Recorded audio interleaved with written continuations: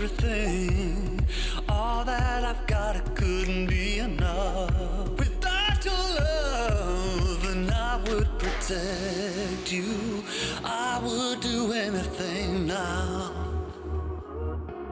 Yeah, I could save you. All that I've got to do now. Hero. I could be your hero, fighting for your love soul. I could be your hero, fighting for your love soul. Yeah.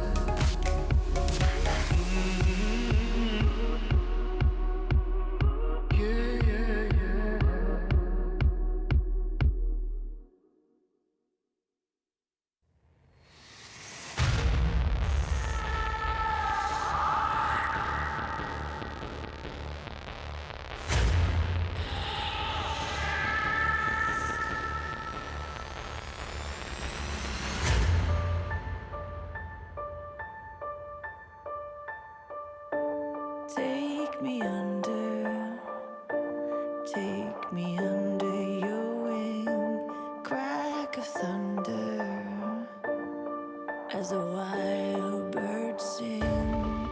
You can hear hunger crying out, a sonic echo that leaves no room for doubt. All the shots bring it back to what it's not.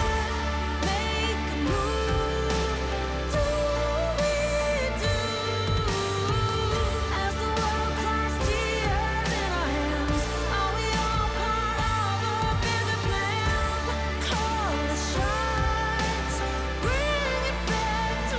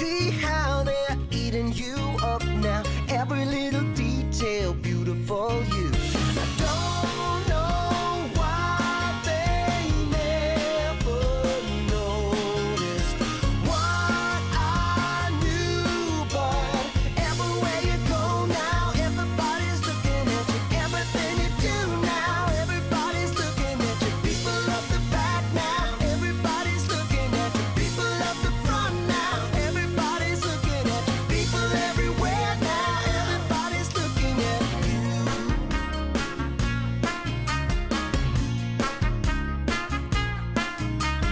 People up the back now, everybody's looking at you. People up the front now, everybody's looking at you. People everywhere now, everybody's looking at you. Everybody's looking at you.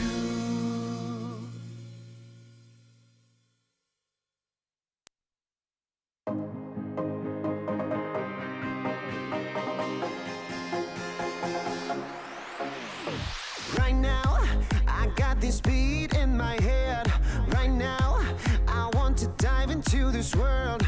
Let it out for the crowd, let it out, yeah, be proud. Right now, this is a real good atmosphere. Right now, superficialities are here. No excuse, no rules, no one to judge. Just give a fuck.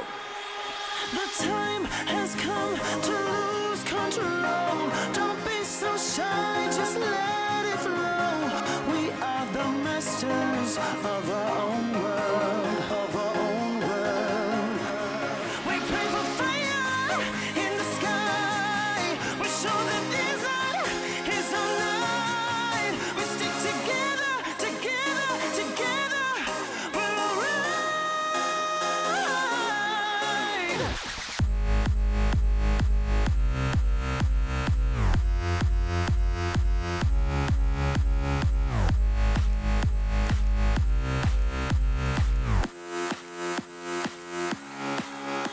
The time has come to lose control. Don't be so shy, just let it flow. We are the masters of our own world, of our own world. Well, they drink really expensive champagne on their private jet plane. All we need is a cheap bottle of wine and a cigarette to have a good time. A freedom, conviction, and no restriction. There's no other place to die than here with us tonight. The time has come to lose control. Don't be so shy, just let it flow. We are the masters of our own world. We pray for fire in the sky. We show that this night is our night. We stick together, together, together. We're alright.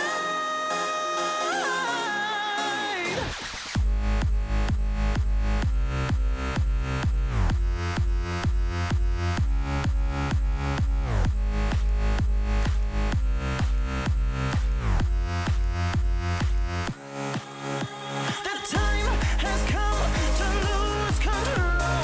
Don't be so shy, just let it flow. We are the masters of our own world, of our own world.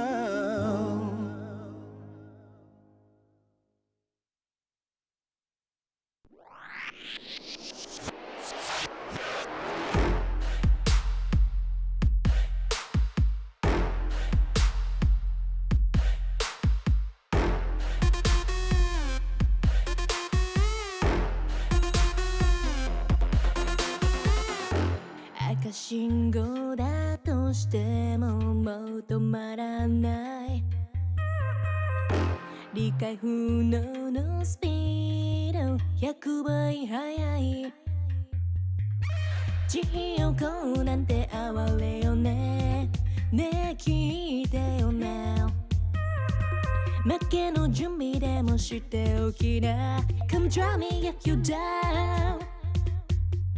悩んで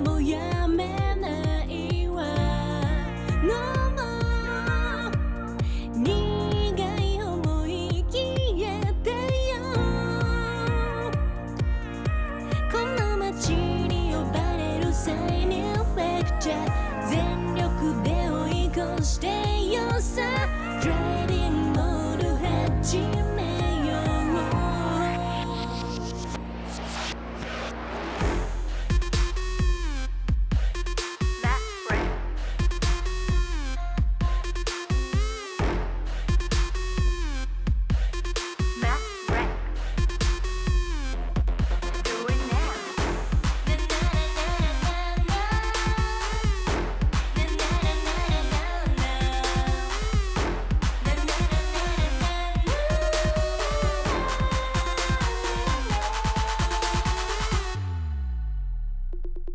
もう安全な近道なんての完全にアウトだからあんたの後悔楽しみだわすげた気づいてよマジでベイビー一番でノックアウトするわ You better be listening 地横なんて哀れよねねえ聞いてよな負けの準備でもしておきな Come try me yet when you were down 悩んでもやめないわ No more 苦い思い消えてよ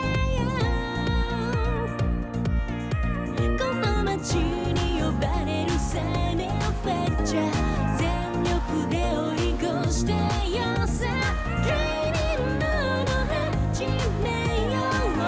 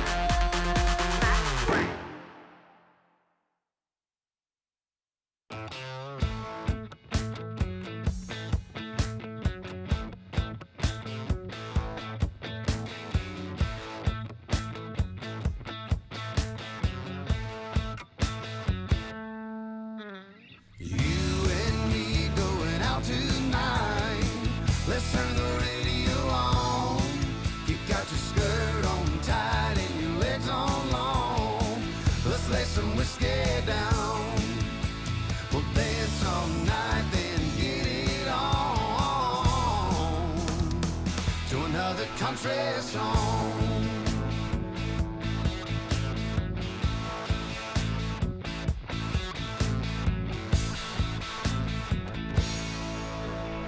You and me going out tonight. Let's turn the radio on. You got your skirt on tight and your legs on long. Let's lay some whiskey down.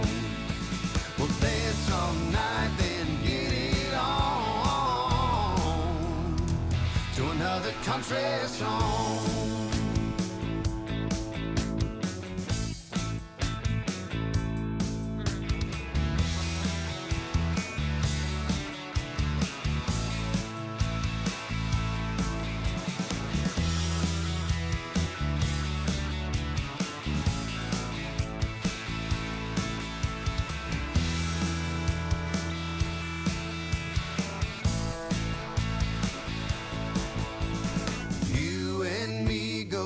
Tonight, let's turn the radio on.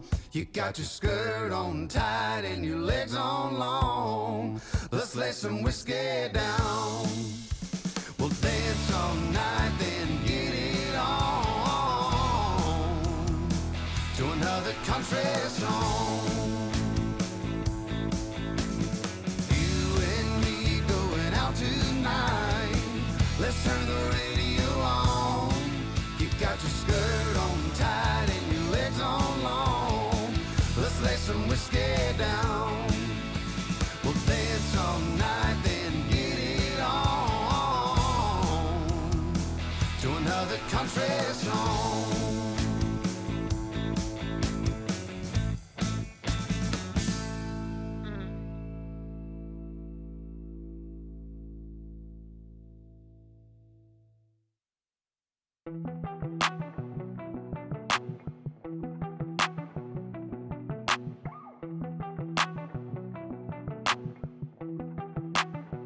I saw you sitting in the moonlight, tripping, pain runs through your heart. Oh, we were skinny dipping, slowly sipping, then we fell apart. I'm just trying to catch a break from your love, oh, yeah, hey.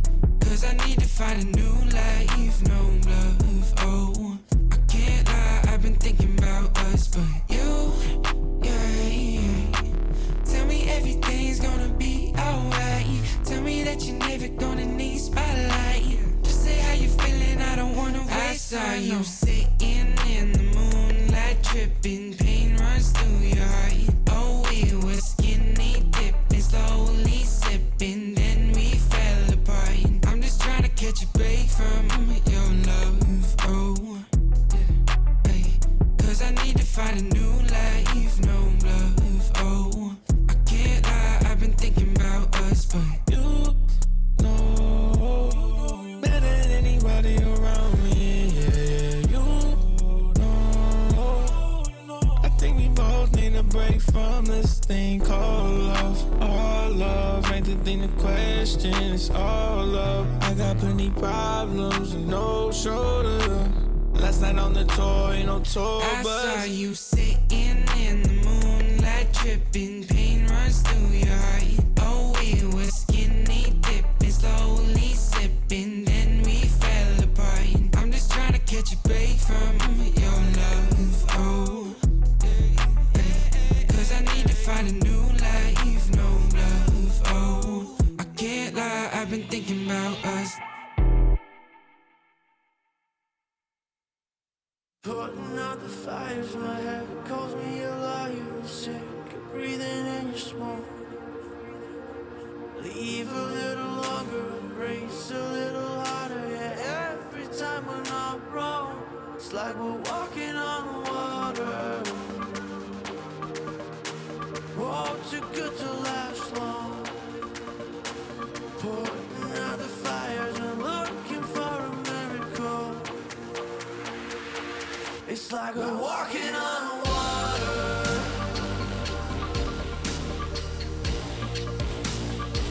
It's like we're walking on water.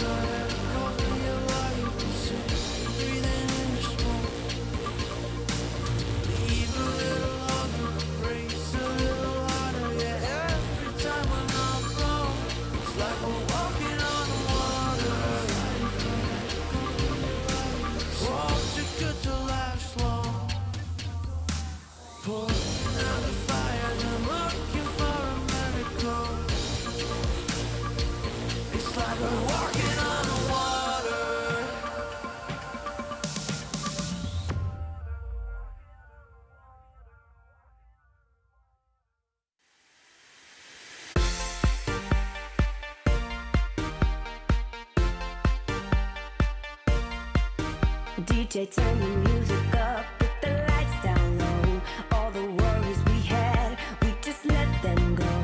Wasn't looking for love, I was happy alone. When you put your arms around me, how was I to know?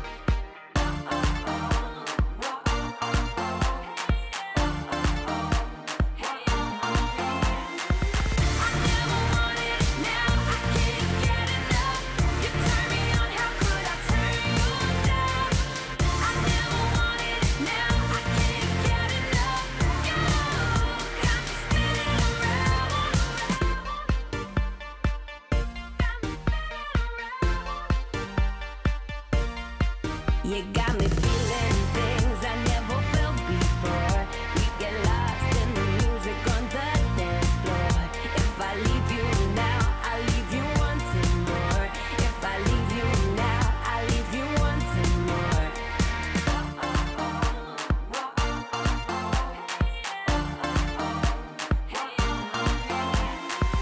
I never wanted it, now I can't get enough.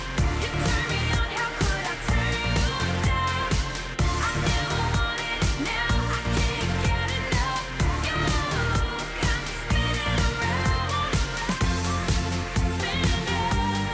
spinning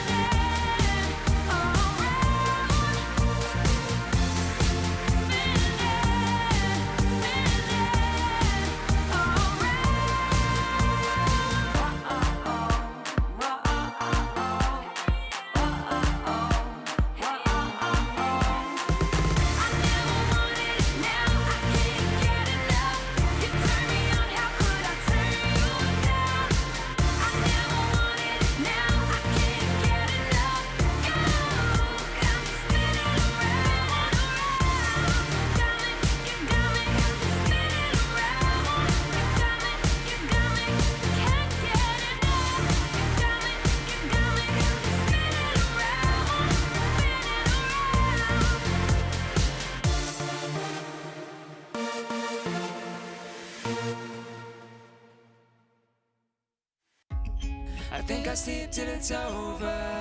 I think I'll sleep till it's over. I think I'll sleep till it's over.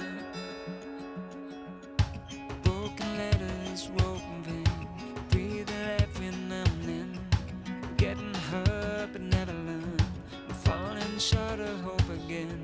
I need a shock to bring me round, to pull my head from underground. I'm calling out but there's no sound. How many times can we make up? How many years will this take up? And never is as long as forever. When it's love but it's over. I've woken up in the headlights, sticking from the clouds in mid-flight. Never is as long as forever. I think I'll sleep till it's over. I think I'll sleep till it's over. I think I'll sleep till it's over. I think I'll sleep till it's over. Stone days never end. Words I knew you couldn't say. We pretend we're more than this. Make believe that it's okay. I need a shock to bring me round, to pull my head from underground. I'm calling out but there's no sound. How many times can we make up? How many years will this take up? And never is as long as forever. When it's love but it's over. I've woken up in the headlights, sticking from the clouds in mid-flight. Never is as long as forever. I think I'll sleep till it's over. I think I'll sleep till it's over. I think I'll sleep till it's over. I think I'll sleep till it's over. I think I'll sleep till it's over. I think I'll sleep till it's over. I think I'll sleep till it's over.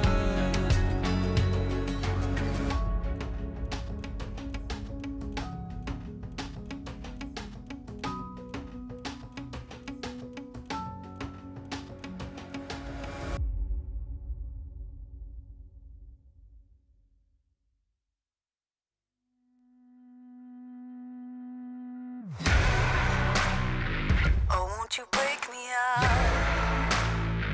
Oh, won't you break me out?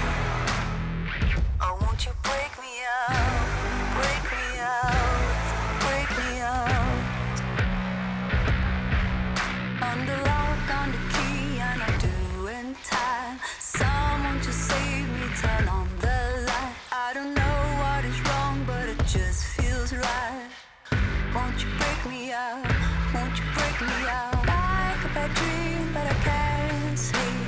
Seems that I just can't get past me.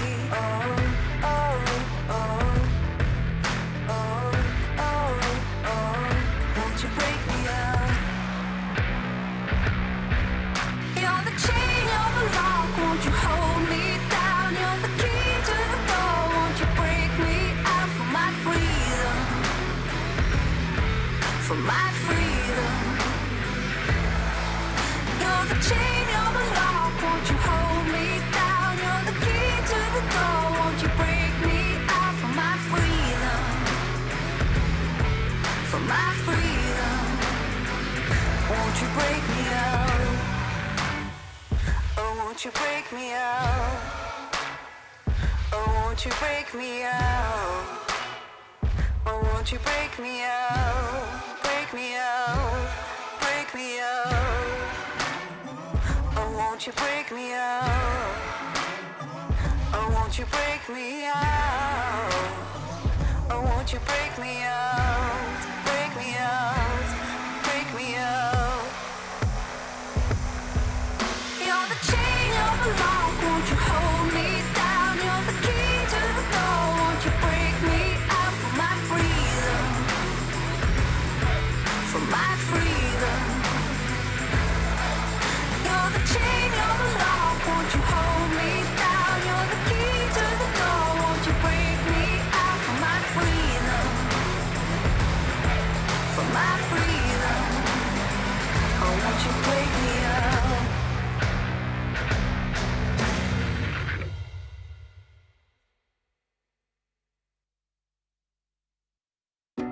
When I wake up in my bedroom with you right next to me, holding my hand, something I could get used to, 'cause you're by my side. When city lights blur the evening, hollow skies grab my feelings, and shooting stars have no meaning. I know, I wanna be where you are forever and ever. I wanna be where you are forever and ever. I wanna be where you are.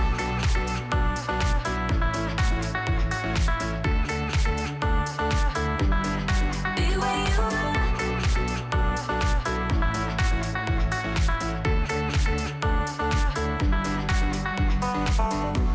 There's nothing like this feeling. Could look at you for hours, don't mind me. Didn't know how much I needed to have you by my side. When city lights blur the evening, hollow skies grab my feelings, and shooting stars have no meaning. I know, I wanna be where you are forever and ever. I wanna be where you are forever and ever. I wanna be where you are.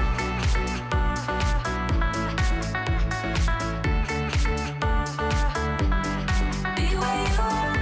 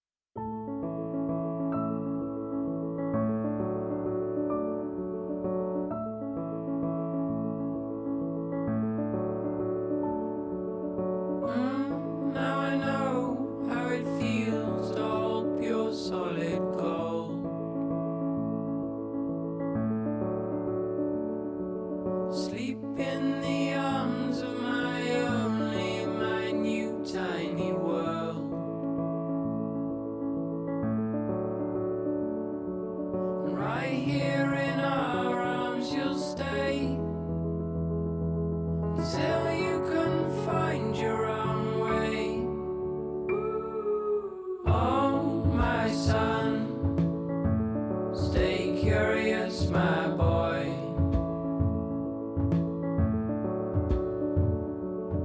Always ask where this road goes. Oh my son, stay curious my boy.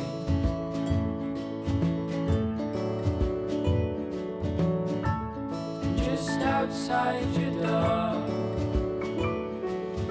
you'll find love where you don't know.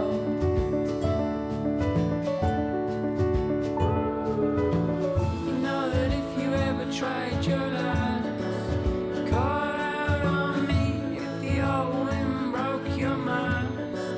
Set out to sea if you've fallen down. You know that I'm here, so you come on home to me.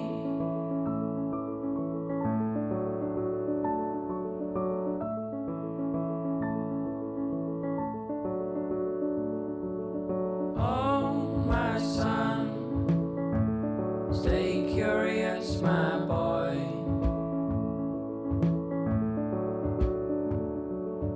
Always ask where this road goes. Oh my son, stay curious my boy.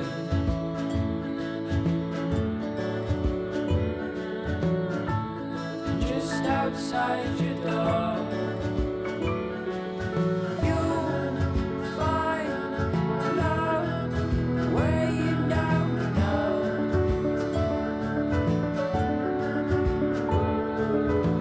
You know that if you ever tried your last, call out on me if the old wind broke your mind. Set out to sea if you've fallen down. You know that I'm here, so you come on home to me. The day you pick up all your bags, lay down your toys.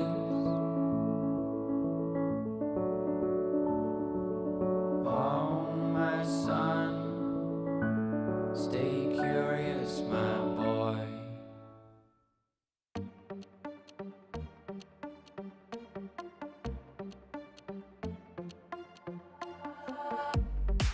身も蓋もないわねマジでメール既読無視でもてめトラブルならすぐ相談してよだなんて細い指先が僕を指す Please come this way ピンヒールで突き刺す血の味が欲しいまで純粋だと思ったバカねゴー赤いリボンで踊るネオンライトがきらめく騙されたなんてめめしいやつねゴー通報するならすれば罪深いの私よこの世のクズどもよかも民がひれ伏す農場の世界へようこそ落とし穴に落ちたあなた Please come this way ピールで突き刺す血の味が欲しい前に純粋だと思ったバカね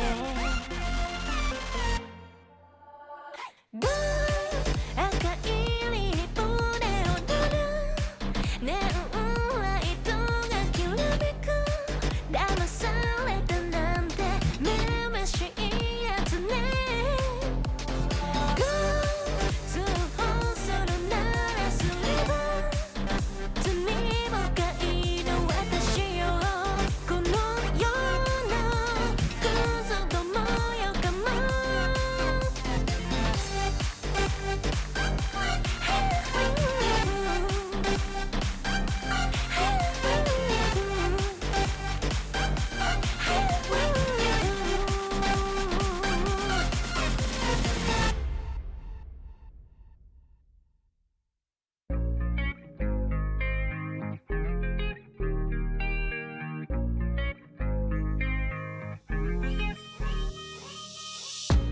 Stop playing with my heart right now.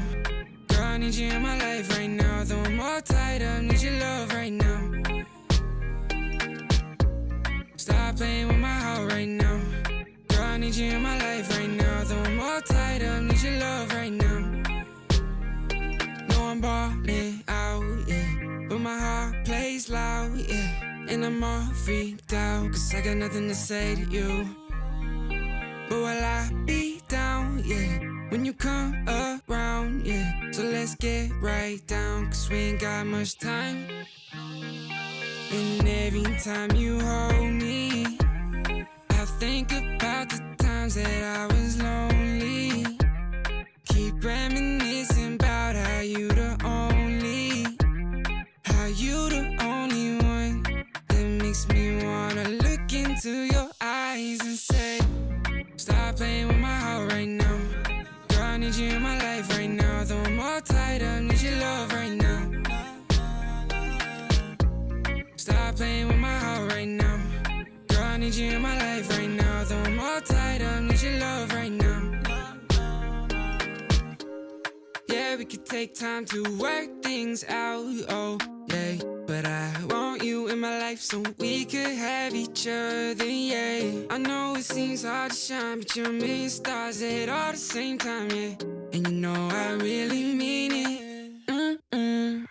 And every time you hold me, I think about the times that I was lonely. Keep reminiscing about how you the only one that makes me wanna look into your eyes and say, stop playing with my heart right now. Girl, I need you in my life right now. Though I'm all tied up, need your love right now. Stop playing with my heart right now. Girl, I need you in my life right now. Though I'm all tied up, need your love right now.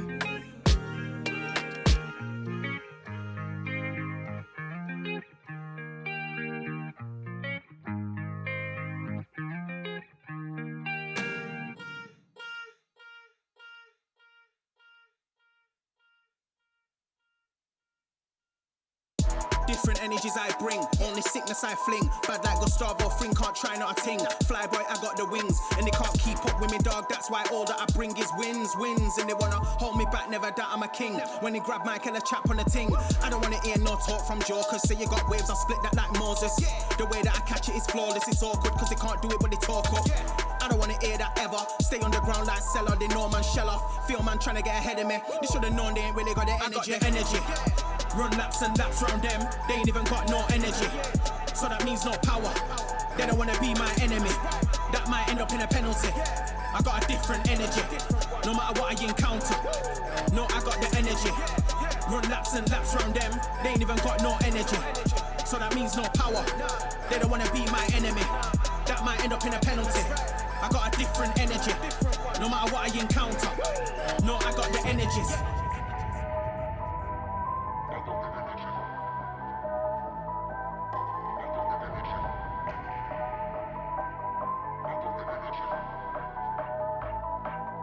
I got the energies.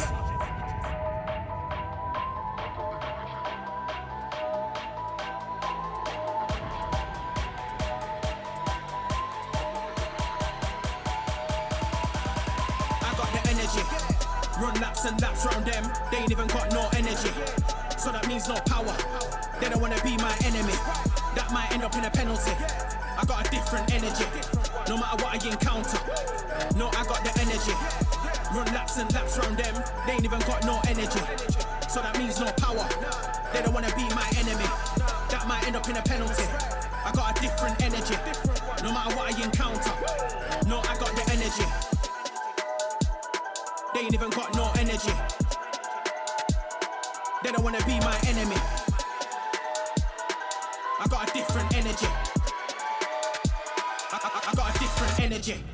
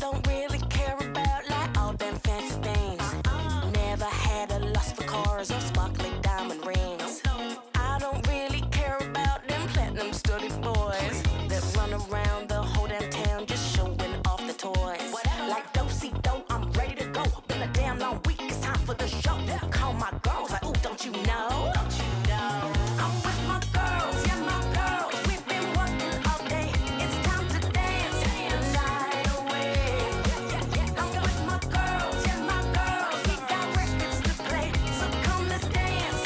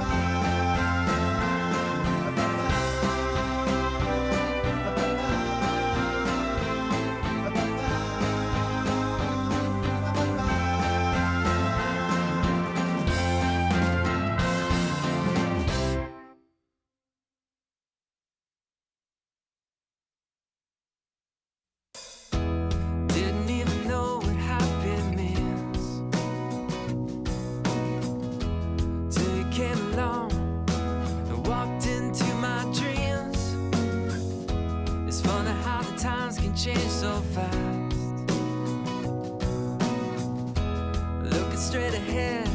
I don't think of the past. You've changed everything. It's like bright lights and a starry sky. We're gonna feel that way most every night.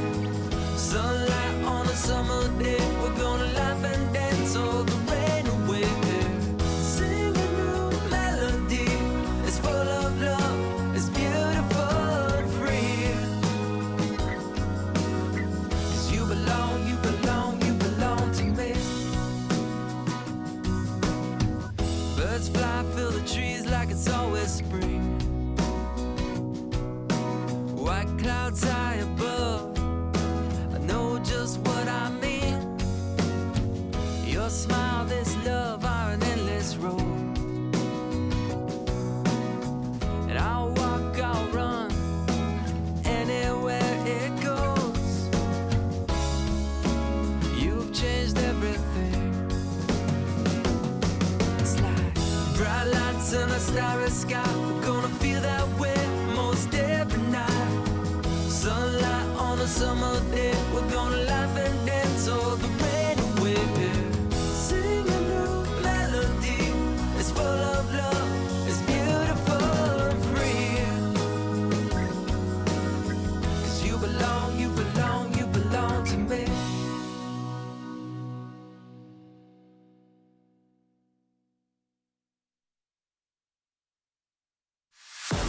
Tell me what you're dreaming of, waiting for your fate to come.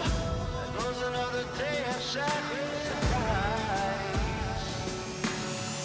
Are you never gonna try to fail? Never gonna stop to give in? Never gonna try to reach up for the stars? You gotta fight with all of your life. For the doubt takes over your mind. You gotta hit that warning light. Are you done with waiting on why? Oh my, you better run now, run before you hit the end of your life. No, no, no, no. Don't lie, no,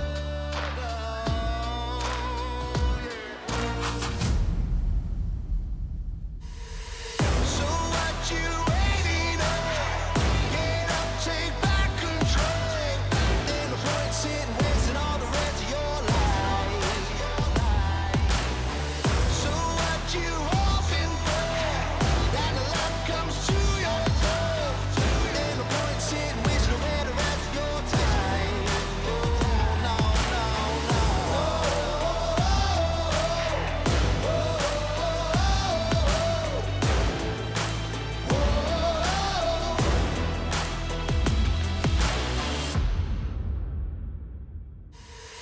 You know you're ready for something, but that something doesn't come easy. Getting ready to take that jump, but just understand and just hold that feeling. Now it's gonna make you chase your dreams. Are gonna keep on slipping away. So get up and get that station. Never gonna start to fail. Don't you ever stop giving. Never stop reaching for the stars.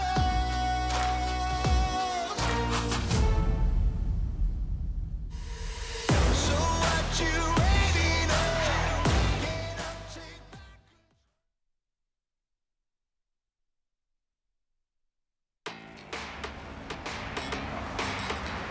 欢迎来到2023 LPL 下集赛。这里还是你们熟悉的舞台，这里还将不断出现新的声音。 The Power of Youth 热血青春比赛正式开始。下集赛终于开始了，老家伙就安静点吧，赶紧坐下。燃烧吧，青春！各位最佳新手，你觉得最重要的是什么？在这里，每一次登场都很重要。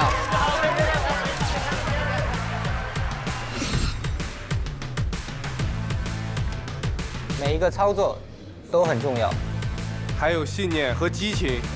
这些东西都准备好了吗？每一次蜕变也很重要。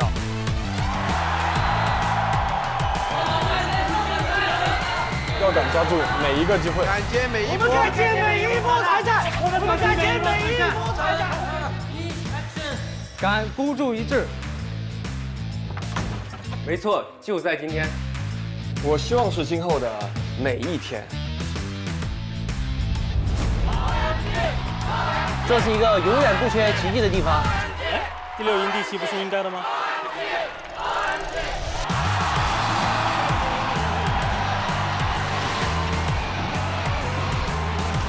8年了，还能见证新王朝的诞生吗？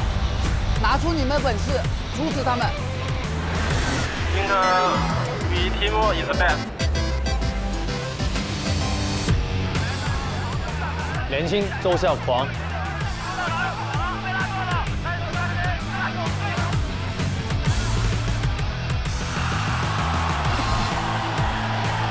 神分未定，一切皆有可能。 我不言弃，我们在等一场金色的雨。新的10年，看我们的！来吧！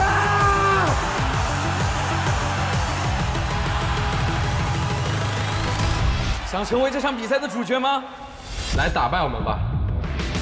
我们的时代才刚刚开始。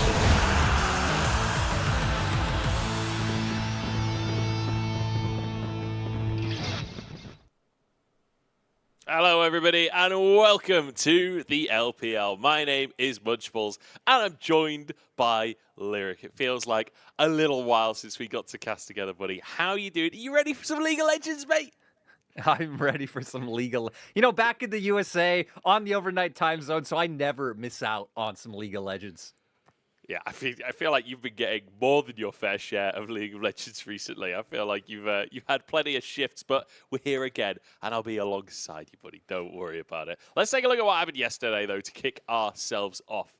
As we are, I believe, into week 2 already of the LPL. We are flying on through. It was Ultra Prime versus WE to kick us off. Yeah, pretty solid series coming out from WE. Shanks especially was just an absolute chad in that series. His anti-engages were huge. Cube, it's been hard to tell how Cube has adjusted to the team when it's like top lane really doesn't matter, it feels like right now. But hey, in the role of being really tanky, absorbing all the damage and doing as he pleases, he's excelled. Yeah, he certainly has. I mean, I feel like Cube has always been like a decent top laner, right? So it's exciting to see what he can do. This team of WE certainly showing some positive signs, right? Showing that this could be a team that we've got to be looking towards maybe when we're talking about playoffs. I mean, Hope, certainly an AD carry that we all know has massive potential. Shanks has been continuing to impress over the years. And look, I Wonder used to be a Janna one-trick. Now we're in an Enchanter meta. I feel like everything's coming together for WE. Yeah, I love the fact that he even brought it out yesterday. And then we got into TES versus Snip, Photic, and Joie against the people who replaced them on Top Esports. Yeah. Always good to see. They almost got their revenge in Game 1. Sadly, weren't able to pull it through. And then here, actually, we even skipped Game 1 clips right into Game 2. They brought in Xiaolong Bao, who... You know, who knows how much they've really been scrimming with him with the fact that they have mostly just been playing Shadow, because definitely not looking anywhere near as, I guess, prepared in form than I feel like Shadow was looking in the prior games.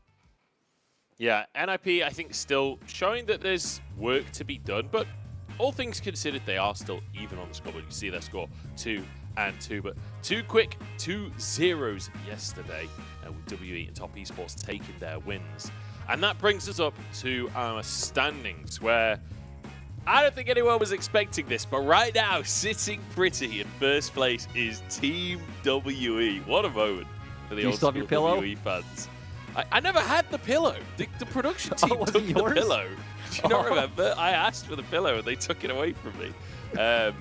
Do you know, that's just probably sat in someone's garage. I'd have that on my sofa. But for anyone who doesn't understand the reference, there's a great video from 2020 content. Munch writes the most amazing love letter in the history of love letters to Team WE. It was a tragedy. You don't have the pillow, though. It was absolutely beautiful. Anyway, OMG versus JDG to kick ourselves off, tied in 12th place. Then IG versus RNG, tied in 9th place. And then EDG versus BLG, where the scores may not be the same. But I feel like that's going to be a banger, right? Inevitably. EDG and BLG, it's got to go to 3. Yeah, and I mean, to be fair to EDG, like, their loss is against TES, which, again, no matter your feelings on TES, they have continued to show they are going to compete with everyone. It's going to look messy. It's going to be back and forth. But yeah, it is a respectable loss to have. It's the top esports way. It is the way that it has to be. We're going to head over to the stage, to our lineups. As you can see, OMG bringing out the squad that we all know and love. And I really want to quickly mention Shanji right off of the bat here, because so far Shanji has played against Bin and the Shy. And so far, he has solo killed Bin and the Shy. Like, I feel like everyone comes into the split like, yeah, YSKM, he's the guy. Everyone forgot that Shanji's the OG, like, new top laner that comes in and solo kills everyone. This guy invented coming into the league and then solo killing the Shy. Yeah, and funnily enough, I mean, he's going to have to go up against another top-tier top laner in 369. It's kind of fun because these are two of the teams that didn't change their rosters. Both of these teams finished top 4 in spring, but sadly, they didn't made in playoffs. OMG, of course, were on EDG side of the bracket, lost to EDG, then had to play against BLG where they were eliminated. So I'm kind of happy that we get this matchup so early into the split. Yeah, well, I mean, we'll have to see how JDG are going to do as well, because when we look at the games that they've played so far, it's been hit or miss. I think it's fair to say. There's a lot to be desired coming out from JDG. This is the team that came out after just dominating MSI, right? Obviously, they've not had a lot of time on this patch. They're probably jet-lagged as well. Well, maybe not by now, but I feel like they are starting to clean things up, but there's still a long way to go. And this is going to be our featured matchup with Shanji and 369 that we already mentioned. Yeah, and you know, Munch, before the game, I was digging through the archives. And you know what the archives say is that these two, absolute monsters. You were hitting on Shanji solo kills. 369 actually leading the league in solo kills right now. We might only be into week 2, but still a cool stat. Shanji sitting in 3rd. I believe Shanji is 3 and 369 is 5. The problem is, I don't know how many solo kills we're going to get, because OMG lead the league in jungle proximity to top lane, and OMG's is double that of JDG's. Kanavi was about like 13%. For Shanji, it's like 28. So, yeah, I hope we get some coveted solo kills in this matchup. We might be seeing quite a bit of Aki in that top lane. Yeah, I think we may have to. And, you know, Kanavi, way back in the day, his whole thing was one gank top and then play for the rest of the map. Maybe 369 gets that patented gank up to the top side to try and get him ahead in the matchup. I will say, a lot of top lane right now is, you know, Cassante.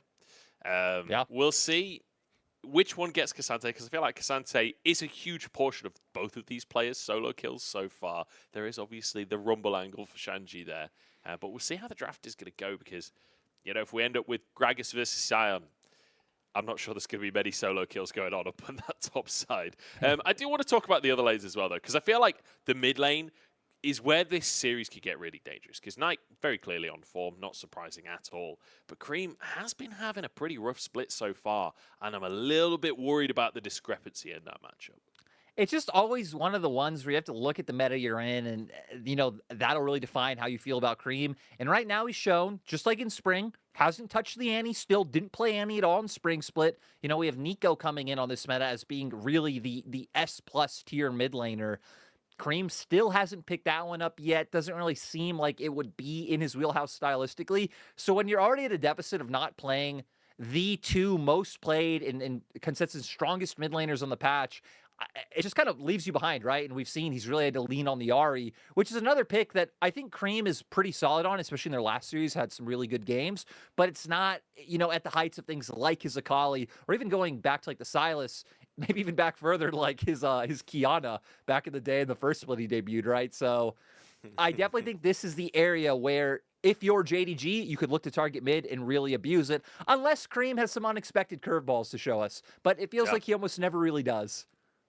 Yeah, we'll see. We'll see what Cream's going to bring out. I think it's a similar conversation at the bottom side as well, where we've got Ruler and Missing, who are Ruler and Missing. I don't think I need to explain that any further.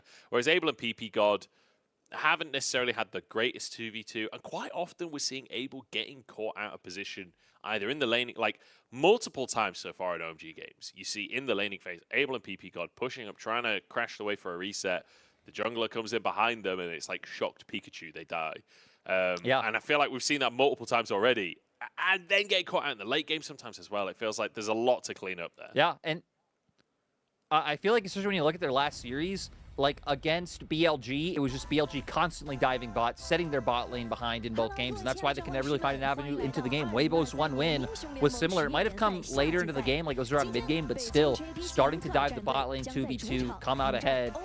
And, you know, people might be like, hey, we're being really negative on OMG, so how have OMG picked up wins? Shanji, Naki really have just been the studs on the side of OMG, in my opinion. Shanji, you already hitting on earlier, but even Aki is just a player who has improved, like, split to split to split, which is really going to come in handy when Kanavi has been one of the pieces on JDG that have been a little bit shaky so far.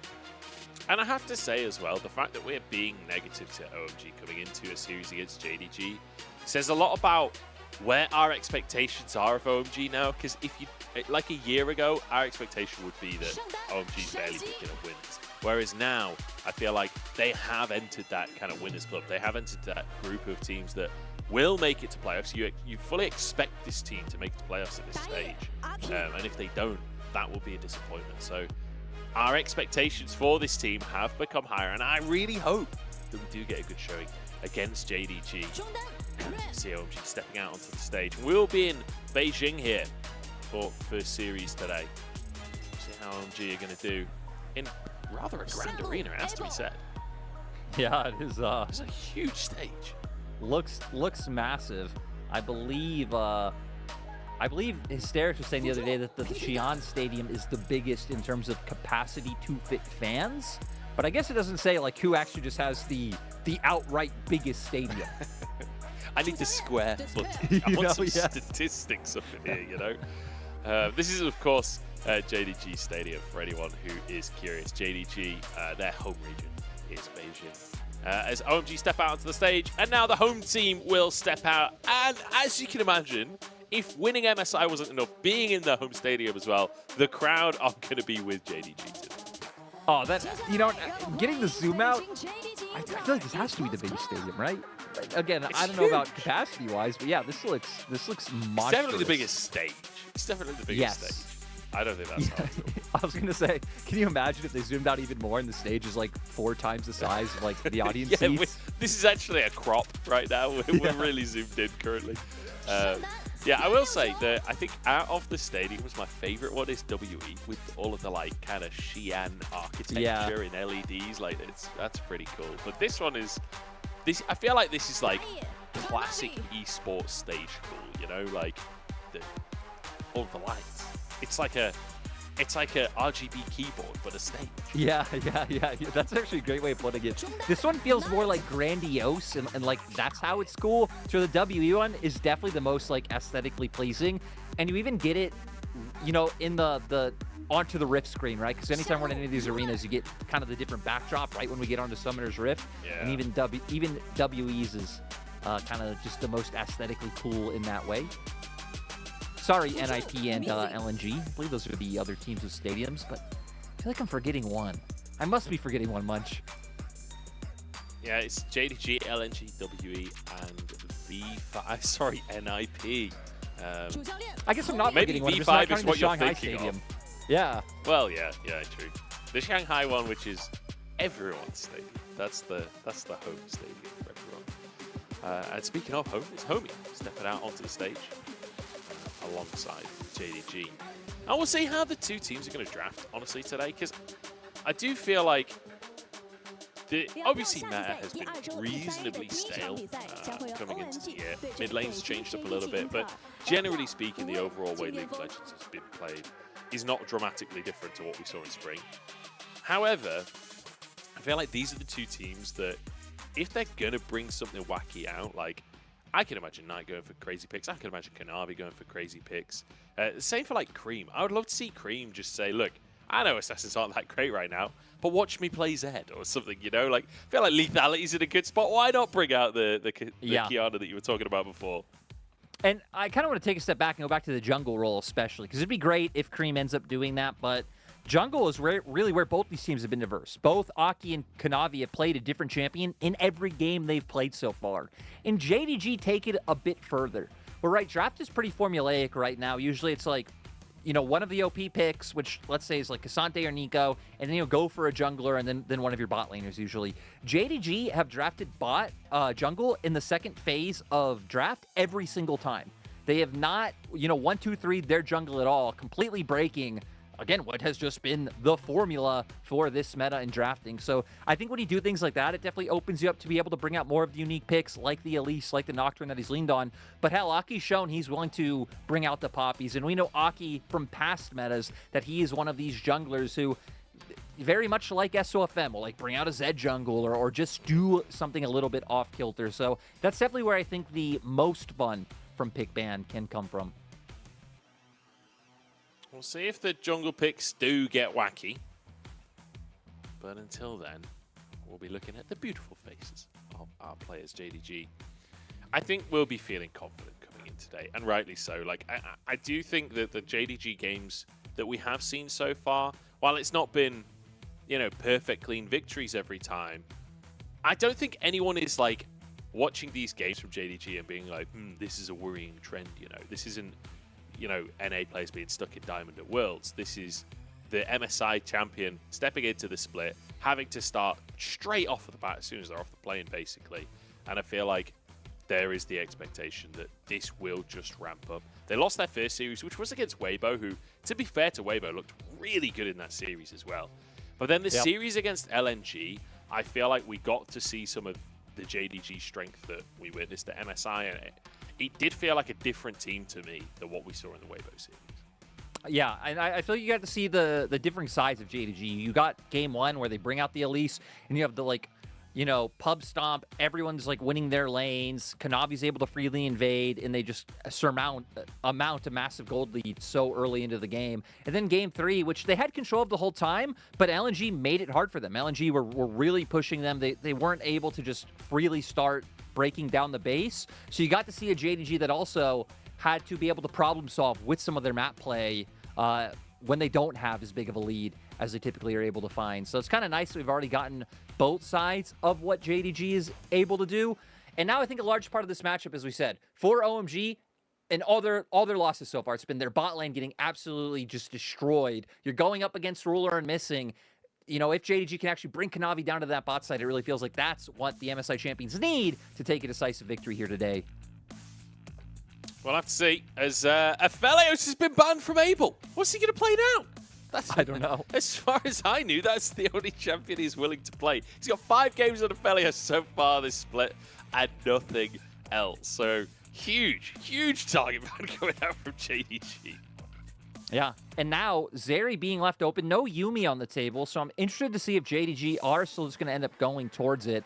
Is still an incredibly powerful pick regardless, but for now, still going over some other options. The Nico, another one, but when you're up against OMG, you really don't need to prioritize first picking that Nico, since they still have shown that they haven't played it.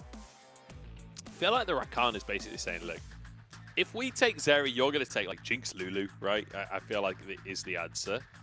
And then what do you pair with the Zeri? Whereas the Rakan, you could still kind of like go in different directions, but it does also fit that dominate bot lane style, right? If you're looking for Rakan and Kanavi is going to come down to the bottom side, like having that dive can be fantastic. I will say Zeri does quite well into Rakan. The Nico, first picked here, Cream playing to this meta. This will be his first Nico game. Yeah, and that's why I'm curious to see if it actually does end up in the hands of Cream, or if OMG have some kind of other shenanigans under their belt, right? We still haven't seen Nico in the jungle. I kind of gave up hope on seeing that. That's still a possibility. Honestly, it might even be a higher chance that Shanji ends up on the pick than Cream in my mind. But, you know, we're going to have to wait and see as they do end up locking in the Zeri, knowing they don't have to care about, like, Zeri Lulu now because support has already been locked in for the side of JDG. So you'd expect the Vi to come out now, and then maybe you also go towards the Annie and just save your AD carry towards second rotation. But, you know, that could leave you getting quite pinched as Jinx, Xayah really being the only, like, meta AD carries left on the table. I will say, there's an argument here for Lulu AD carry on the side of JDG. Lock that in alongside the Rakan. What's Zeri going to do now? No supports left. Lulu has auto attacks. You can build AD items. It's probably great. Xayah going to actually be the answer. Locked in alongside the Rakan. I'm sure everyone at home is incredibly surprised that Ruler is playing Xayah alongside a Rakan. Yeah, Ruler. You know, that a solid series last time, but I do remember one completely misclicked ultimate in my mind. Hopefully, Ruler, we don't get any more of those today. As OMG, just leaving support towards second rotation, being more afraid of getting pushed into the second tier of their jungle pool, which kind of surprised me after all the praise I was giving Aki and him being willing to show different looks, but clearly valuing being able to get some heavy set engage with their team composition, make sure Nico can be able to follow into the fold and get all that damage down. Yeah, it definitely feels like a really solid dive comp so far from OMG, right? Where especially if they've grouped up, like Wukong goes in, the Pot Blossoms in, Zeri just blasting lightning across that whole team as well. Like, I really like the team fight so far from OMG. Similar thing can be said from JDG though, right? Xayah, Rakan, Vi, certainly a lot of ability to start team fights and to finish team fights too. Mid lane is taken off the board though. They got the Nico already for themselves. Ahri and Syndra banned away by the likes of OMG. We'll see where Knight will go next, but Shanji gets his Rumble respect banned from the top lane once again. And I'm really curious to see where OMG go here with support, just because we again, these days, really don't see Zeri paired with anything else. You always could just throw, you know, generic a Nautilus or whatever alongside her and just have her farm up. That's why I'm curious to see if they would end up going for the Scion here, just trying to make sure they have even more engage to be able to get fights going on their own terms, especially because we know 369 this split has really liked leaning heavily on just being that front line. It seems like that's JDG's read of the meta, not drifting too far out, despite the fact that 369 does have one game on the Jax. I think the Ornn would definitely fit what JDG had been going for much better this split. I would love to see something like the Janna or the Karma down in the bottom side. We have seen a Karma support this split already. Whether or not you want to play that with a Zeri, we'll have to wait and see. But certainly other enchanters that aren't necessarily meta, but could work in the draft. Knight going to go with the Annie. So JDG very much sticking to the stock and standard. Wait a second. Is it Nico support? Could it be Nico support? Lyric? And that doesn't seem like it, but it would have been honestly been like less unexpected in my mind than Cream actually pulling out this champion. I'm kind of mind blown. This was our criticism of him coming into this matchup, is like, hey, you know, you really aren't playing the meta picks, but now he does. OMG, solid composition. We get an Alistar for, I believe, the second time this split, already having one come out earlier on. And I mean, these drafts just tell us we're going to get huge 5v5s, right? Neither team really indexing into like poke, which we've seen a few times over the past days, or heavily into pick. Sure, there's pick elements in both compositions. I think more heavily in favor of JDG with things like the Vi and the Annie, but both definitely wanting to just set up their AD carries to be these big powerhouses. Yeah, this is going to be interesting. I feel like both supports kind of very similar identities in the way they want to play out the lane as well, where you've kind of got slippery knock-up support versus tanky knock-up support, where both of them going to go in. Both of them have a very similar knock-up ability ultimately, but then Rakan wants to dash back out again, whereas Alistar just wants to stand in the middle and cause a ruckus. We'll see how this one's going to go down. The bottom lane is what I'm keeping my eye on here. Abel and PP God kind of need to step up a bit after what we've been seeing so far this split. The Aphelios taken away from Abel. PP God bringing out an Alistar, which is not something I don't think anyone was expecting to see today. We'll see how they're going to do up against Ruler and missing on, I mean, Xayah Rakan. It's not exactly an untested duo. We'll see if this Zeri is going to work out against it. Now we know Alistar not the strongest champion in the early game. This might set up JDG's bot lane to find the advantage that we were saying would be their win condition through the series and really just get ahead early on. Because when JDG find a lead, their macro when ahead is just superb to watch, and they can just snowball a game out of control. I don't know what on earth is going on with that Ornn skin, man. His I don't face either. looks weird. It's a strange skin. I feel like I'm finally becoming the boomer that everyone's always told me I am, where I don't even know the names of the skins anymore. Like, I've lost track of skin releases at this point. I used to love that stuff, but I just don't even look anymore. Yeah, and I feel bad saying this because I can't remember the name of the skin line, but I remember looking at one of the recently released skin lines and actually being surprisingly impressed. Because I've kind of been like you, where I've looked at a lot of the newer skins and I'm like, oh, this is kind of weird. This is all right, but you know, there's still some hidden gems out there, even if I couldn't tell you which ones. I have no idea. I feel like Ink Shadow's like, it's like the modern iteration of those really cool ones that came out a while ago. And when I say a while ago, probably a decade ago. There was like Nocturne, Kale, and someone else. I think they were called like Judgment or something, but they were like this kind of like Plague Doctor-y, like good and evil aesthetic, where this splash art was all on like parchment with like scribbles on and stuff, and it was like very cool. I can't remember pretty the cool. name of it. But they just kind of discontinued it. The skins weren't really as good as like the concept was. I feel like if they brought that back, because I feel like the mentality now is like skin lines, right, as opposed to cool skins for champions. It's like what can we apply to most champions?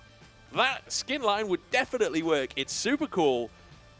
A different game developer has just brought out a game that I'm probably not allowed to mention.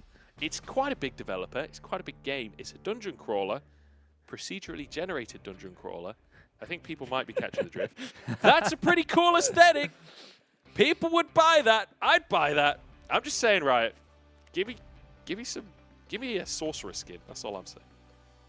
Hey, I'm just saying, you know, but why have that when we could get more of, I don't know, the astronaut skins or the Star Guardian. whatever else there. You know, I really want to remember what the name of the skin line was. It had a really cool bard skin, and he looked all mystical, and his little chimes had mustaches. Huh? I don't remember that one. Yeah, I think it's on PBE right now. Oh, that would be why I don't remember it, because I haven't seen it. You know, cool. I've been on a mission trying to get on PBE for the past week now for the new TFT set. We haven't gotten there. And you know what, guys? We should probably give you an update. There was a lighting issue on stage reported by Missing. And you know what? We don't want our players to be blinded when they're playing League of Legends. We want them to go in and have great games. So I'm sure right now, you know, the people on stage, we'll give someone the nickname Frankie. And Frankie's figuring it out. Okay. Thank God for Frankie. Frankie here.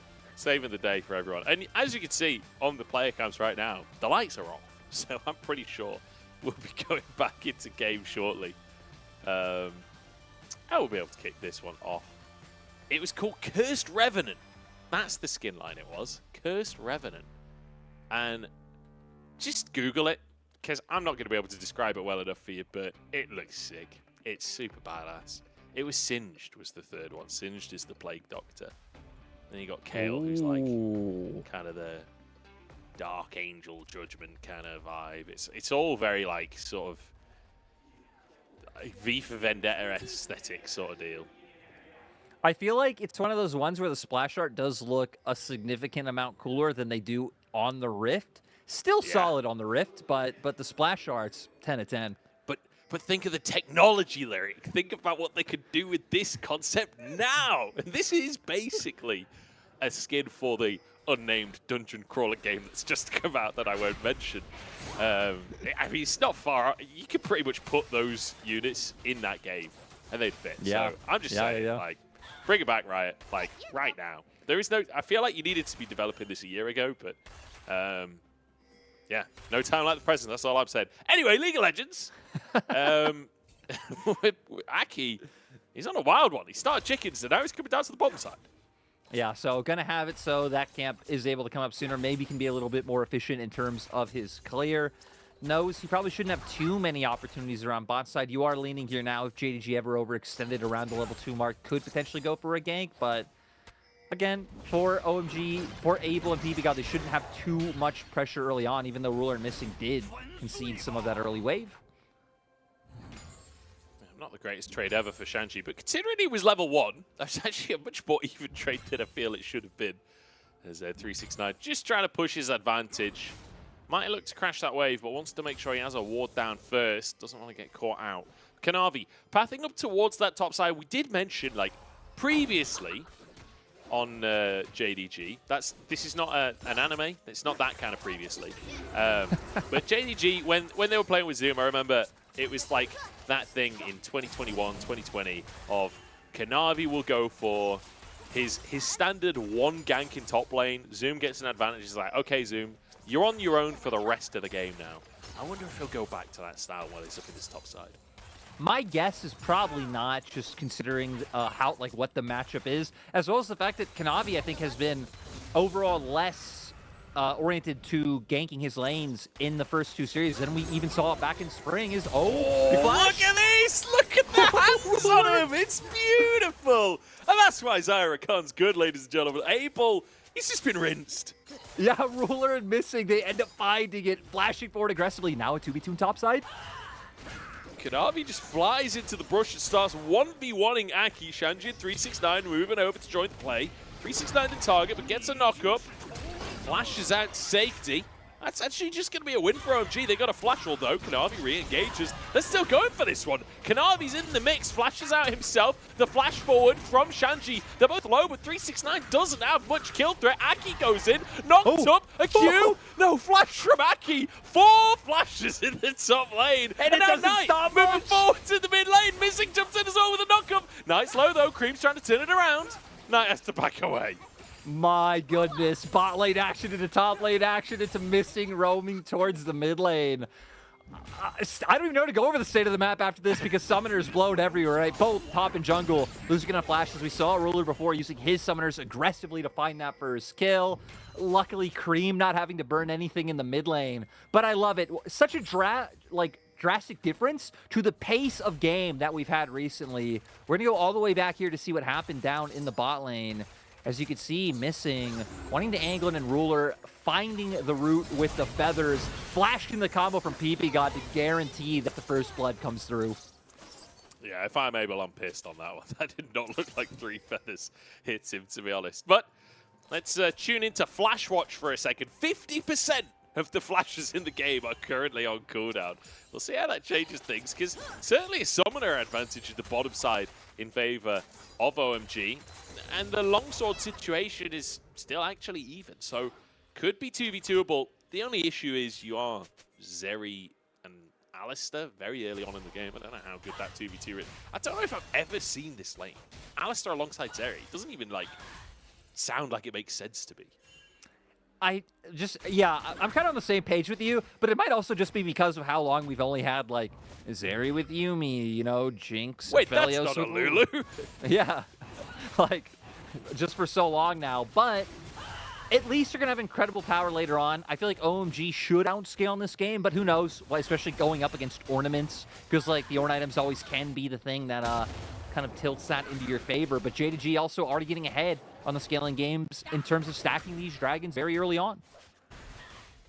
Yep, great stuff from JDG, finding lane advantages in the bottom side, leading to a Drake. And also just that Annie naturally will have push in a lot of these different lanes. Missing going real deep on this one to protect Kanavi while he steals away the Gromp. Ruler still going aggressive 2v1 here, as Missing will return to that bottom lane once again. But it's so hard for Abel and PP God. They're just so zoned away in this bot side. Not able to do anything. And look at the minimap. I was going to say Knight already hovering down here. We've had Kanavi counter jungling. Aki kind of accepted the cross map. And PP God? Yeah, that's just going to be Tim's used to. That's 36 gold. 36 gold for an ultimate. I mean, I think that's worth, honestly. And is he actually going to get a kill here? I don't know why they turned around and went back in on tonight there. As Kanavi comes in and makes it into a kill. Cream is here. He's pretending to be a monkey, but it is in fact monkey business. It's a Pot Blossom onto 2. The root is there. Kanavi underneath the tower, but he's not tanking. Gets a shield and actually walks away. Can Cream follow it up? Can he finish the kill? No, Kanavi queues out. And Cream has to back off. How do they get away with that? I don't know. So close to being able to go down. It's 369. Call the Forge God. Ult for ult. Brittle procced. It's a wet noodle fight and a half in the top side. I quickly realized, right as I said called the Forge, I'm like, this ain't going to turn into anything hype. This is Sion versus Ornn. This is not escalating any further. But you know what? We can dream. That was hype. That was hype, okay? this is, you've got to lower your expectations of what is hype when you're looking at this kind of matchup and get excited about what you can, okay? So for me, 2 ultimates used? That was insane, dude. That was so sick. You know what? I'm going to one-up you with your own advice. Anytime either of them proc Grasp from now on, I'm going to lose my mind. We're going to go crazy for the Grasp procs. It's a big moment in any tank matchup, you know? And Sion, not only Grasp, but his W as well. Think of the scaling, man. If that's not hype, oh no, then I don't know what is. PP God is going to be forced to flash underneath the tower. This is look, I know we came into the game and said, Ruler are missing, look real good at the 2v2, Abel and PP God struggling. I didn't expect him to just be outright gapped. I'm honestly even just surprised at how much Abel and PP God have struggled so much in the first week of play we've had so far. You can see Kanavi wanting to hang around. His ult is almost up. Looks like it's about 11 seconds away. So Abel knowing he has to back off. And hell, even if PP God comes here, I think the dive is still possible. He's only level 4. You don't have ults coming out for the bot laners just yet. Just imagine being Abel here. Look at the scoreboard. You're 35 CS down, and this many minions are dying to the tower. Like, there's just no recourse. There's nothing you can do. OMG just sending everyone to the top side here to fight for a Herald instead, as Cream is recalling in the... I'm so confused. Wait, can you get your clone to recall now? I did not even know that was a thing. Cream doing some magical stuff. It will be the Herald taken. But at what cost, Lyric? At what cost? Yeah, at a massive cost. Just, again, more golden experience being lost. Ruler gaining more solo gold, solo experience on the spot side. And now, with JDG even matching tempo and presence around the mid lane, OMG don't have any, like, obvious pivots. Look at the AD carries. 1,500 gold. It's 9 minutes in the game.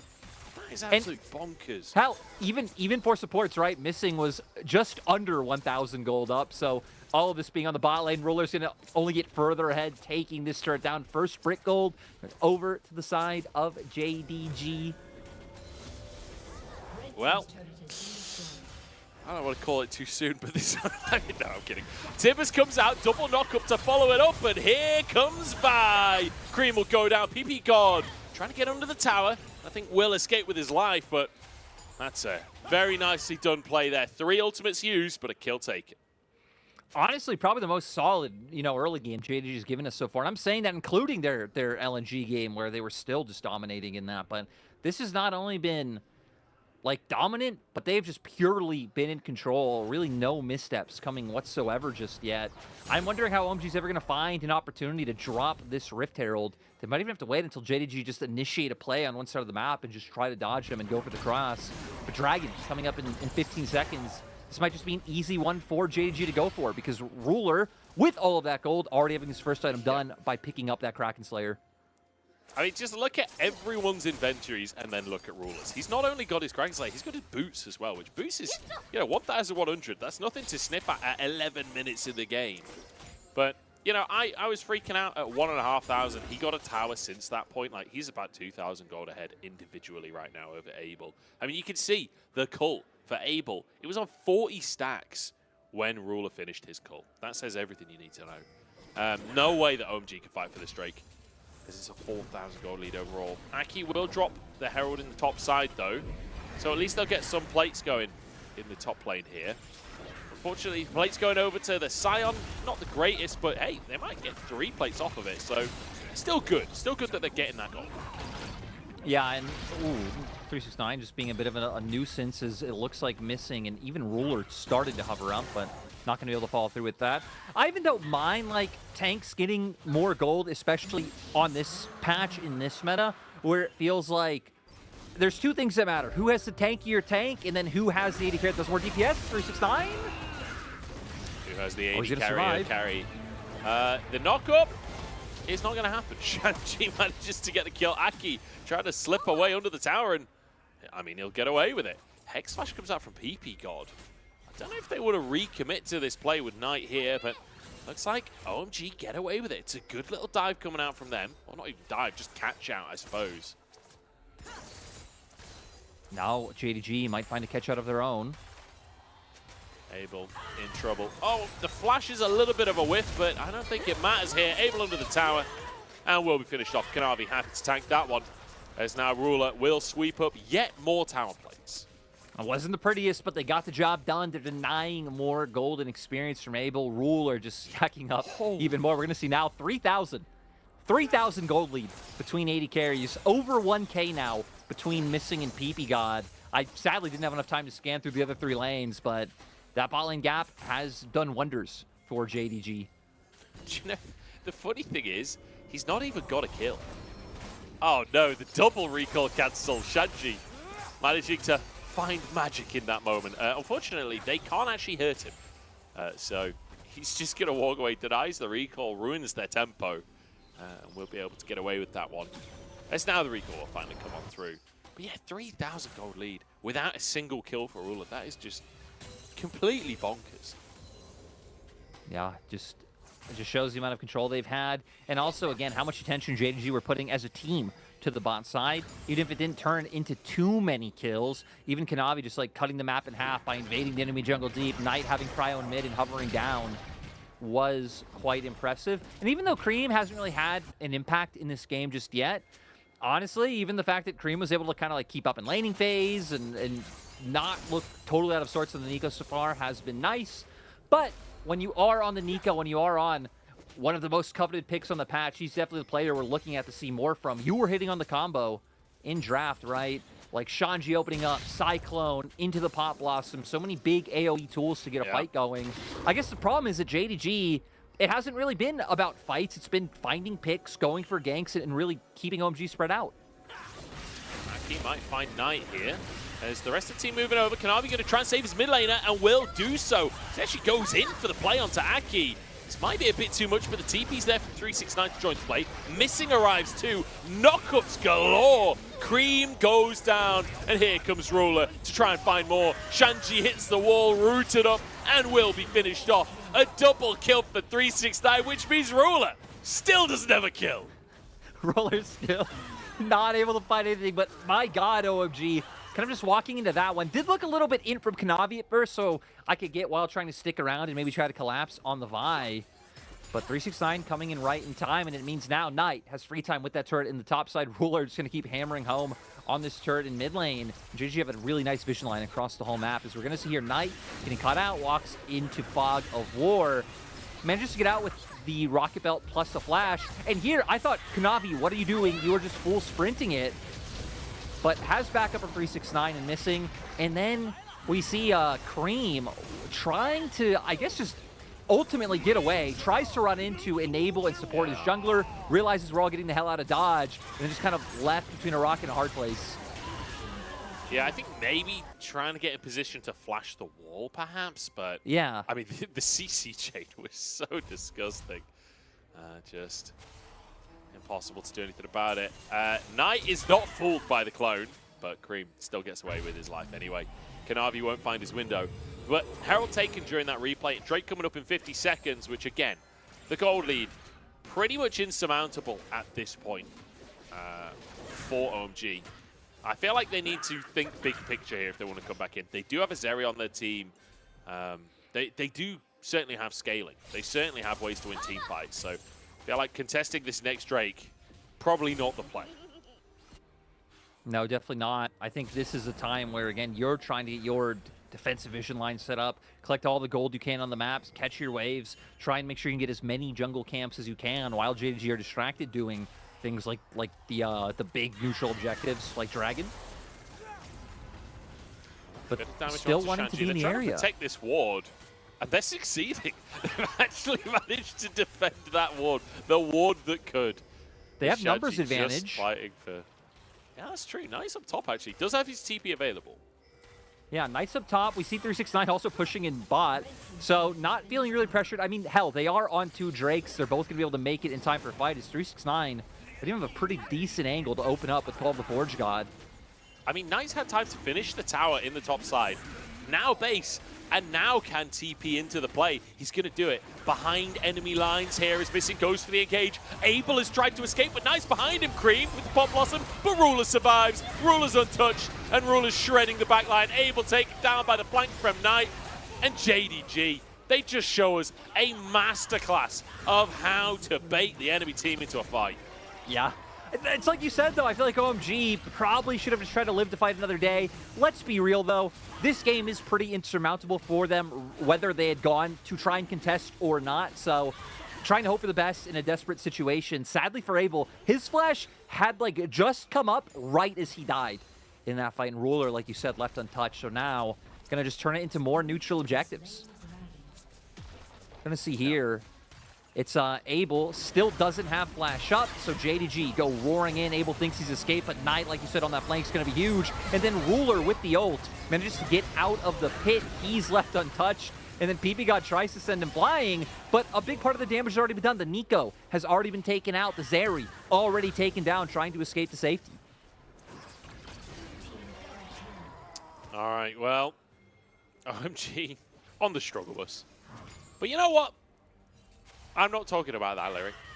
I don't want to talk about bad things with OMG because I feel like that's all I've done so far today.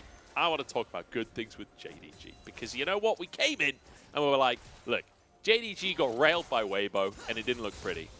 And then they came into their second series and it was really back and forth with LNG and ending up looking like the better team, but it was a hard-fought series.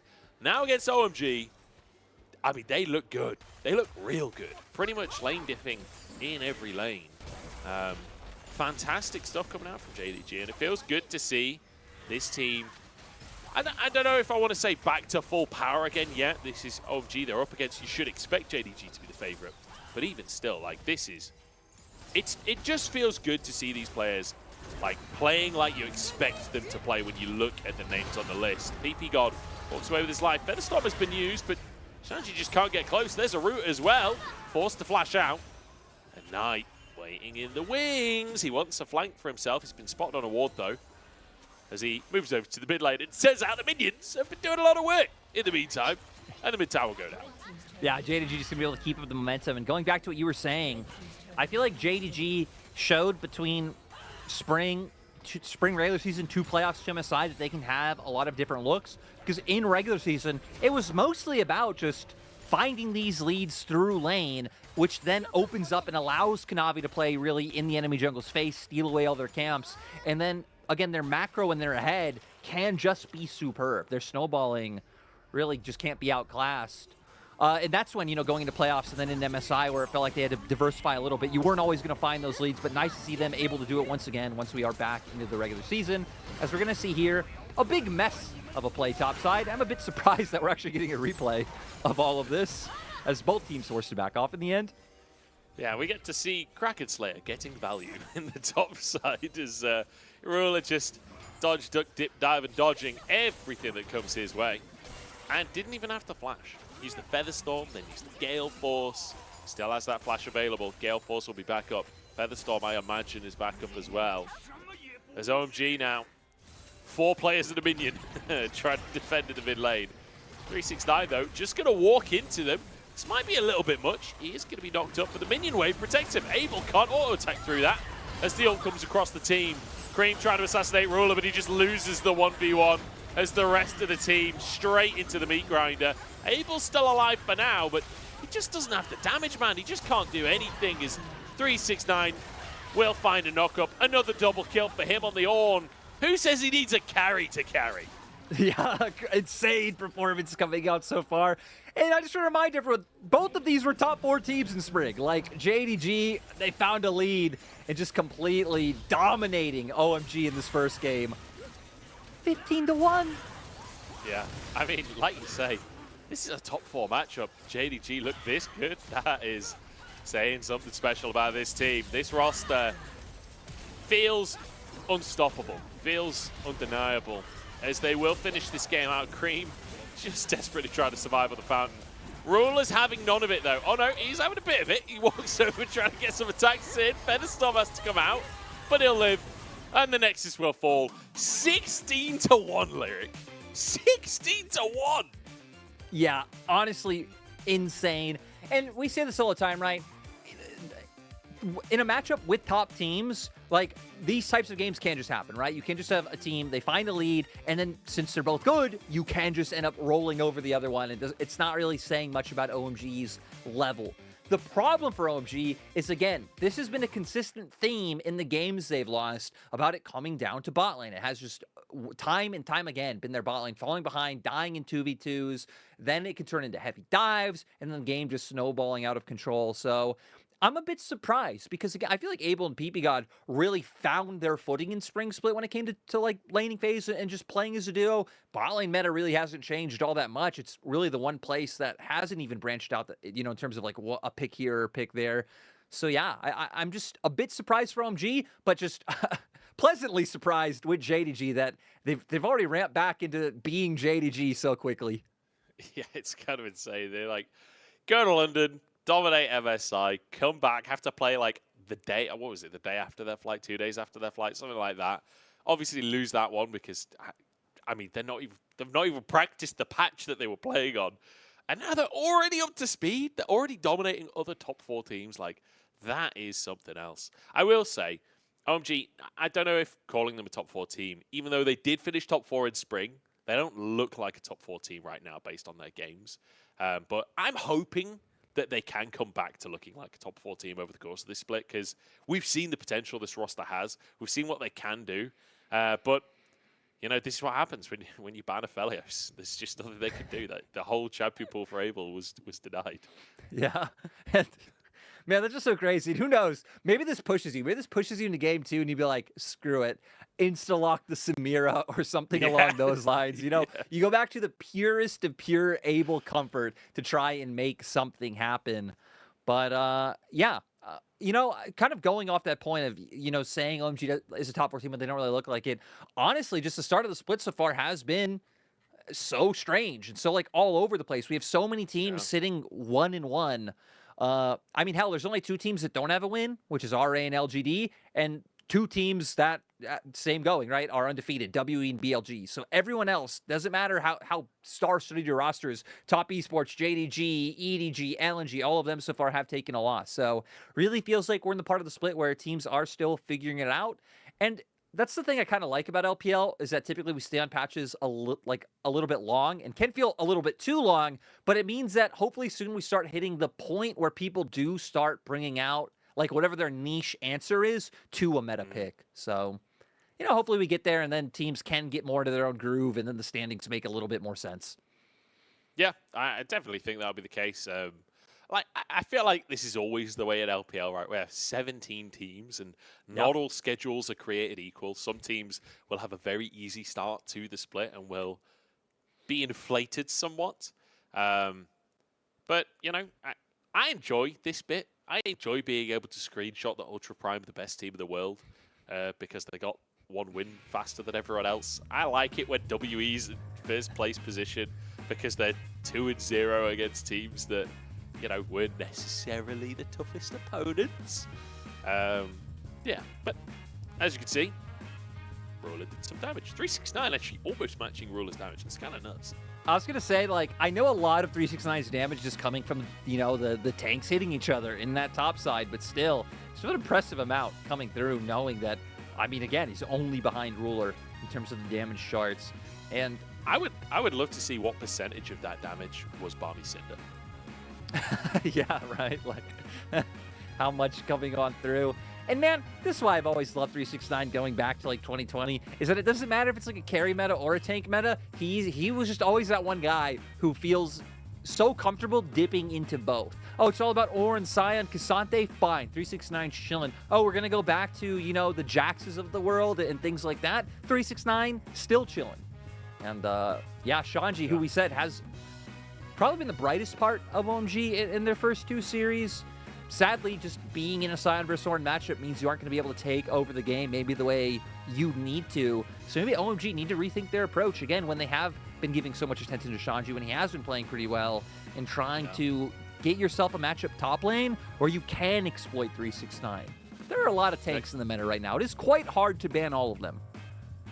I'm just saying, Shanji has played Cassante, he's played Aatrox, 100% win rate on both of those picks. Now, granted, it's only 1 game, but still, the stats don't lie. You can still play frontline with a little bit more, like, carry influence. A little bit more pizzazz, bit of oomph. Table.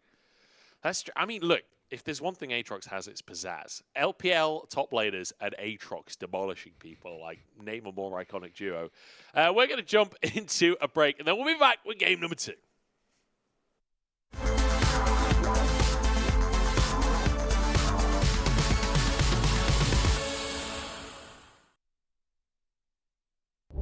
It's a 2v2 in base. Ultis ahoy! As Cryan is doing the damage. Look at this man again getting Tibbers out of the face of Phoenix. Gets chucked out YSM on his deathbed. Tries to run in and he dies.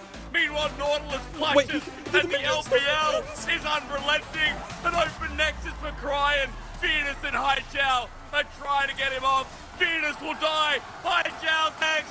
And Cryan has just shown that his time on the bench was misplaced. Welcome back to the LPL. Barely surviving at this moment in time as Tarzan goes for Tien. He's not winning that 1v1. Scout now joining into the play. Cyclone is there, but the culling. Scout knocked up, and Tien's got a stopwatch. Scout has to turn golden as well. This is absolute carnage. Jagged getting onto Scout, though he's over the wall and taking down Moonlight Mitchell. Gala! That was gorgeous! And now onto Mark as well. He steps into LNG and he steps up in the fight. Rookie fleeing through the mid lane, but Tarzan's got him, and it's a triple for Gala. Everybody moving over. TP immediately from Forge to see Perry on the top side of the play as well. Doggo, very aggressive positioning, but you can get away with it on the Zeri. Forge moving forward to CDZ. Face tanks 2K on the Herald. We're going to flip it here, and it's taken by the Wukong. Nick to grab that one. Final jumper across the whole squad. Doggo untouched completely as Pinsy goes down. ZDZ the next target. He tries to turn around, pulls Doggo back. In they go with it, fellows too. Oh, jumps back into the play, but the shield is there. And the kitty cat can't do squat. Forge finishing one off though. He's too low to go back in. Forge gets knocked up and somehow goes down. And in his debut series, he comes on in. Chichoyi finds the Penta. Air pack or something. Oh, really? It's that lame? Yeah, it's not great. It's not great. It's a bit lame. I'm not gonna lie. I have it here. Hang on, let me figure it out. It's upgraded air wait, pack. actually, we gotta wait. That's what it is. TP flank coming in. We're gonna have a fight. There's gonna be a TP flank from Scout, who's gonna be at the pop loss. So immediately Zika has to go into stasis because here comes the eco. Lands on the 3, and that means that all these health bars are so low. Your front line means nothing if you attack them from behind. Now we can see if Gala can plant his feet, which is exactly what he's doing as he tries to break down the wall that is his Ornn. The Aphelios has gone down, and Gala gets himself excited. LNG want to end this game. They're chasing down Knight. He doesn't really have many places to go, and he's going to be the last one to stand, but also the last one to fall. Full ace in favor of LNG, 5-0, and they're going to be able to push in and get an inhibitor. And he could maybe go for it, but I mean, this is just a straight up Baron at 20 minutes. That's why they're kind of like pushing for this right now. And look at him on the camera. He took his hands off the keyboard and everything. He is chilling right now. He is chilling. You go, please. There's only so much I can do, and here we go. Will this work? Will it work? Will it work? It will! And that's what you want to be seeing. You go, patient as ever. Gets himself his kill. The hunter finds his prey.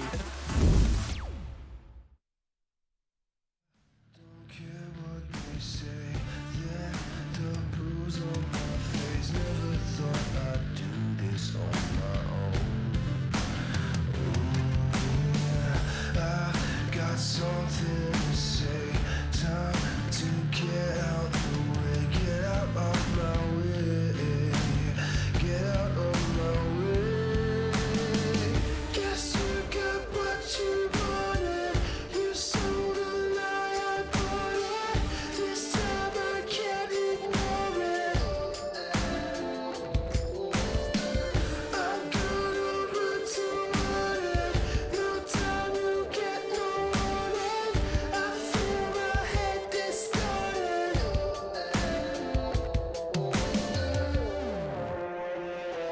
So I'll scream out right now while you all lay down.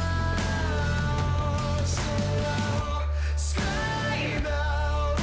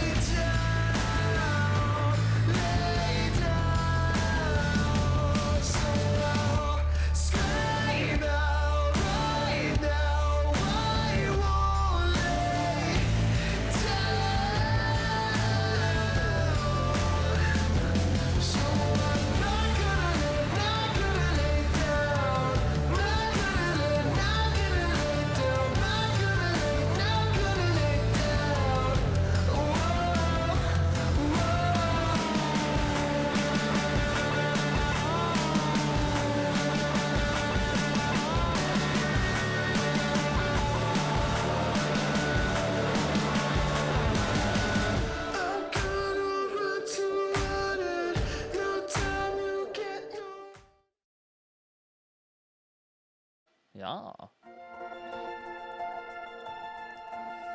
Welcome back, everybody, to the LPL as we head towards our second game of the day. JDG starting strong, I think it's fair to say, as they dominate OMG in game number 1. I'm Munch, joined by Lyric as we head through this series. And I think, unsurprisingly to most people, Ruler is going to be the MVP coming out of that game. I will say, though, Missing had a great game. 369 had a great game. I feel like the whole team had a pretty great game. Ruler was kind of just the benefactor. Yeah, it did start off very early on, though, like with him flashing the Alistar combo, being able to get in range of damage. And then from there, his life was easy. His team made it easier. Again, even people like Kanavi Knight constantly hovering down, even if it didn't always result in a dive or like a gank on bot lane. Sometimes it did. Other times, just even pushing them back from being able to play under turret and not allowing able to catch up in terms of experience or gold that he would get from farming. So I think JDG should be incredibly pleased with this game coming out. And again, it feels like having a good read on the meta, having some flexibility, even though the picks themselves might be the stock and standard. Again, just them showing throughout all of their series so far, the order that you know, they can go with their champions, the breadth of those pools is quite nice. And it just feels like, once again, JDG, I guess, coming into the split, expected favorites, but I really am just amazed at how quickly they were able to get online. I guess BLG did still haven't lost yet. Like, they didn't come back with an MSI hangover, but still, I feel like winning the championship kind of adds that higher percentage of it being able to happen to you. I mean, look, we always talk about the MSI curse. I feel like it's almost a meme at this point, but whoever wins MSI typically does struggle a bit in the summer split. JDG, though, not looking like that's going to be the case. And we've seen RNG kind of shrug that off. It's when it gets to playoffs, that's when we need to really return to the conversation of the MSI hangover. But JDG, fantastic game number 1. Ruler, FMVP of the LPL. Now an MVP in a normal game as well. What will he not win? That's a good question. A big reach on the correlation there, but it's also nice to see because though I feel like Kanavi was the one who, when you look at JDG and Spring and kind of wanted to target who, quote unquote, are their weakest links, you know, like all of them are among the best in their position, but still, even just kind of like ranking them around each other. Like Kanavi was the one who sometimes would have those over aggressive moments, would get like caught out, but Ruler also would have a lot of games where it felt like would kind of just go with the flow. And not exactly his fault when he has such star-studded teammates in his soul lanes that he doesn't always have to carry a game. But it's kind of nice to see now, after having a good playoffs, after having a solid MSI run, that he's coming in and having games like this where he is just right off the back having a big impact. Yeah, we'll see if they can continue to have an impact. I was just double-checking. The reason I was not listening to you all there, Lyric, is I just wanted to double-check because, as you can see on the top, make it real is JDG's slogan. And OMG, arguably the greatest slogan in sporting history, I would go as far as to say. OMG's slogan is dawning beams shine and planets sparkle. And if that doesn't, you know, speak to your soul and tell you everything you need to know about this team, then, well, I think that's fair because it doesn't really make much sense. But I was going to say, yeah, it goes I think over it's my cool, head. That's the main thing. Goes right over my head as I'm surprised by. Ooh, yeah, Kog'Maw. Again, we said, hey, OMG's bot lane might change it up in terms of picks and kind of hinted at that maybe it's leaning on comfort like the Samira. But also surprising by JDG, still just opting into this Rakan first pick is something that, you know, PB God has heavily leaned on in his career. I wouldn't say it's his, like, signature champion. You know, I definitely would like to think of Rakan. I think of, like, On and Joa and then these other players. But still, giving them the option to easily pivot to the Xayah or even still just play anything. Rakan pretty much goes with a solid amount of AD carries in that bot lane duo. And now with no Vi, I think it is a pretty nice reaction to get your hands on this Wukong because it means, once again, Aki is going to have to go to that deeper champion pool that we hit on in game 1 that he didn't have to show. This time potentially will. Always going to come to mind, I was going to say the Poppy, when you are going up against so many dashes and you are ultimately just going to play a Protect the Kog'Maw composition, right? It's going to be all about just making sure Abel is safe down in that bot lane. So we've had Kog'Maw once so far this split. This will be the second Kog'Maw game we've had. Now, I remember coming into this split, everyone was like, oh my god, Kog'Maw's insane, Rage Blade is insane, all we're going to see is on-hit percentage damage AD carries, right? Turns out Stormrazor was better. we've seen it once, day number 1, game number 3. It was Doggo that brought it out. And I'm going to be honest, it didn't look that good. And since then, we've not seen it in the LPL. OMG, though, attempt number 2 here with the Cogmore. Yeah, I do remember. That was the Ultra Prime AL series. I think it was Ultra Prime who had the Kog'Maw Melio, had the much better draft. We're on pace to win that game, and then too many mistakes came through. I gotta say, I am surprised at the lack of Kog'Maw we've seen, especially with how many times Melio has ended up open through the draft. And you look at how much slower games in LPL have been, where we're hitting the 20 mark consistently and only have like 1 kill on the board. So we'll see now if maybe this could be the way for OMG to pivot. Again, it's going to take the other members putting a lot of resources down into that bot lane to be able to come out ahead. So now going to go with the Ahri. This is going to give them some presence and some mobility for Cream to lean down. Problem is, it's up to Knight, what matchup he has into this Ahri. So I wonder if he's going to lean back on something like a Syndra and try to come out ahead in the laning phase, or if he just goes with the Annie. I just noticed it is left open once again, and I'll be honest, he's going to lock it in. This just brings so much power, playmaking potential to the side of JDG, and just fits with the ability to just dive in and enable Kanavi once again. I mean, Annie and Wukong is already insane, and then you throw Rakan in that mix, like, it's just too good. They have changed up the comp pretty dramatically, though, here, with a Sion instead of an Ornn. So, very different style coming out from JDG, I think it's fair to say. Unless you include the way that they'll have to play League of Legends. OMG, though, they've gone for the Kog'Maw, they've gone for the Poppy. Do we see even more shenanigans? I'd love to see it from Shanji. I'd love to see the Darius lock-in. Here we go. He's going to bring it back. Did bring out this champion in the spring split. I believe it went 1-1, and now we're going to get to see it. Hey, I love it. OMG have already made so many pivots from game 1. We talked about, hey, maybe some different picks down in bot lane, try and make sure PP God can be safe. Will still be rough. Still threats of getting dove and 2v2s coming out. But also the other thing we hit on was giving Shanji something where he can try and find a bit of dominance in that top side. Darius definitely the champion that can try and bring that to the table. Yeah, big time. Big time. You're right. He played it twice during spring. 1-1 on the pick. We'll see if he can impact the game. We said we wanted carries. We said we wanted impact. Well, Darius certainly going to bring both of those aspects to the table. And, we came into this series and we said, if there's a team that will throw things out and do crazy things, OMG is that team. Like, we've seen Aki do it tons of times in the past. We've seen Shanji be a player that's more than willing to change things up. Darius comes out once again. We've got that Poppy coming out from Aki as well. It's certainly a different look from OMG, and I really hope that we get to see them, really mix this series up. All of it going to be around that top side. Can they get the Darius going early on? Cream now as well. Back on the Ahri, the champion he's most comfortable with in this meta. He keeps going, back to it. Fits that kind of more assassin-esque playstyle in terms of weaving in and out around the fights. So hopefully that can be the thing that pushes us 2-3 games and shows that OMG is still one of these teams you have to think of in the upper echelon.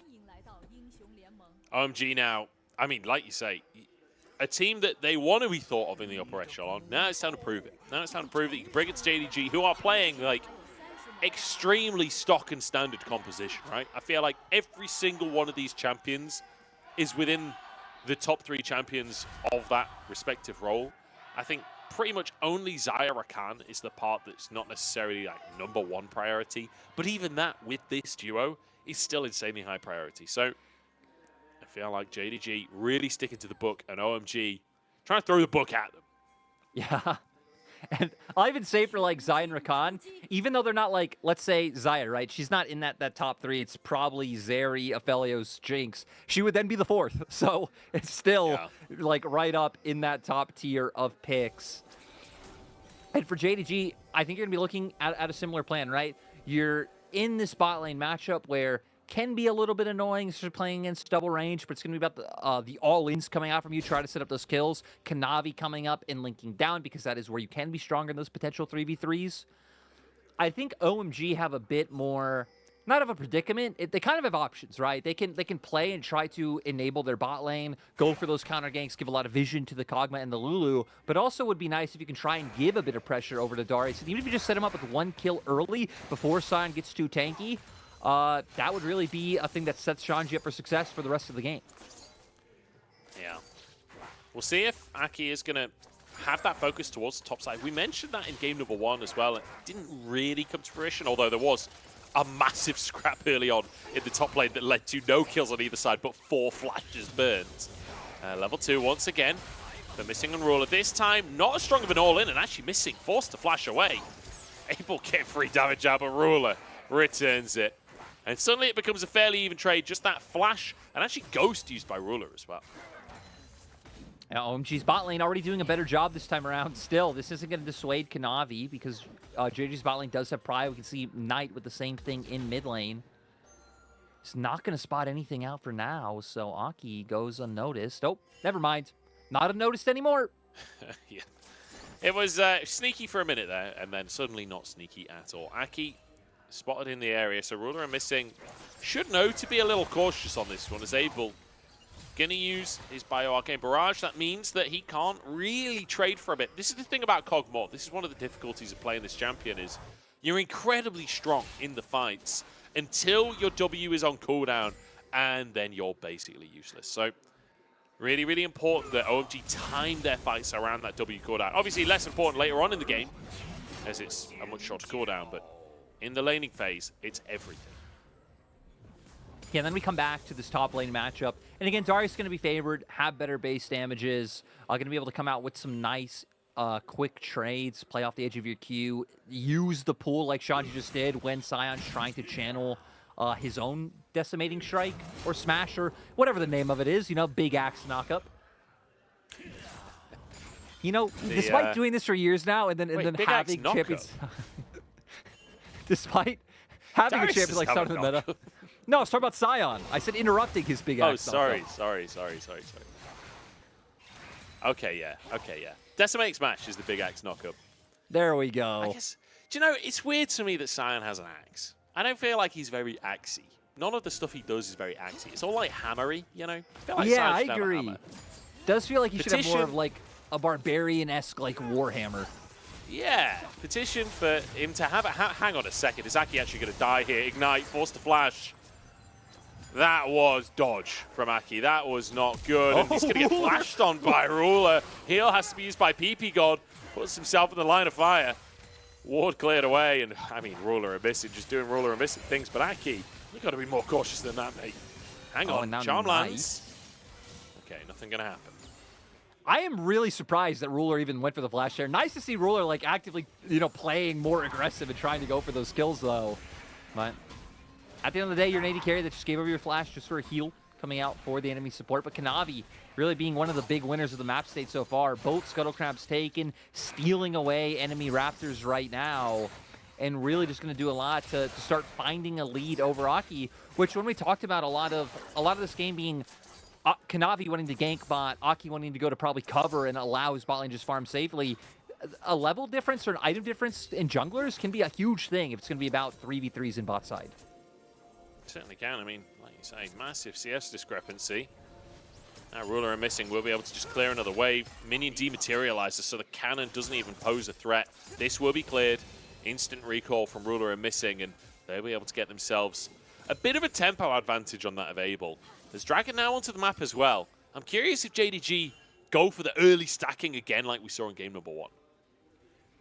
I think it'd be a pretty good call. Like, especially looking at the map, you know as your team, you're probably not going to do too much on top side. You can. Darius a mobile champion. Like, Kanavi can bring some damage. Knight has a power the whole time, especially if you bring him up like a 3-man play. You'll find something there, but not the most meaningful, especially when you're going up against a Kog'Maw Lulu.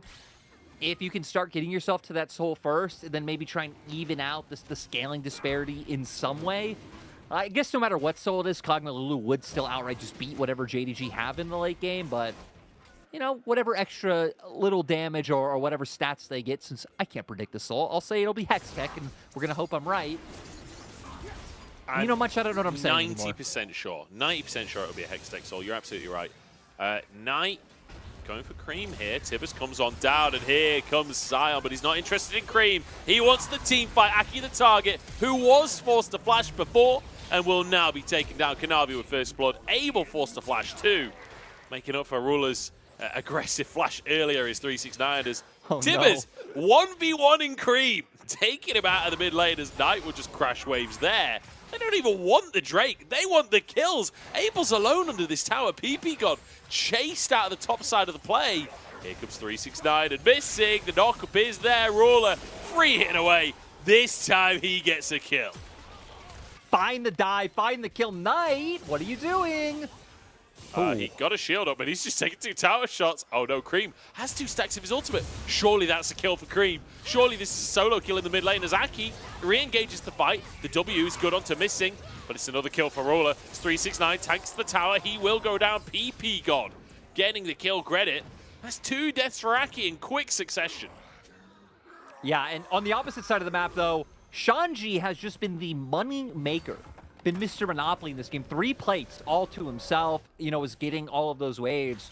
So now, we were already highlighting Shanji. Shanji kind of highlighting himself by picking up the Darius in this game. And that's really going to be on his back to take over this game, where once again, plays have come in towards spot and people are set behind. So we're going to see here everything that goes down around this dragon. Knight, of course, kind of taking Cream out of the fight early on, but it's missing who finds the CC. Ruler chains it with those feathers to get the root. Then Kanavi, of course, able to flash follow-up to make sure that he finds the kill himself. 369 with that decimating smash, guaranteeing the flash. They already have a wave coming, so it makes it really easy to find this dive onto Abel. Yeah, not much Abel could do about this one as Missing just dips out again. I kind of wanted a replay of what happened mid with Cream and Knight. I really want to know how Knight escaped there. As far as the UI said, Cream still had 2 stacks of his ultimate. Knight walked away on like 100 HP. Surely that was a kill opportunity, but Aki now moving down to the bottom side again. This time it's 369 underneath the tower as a lane swap has been enacted to make sure that Shanji can't get ahead. Knockup comes out from Missing underneath the tower. Shanji rooted by Ruler. Missing happy to trade HP here in this lane. Oh, and Knight gonna come down. Maybe they find PP God. PP God flashes. Oh my days, he still hits that, and there's the knockup. You don't even need to Tibbers. It's a free kill for Knight. It's Abel and Aki have to just walk out the wrong side of the tower. Kanavi moves into the mid lane now. This game is never ending. The action is never stopping in this one. This seriously does not look like the average LPL game we have these days, and I'm all for it. I also want to highlight that JDG never picking up the Dragon, going for Herald, showing that they consciously realize, hey, we're going to look to snowball this game. Like, we really know we can't match him in that scaling department anyway. Get the Herald, get more plates on top side in your AD carry. Sion going to have a much better time 1v2ing a bot lane than a Darius will. Oh, Shanji gets caught up. The feathers are down. The pullback doesn't quite land, though. Shanji gets under the tower. But that's not going to be a tower for long. Cream TP's in. Ruler finishes the tower now. Shanji as well. Cream gets one. Gets the reset. PP got his hit to support him as well as Kanavi tries to escape. But Ruler's still firing. A reset for Cream here. And Zaya doesn't win these, but the feathers come back in. Maybe he does. Zaya can't, but Ruler can. Knight comes in to save the day. Ruler buys time for his mid laner. Tibbers a little shy from Knight. And it means PP got to walk away. Honestly, I feel like the MVP of that play still has to be Shanji. Honestly, should have just died. That should have just been a dive in favor of JDG. We'll get a replay of it, though. Dances around the engage so well and buys time for his reinforcements to come in. Still, JDG will pick up that first turret, but here it is, right? Wanting to go for the dive. He's already chunked. Gets locked down at first, but then able to flash away from the feathers. We see the ghost comes out, gets the heal coming out from the edge of the queue. Buys enough time for Cream to be able to get involved, who finds that opening kill. And that's really all sure up, because now PP God makes his way up here too. But Munch, you were saying it, I was surprised at how Ruler was able to contend and buy enough time for Knight to get here. I mean, he's almost threatening the kill on Cream there. You see his aggressive positioning as he moves upwards, trying to actually fight for something more. And that's the difference between Ruler and so many other AD carries. No matter the situation, you can never count him out until he actually dies on your screen. He is always a threat. Absolute monster on the Rift today has been Ruler. And now we'll see what OMG can do with the much more even early game than last time. They are still 2 and a bit thousand gold down, but it's a much better performance than what we saw in game number 1. But Kraken Slayer versus Rage Knife. Like, definitely. Poor spoons. Yeah, Abel not at a point where he can fight. You're wondering how much gold he must be sitting on, though, but he is the one. He's the one that's 2K down. He's on 2K down once again. Yeah, I mean, it's basically the same lead as it was in game number 1. Shanji Because found 369 here, forces the flash. Well played by Shanji. Just sits in the bush, waits for its face check. That's classic Garen gameplay coming out from a Darius. And already being on his own Mythic, right? Having that stride breaker, making him incredibly strong to be able to look for those plays and having that slow available, which is why 369 felt the need to flash. But still, you're kind of looking at two Mythics to two Mythics right now. The point of powers being the soul lanes for OMG. Cream being on 2 kills, Everfrost and the Lucidity boots in pocket. Means that I'd like to start seeing some plays actually come out. Maybe even some double soul lane plays. I don't know what Cream's like timing on his TP would be, because that's what you would need to be able to justify like going up towards topside, playing around Shanji, then having that teleport to then be able to go back towards bot and answer any push that JDG goes for. We're definitely gonna have to start seeing some picks come out, because even with Abel finishing off this Ginsu's, I still don't know how comfortable they'll be going into a full-on skirmish or even 5v5 team fight. Yeah, I do feel like for Kog'Maw, obviously, Ginsu's does get a lot of value from Kog'Maw just off of the W passive, but you do typically want to get a couple of on-hit items. Cream is playing real aggressive here, pushing the wave at the bottom side. That's going to be his ultimate burn. Kanavi dodges the charm, but ult for ult in the bottom side. With Drake not coming up for another minute and a half, it shouldn't lead to anything. I'll just guarantee that Knight keeps up pressure in this bot lane, but Cream might still want to be a bit of an annoyance and at least force Kanavi off this blue, because Aki is first track here. More than just force him off with the blue. Cream's looking for a kill. Aki moves in, forces the flash from Kanavi. Knight's hits, trying to protect his jungler. The heal comes out. Oh my days, he actually gets away with it. How the hell did he survive that? Kanavi pulls it off again. The team here to save him. Ruler moving in from the backside. How often do you see a flanking Xayah work it out? Shanji uses the Ghost. Featherstorm available. No summons for Ruler, though. Is able. It's being bodied by Tibbers. Now Featherstorm comes out from Ruler. Shanji wants the shutdown. Shanji wants a solo kill. Well, PP God got an assist, but even still, takes down Ruler.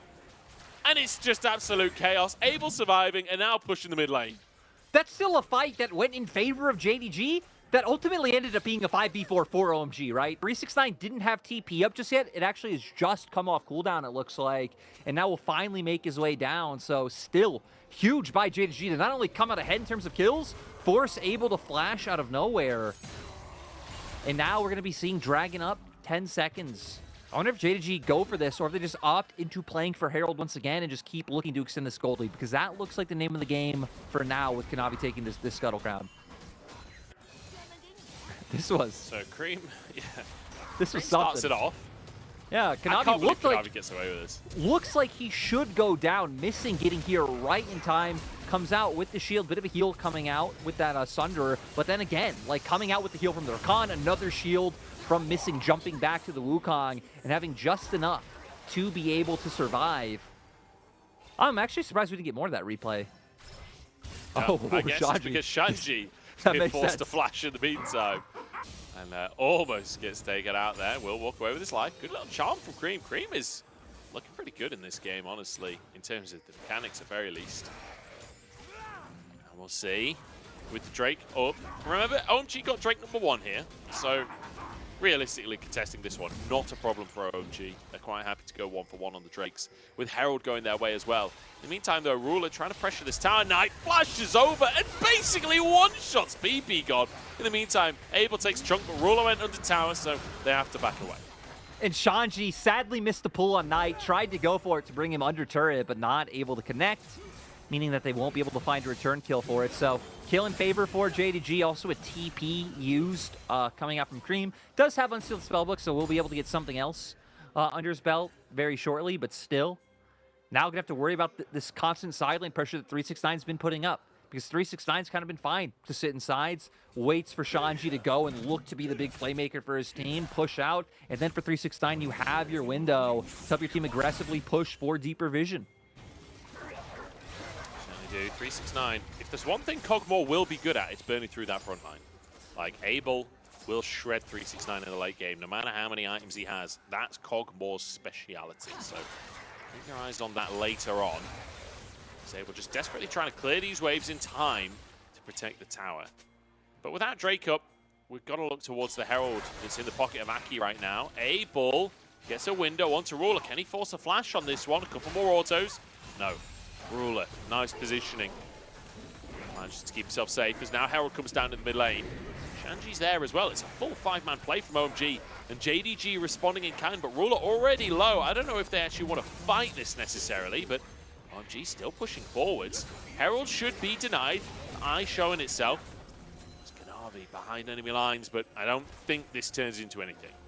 No, they're hoping for the perfect opportunity, especially at someone like Steph, I think a little bit closer to the bottom side of the map for Knight to find and engage. But OMG aren't stopping, knowing they have the range to play with from that Kog'Maw. Yeah, not giving up just yet. Fighting for vision for JDG in the bottom side river.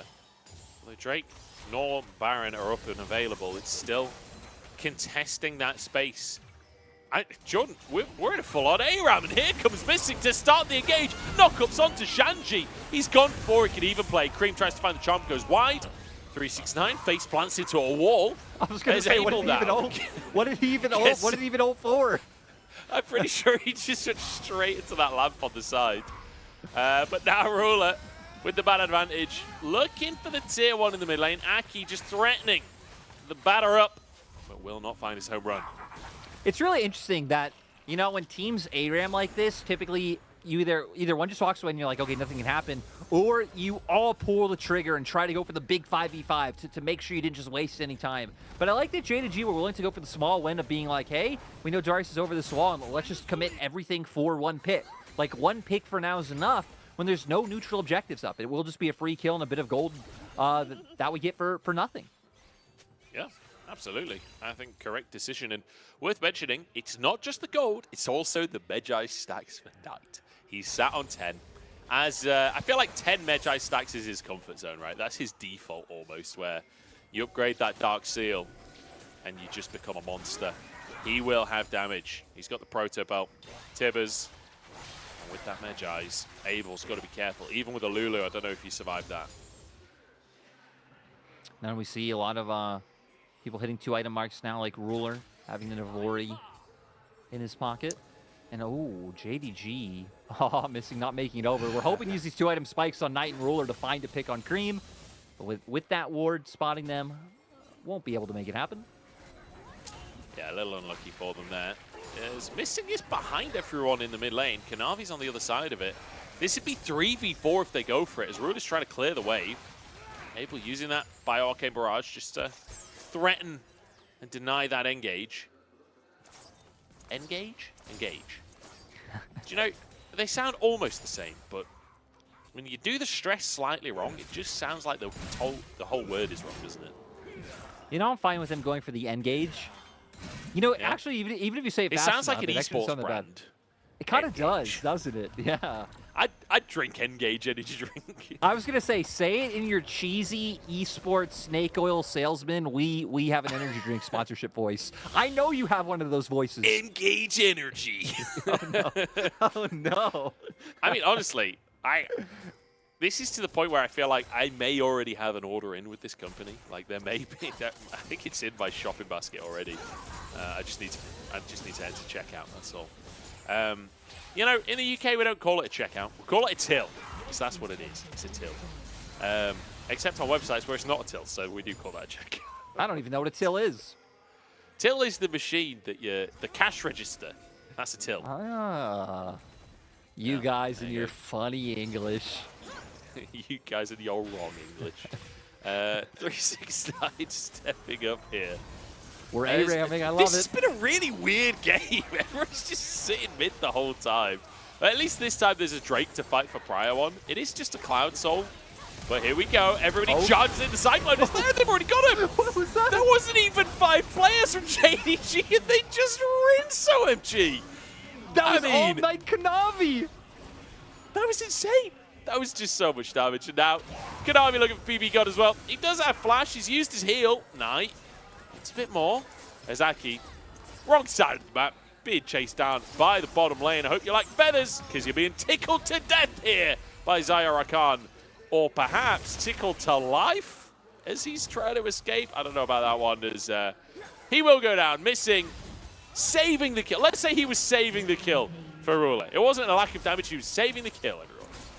You know, he did buy enough time, though, to where going for Baron isn't just an obvious answer that JDG can go for. You can see not even going to elect it to go for it at all, even if it would be a 5v4, knowing some recalls have to come out. But where did this damage come from? We see Kanavi starting it off, huge knock-up into Rakan following it through, and then Tibbers coming out. So yeah, great CC chain. No one even has time to react or therefore any time afterwards to make any movement. Knight, huge Tibbers, Ruler getting a bit of damage down himself. It was just a great combo.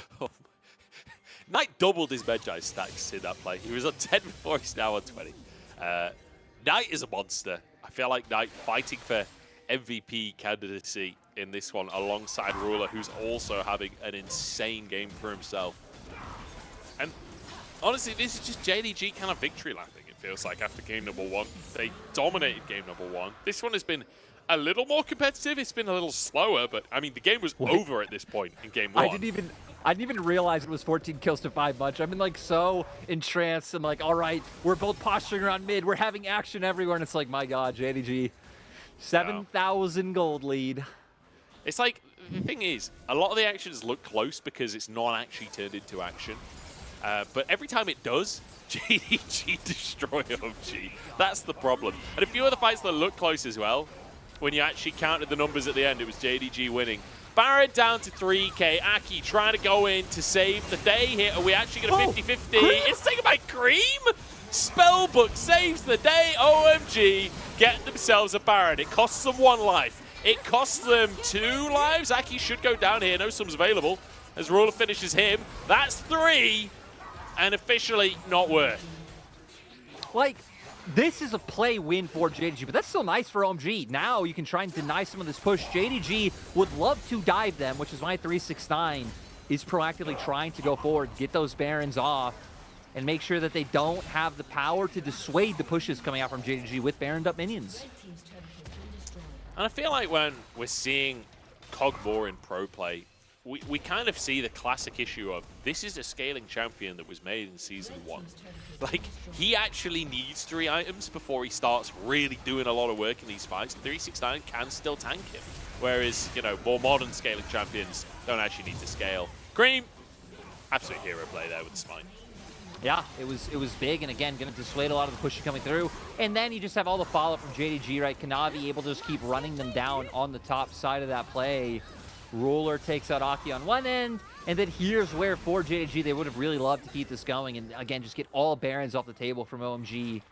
But still, they're going to be able to keep trying to force this one forward. Is missing in 369, trying to angle aggressively to find the engage they need to just end this game. Now Knight 25 stacks on the Majais. Will he get 26? That's the question. Put your predictions in chat on whether how many Majai stacks Knight will end the game with. My guess is 26. I think he'll make it. I think he'll push through. I've never seen any actual limitations stop him before. Abel really going forwards. He's hit the 2 items. And that's where the Rage Blade really comes into its own right, doubling up on the Blade of the Rune King. As well as Ardent Sensor now. There for BB Gone, very strong. Actually, he could have been on that for a while now. I've been very entranced with ADC items, especially with the lead that Ruler's had, though. Like you're saying, at least being minimized a little bit with Abel now being on 2. Still a full item up for Ruler now, having completed that Bloodthirster. Gonna have the extra damage able to come through as he is. Been able to stay pretty much untouched in most of these fights. Yeah, I'm trying to figure out if you build the Battle Song first on Lulu, or if you build the Ardent Sensor on Lulu first in this kind of matchup. I don't know, is the answer. I think you go Battle Song, right? I think you still go Mythic first, and then into Ardent Sensor. We have been seeing a lot of Ardent Sensor rush, and I believe this game it should have been Ardent first as well, to that point of power a little bit easier. I mean, you're all about enabling one source of damage, which again makes sense in my mind, especially with how cheap Ardent is getting to that point of just making sure your AD carries the sole damage dealer as fast as possible. I guess this game you're kind of relying on Shanji as well to be a force to be reckoned with. Had all that gold from the push he got in topside, but JDG, they just can't be stopped. They just keep going forward. Yeah, trying to get onto Cream here. Cream will survive, but, I mean, barely. And in the meantime, the bottom side is being taken apart. Mid-wave held currently. Just not great for JDG. Means they can't pressure all 3 lanes. But Drake coming up in 35 seconds as well.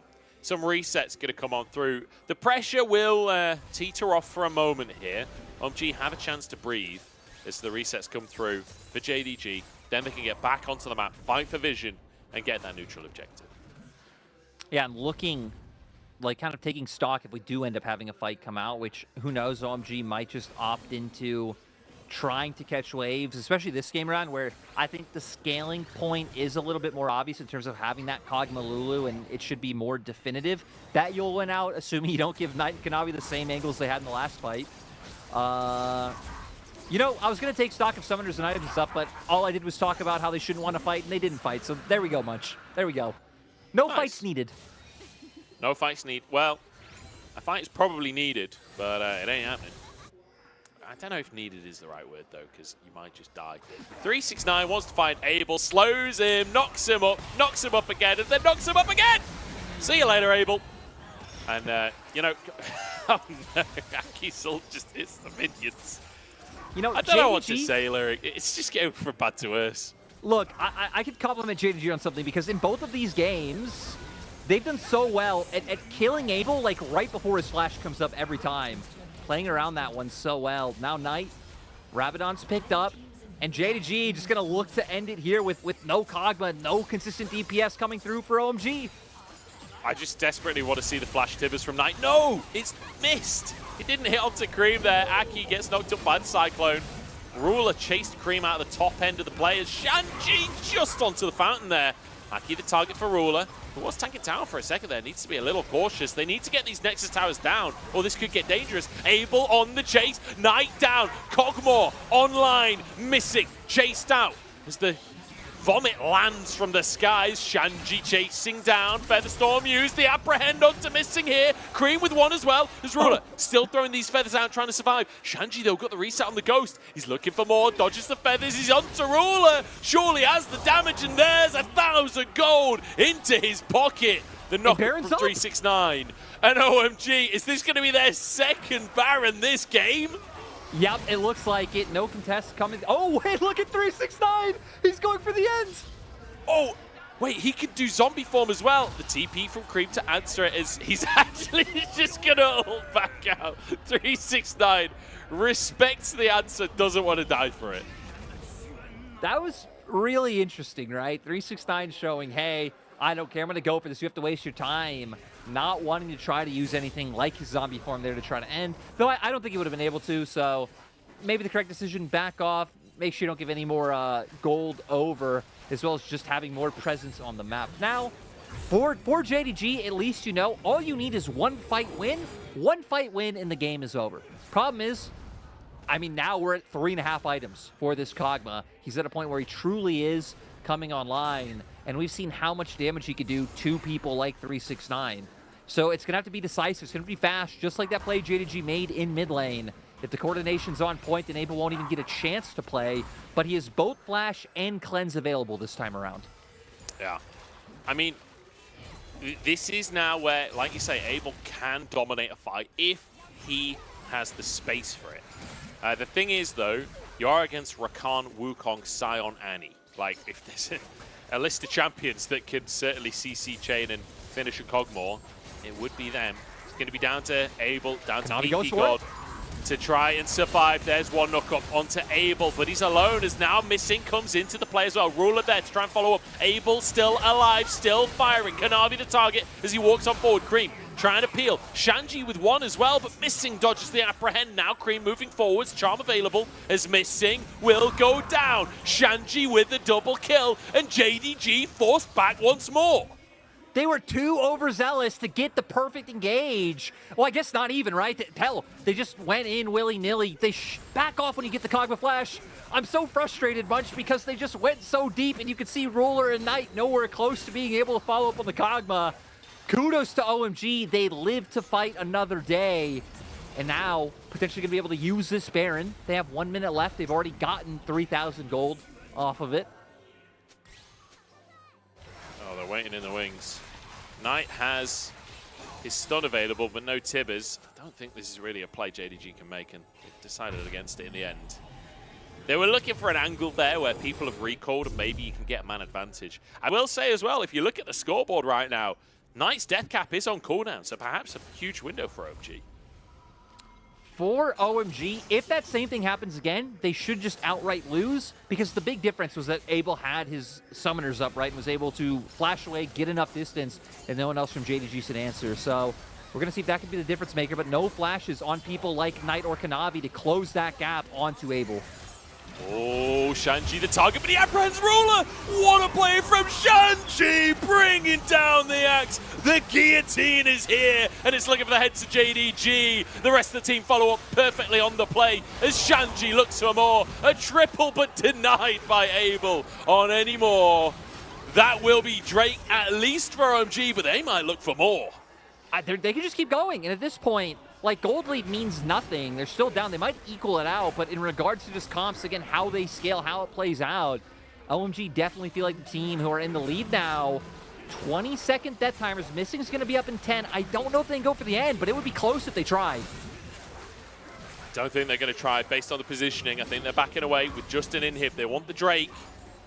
I say just an inhib. They've just taken the inhib after being, what was it, like 10k gold down earlier on in the game. This is an unbelievable comeback from OMG. They are desperate to stay in this series, and they are playing against the MSI champions. They are playing against the team that beat them in 22 minutes in game 1. And it's here where JDG trying to get some good damage in, but there it is, the apprehend coming out from Shanji. Huge damage able to come through. The whole time Abel's sprinkling on top of it, Cream throwing a Q right through everyone there. And then they can just continue to run the members down. Sure, might be able to find one because he's huge, can pretty much burst down anyone, but it just feels like time and time again, the way this was thrown has frustrated me, Munch. The way it was thrown, frustrating. I usually love throws, but JDG, what has gone wrong? Yeah. And do you know, the funny thing is, this is the team that for the last sort of 2-3 months, the compliment has always been that they're so consistent, that they're the team you can trust. They won't just flip Baron. They won't just throw games away. Well, they literally flip Baron this game, and they are literally throwing the game away. Like, or have, I think, at this point. Like, if they win, it wasn't that they didn't throw. Like, they threw along the way and then brought it back. Yeah, JDG, clearly still some work to be done. Perhaps a little disrespect towards OMG after game number 1, after feeling so strong here in game number 2. Not respecting what they can do. TP flank? TP out from Knight. He's really deep now on this one. 369 charges into the fray. Abel's in trouble. The wild card is there, but Knight just one-shots him. Shanji has to carry the game, but does he have the damage? He's 1 HP, gets a shield, trying to walk away. Aki down as well as Cream tries to peel for his team. Knight in trouble, but no, taken down before he can finish the kill. 3 kills taken at JDG. They take a moment, they take a deep breath, and then they dominate once more. A fantastic flank from Knight. It is a 2-0 in the end. OMG did their utmost here in game number 2, but it's still JDG that are MSI champs, and they still come out on top. Look, I am an OMG enjoyer as much as the rest of the LPL fan base, but this game should have been JDG's. Again, the fact that some of those engage attempts went as far as they did, really that one around mid lane where you force the Kog'Maw flash, you should probably just back off at that point because everyone else is too far. That got a little bit emotionally rough. But still, like you said, they come out ahead. We can see smiles and laughs on some of the players' faces like 369. They know that should have been a cleaner game, could have done a bit better. And you know what? You're playing a lot of series in a very close-knit time. Again, we have teams playing one day into the next this split. We've already had it twice, both LNG and NIP to play like 2 days in a row so far. So yeah, there's going to be some messy games. And yeah, here we are. Congratulations, JDG. You know, I'm still frustrated, much. Still frustrated. The play in mid lane that you're talking about as well, I feel like that is JDG like buying into their own hype at that point where Konami's engaged, to be honest, nobody else was in range. Like, No. I'm kind of amazed that he got the flash from the engage. If they'd realized how few like, they could have actually just killed Konami, probably. Like, this is off of my memory. Maybe I'm slightly wrong there. But, like, I feel like there's this mentality of when you're watching JDG play on the big screen, you know, you see one person go in and you just by default assume that the rest of the team can be here in a few seconds. Even if they're in bot lane, you just assume that they can walk that far quick enough to make the play work because it just always does seem to work. And I feel like maybe Konami like buying into that mentality of, I could go in, the team will figure out how to get here. You know, I also love how, like, Missing, even though it was nowhere close when the play started, was the one guy that was like, okay, like, Flash, we gotta find a way. Yeah. And then it's like, well, sorry, guys, a Wukong Rakan ain't gonna take down this, like, Lulu'd up Kog'Maw. It just ain't gonna happen. So, yeah, you're right. That really was like a buy into the mojo. And you know what? I guess it works. 'Cause at the end of the day, the mojo did prevail. All thanks to Knight having that flank and just waiting, being like, do I have my flash up? Yes. Do I have my ult up? Yes. Does he have his flash up? No. Okay, that's all you need. You just need to go through that simple, quick checklist, and then bam, the engage can happen. And it might have taken 10 minutes longer than it needed to, but Knight is king of the checklist. Knight is a checklist beside him at all times. So, you know what? I never lost 25 faith. stacks on his book of checklists a lot of the There time. we go. So, there we go. Yeah, Knight, fantastic game on the Addy. Great little flank at the end of it. I love that. I think my favorite part of the game, it was a really great game. I think my favorite part was when we saw the TP from 369. Cream immediately responds and he just ults out. He's like, nah, I don't want this anymore. You know, just screams cowards as he runs away.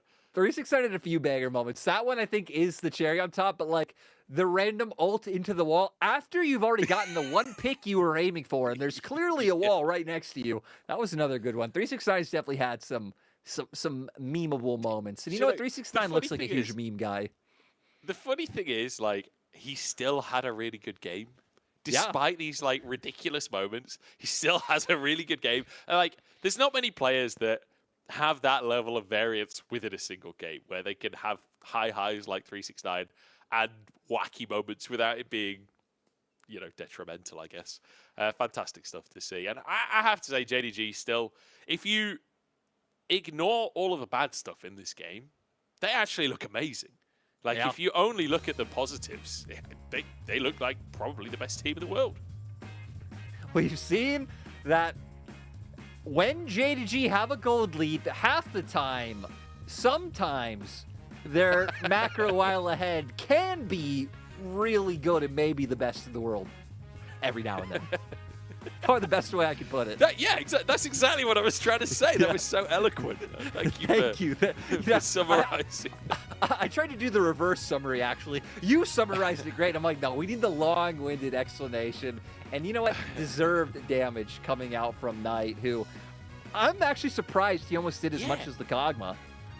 I mean, when's the last time you saw a mid laner out-damage their AD carry in League of Legends in a top-level game?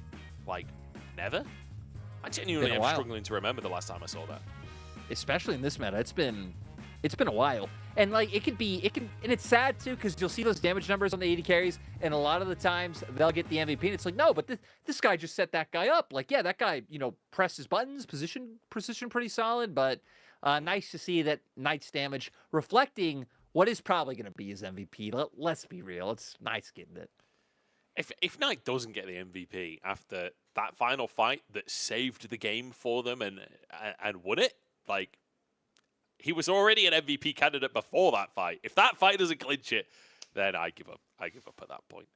Still, I was going to say I'm going to do something if it doesn't happen, but I already have a hat to eat on the list, so. You do have to eat a hat, but you're already moving on. For anyone who doesn't know, Munch is going to go become like the marketing guy and come up with slogans for the LPL, because he's a lot of great slogan ideas, but I guess it's a future day. That isn't today just yet. You're still meant to be building up JDG, the purveyors of Mojo, the majesties of Mojo. Do you know, the thing is, I don't think I'm the guy. I don't think I'm the LPL like marketing guy that they need. They need to talk to OMG and find the guy that came up with the slogan, Dawning Beams Shine and Planet Sparkle. Because whoever that man is, or woman, they are the marketing genius we all need. Like, I, for one, love OMG, and it's nothing to do with the gameplay or the players. It's that slogan. So, but, you know, Planet Sparkle, I guess no one was sparkling. Munch, who's the I don't know. The slogan still makes no sense to me. Shanji was kind of sparkling, and he definitely was as big as a planet in that game. You know what? He at least gets the points for also just peeking the Darius. And honestly, to actually bring it back to being a little bit serious, that'll be one praise I give OMG overall as a team.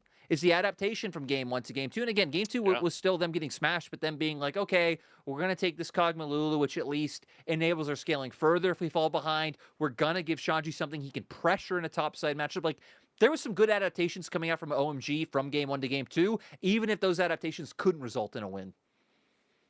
Yeah, definitely. I mean, bringing out the Kog'Maw, like you say, just the fact that we get our second Kog'Maw game in the LPL, it is still 0-2 now, 0% win rate on the Kog'Maw, but I'm not sure that was necessarily Kog'Maw's fault. No. It did look like it was bringing out a lot of strength later on in the game, and the whole comp on the side of JDG was designed to ruin Kog'Maw's life. So, tough one there for Abel. And I will say, Abel didn't get caught mispositioned as often as we've seen in previous series. I feel like Abel has had some really dodgy moments in the previous series so far. The split, the Kog'Maw game, I think, was maybe one of his cleanest games of the split so far. So, positives there. I feel like as a whole, it was kind of more of like a failure on OMG as a team to like consciously play around these engages. And if you want a really good example of how to do it, Ultra Prime against WE yesterday, Ultra Prime lost, and eventually the Shanks did find an engage angle. But there's just 10 minutes of them checking like every brush around them in all angles to be like, where's the Annie? Where's anyone who could flank us? And it's like, yeah, that was a great example of how to do it because they just could not dodge Knight this game. He gets it, Munch. You don't have to go... Actually, you weren't going to do anything anyway, but you don't have to go do the things that you weren't going to do now, all thanks to this man and the people who pick MVPs. All right, sweet. I don't have to do something. I don't even know what, but thanks, Knight. Appreciate that, mate.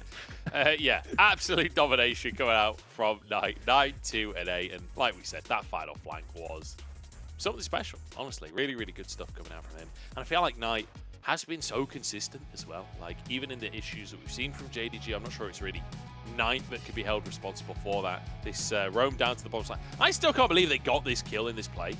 That it was like 2v3 and basically not quite a dive, like the opposite of a dive actually, but they still managed to get a kill.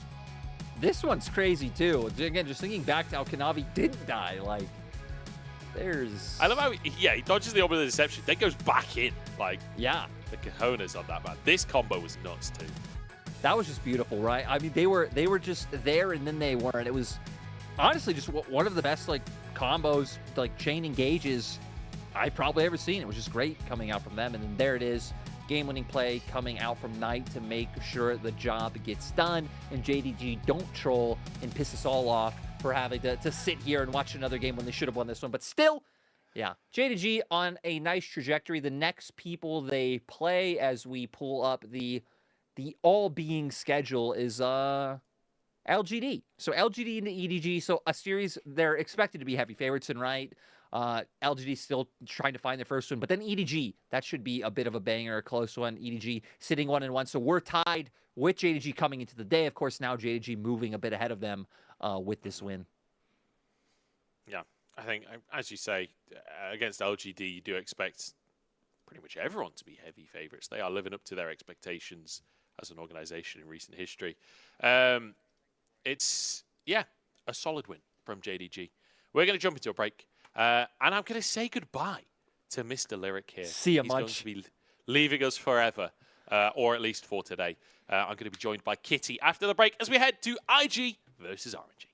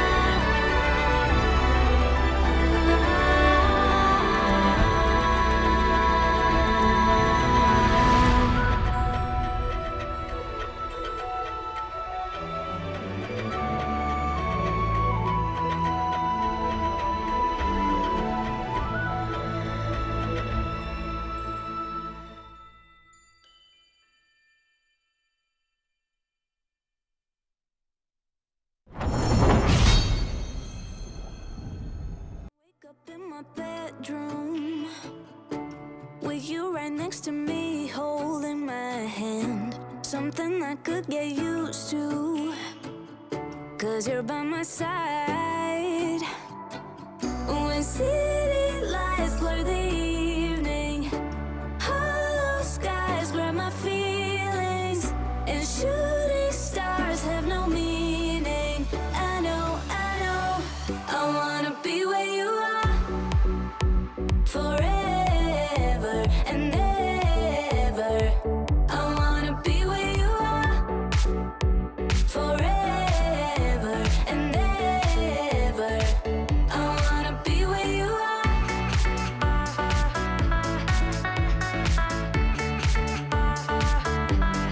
Be where you are.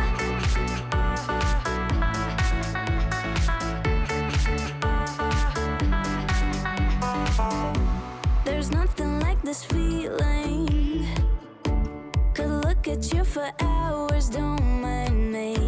Didn't know how much I needed to have you by my side.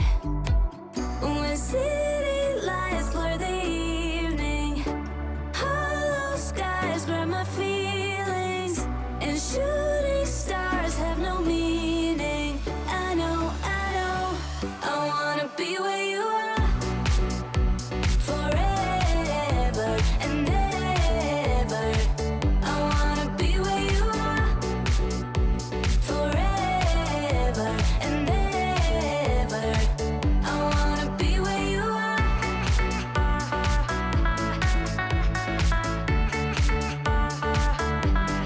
Be where you are.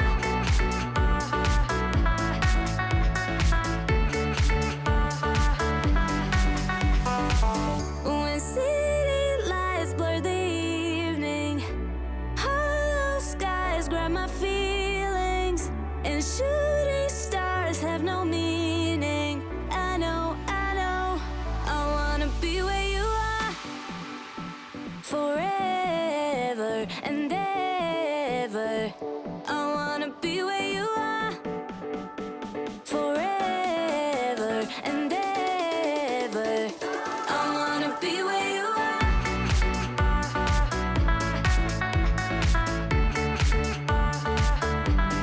Be where you are.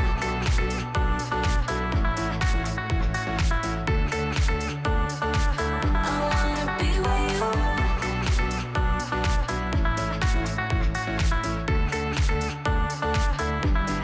Be where you are.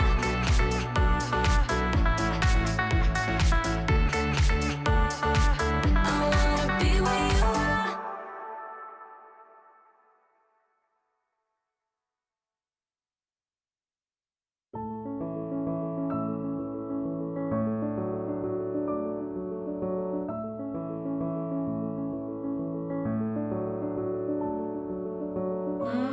Now I know how it feels to hold pure solid gold.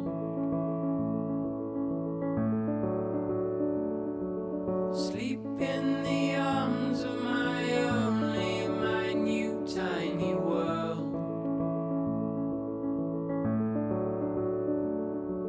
And right here in our arms you'll stay till you can find your own way. Oh, my son, stay curious, my boy.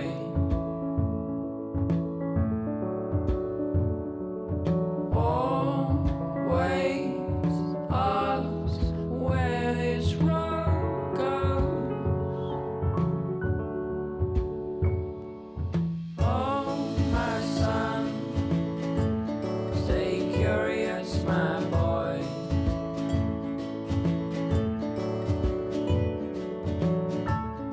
Just outside your door,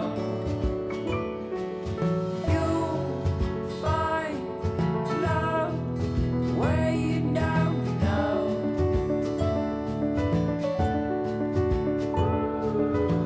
You know that if you ever tried your last, call out on me if the old wind broke your mind.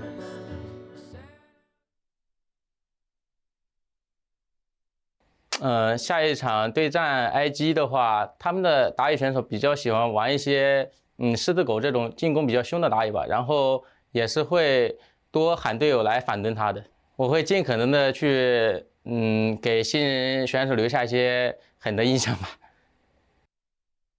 我和队友的磨合还处在一个上升期吧，就慢慢还需要各方面都需要加强，包括英雄上，然后游戏里，然后生活上都需要磨合。对于我的第一个赛季的话，就希望自己成长的快一点，然后目标就是进个季后赛吧，守护好你的 F6。Welcome, everybody, back to the LPL as we head towards our second series of the day. I'm Munch, and now I'm joined by Pedra. I've traded out Lyric, and I've got a Pedra. How are you doing, Kitty? I'm doing great, Munch. As I was talking about this during the break that we had just now, and the JDG versus OMG match gave me a bit of a panic attack because I didn't expect the first game at least to go that fast, and I was still in the middle of getting ready. Minutes. But God bless that we had a bit of a scrappy game coming out of both of these teams for the second match. And yeah, I'm sitting here and I'm ready for some more scrappy games coming out of IG and RNG. Yeah, absolutely. We've got IG versus RNG here, and I feel like these are two teams that over the last couple of years, the identities have changed dramatically, right? We've got two incredibly storied organizations, both international champions when it comes to IG and RNG, but these rosters not necessarily at that same level. And IG, importantly, changing top laners today as well. So YSK, I'm not going to be playing, it'll be Nani stepping forward. So there's a lot of questions on identity, I think, for IG right now.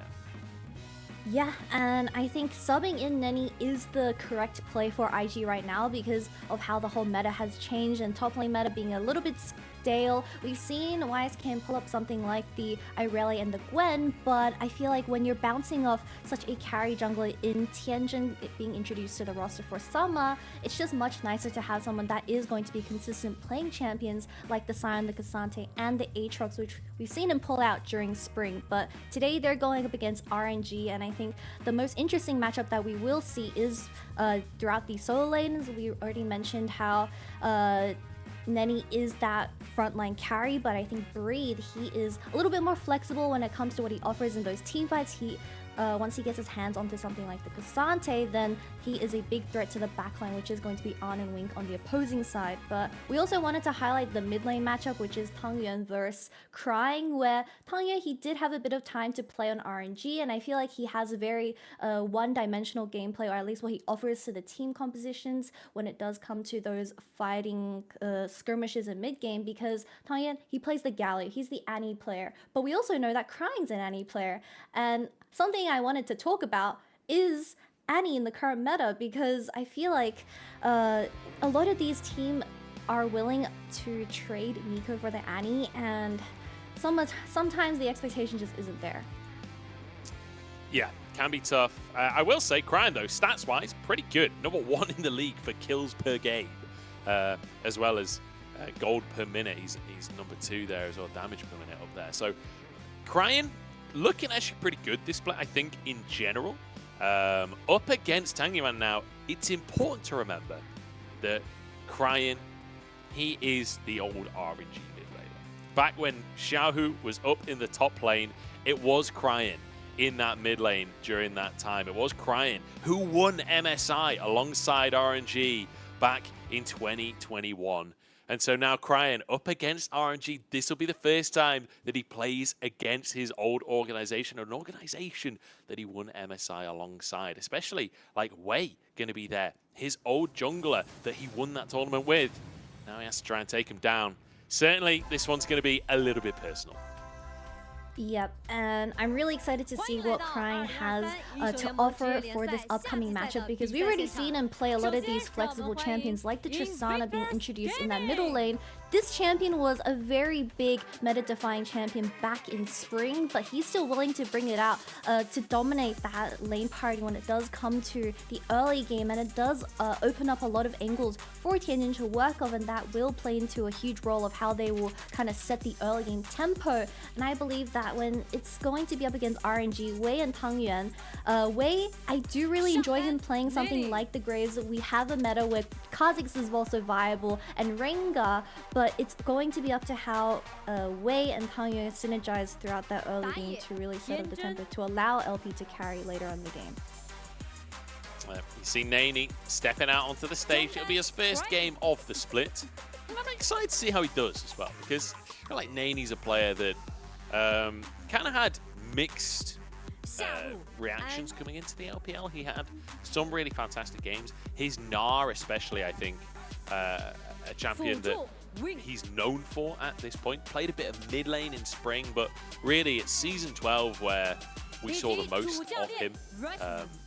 And definitely a player that, not the perfect top laner, but has had some really standout games. And in a tankier meta, when you're playing things like the Gnar, things like the Ornn, perhaps this could be where Nani can really shine. Yeah, and especially, we also, from that interview, Wei highlighted that Tianjin is that Rengar player, and they're going to be very careful with how they approach the early game and how they will use their lane priorities to shut down this jungle in particular. And with Nani coming in for this game 1, I mean, him being able to play something like the Scion that is so high in priority when it comes to that top lane matchup is going to help with how IG find that team identity, because I think On and Wink is also a very interesting case, as back in spring we all know that Wink, he used to be an ADC player and that he also transitioned into the support role very well because of how Carrier introduced a whole meta called the Umbral Glaive ADC support meta, and he was just finding a lot of these cheese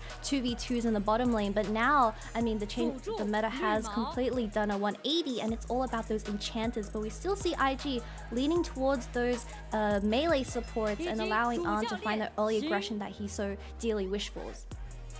Yeah, and I feel like in that support matchup as well, we're kind of looking at two players that are looking for a bit of redemption, where Wink, you know, is an AD carry, never really quite reached the potential that I think a lot of people were hoping for. Like, came in as a hyped up Draven player that was going to dominate.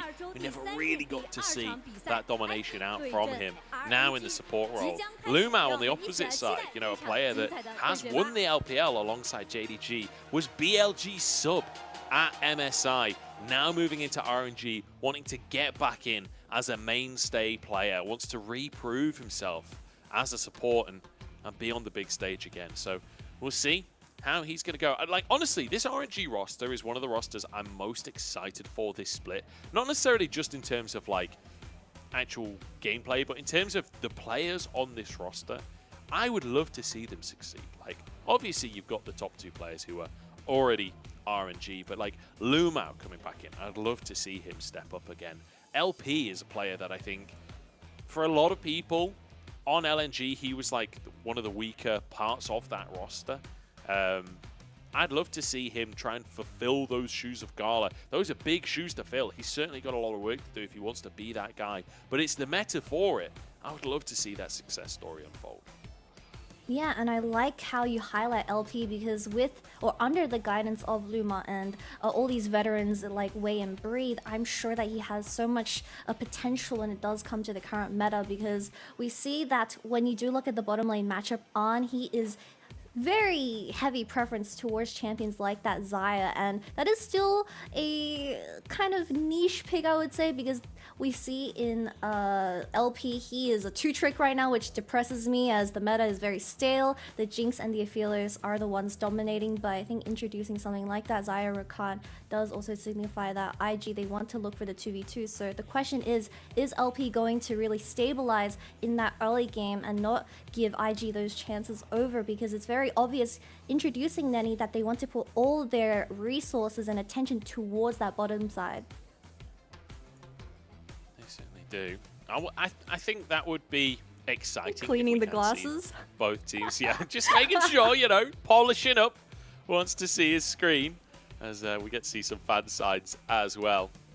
And we cut from a side of Wei to Wei, looking awfully surprised at something on the screen there for a second. Krang's keyboard's off the table, by the way. I'm very concerned about that keyboard. Yeah, is it hanging in there? Maybe he's on one of those like school desks where the table is like part of the chair. It's like right in front of him. Yeah, I don't know. Well, to be fair, you do see a lot of those players where the keyboard is like almost 90 degrees from the actual desk. It's often in FPS games, but I used to be a sideways keyboard gamer.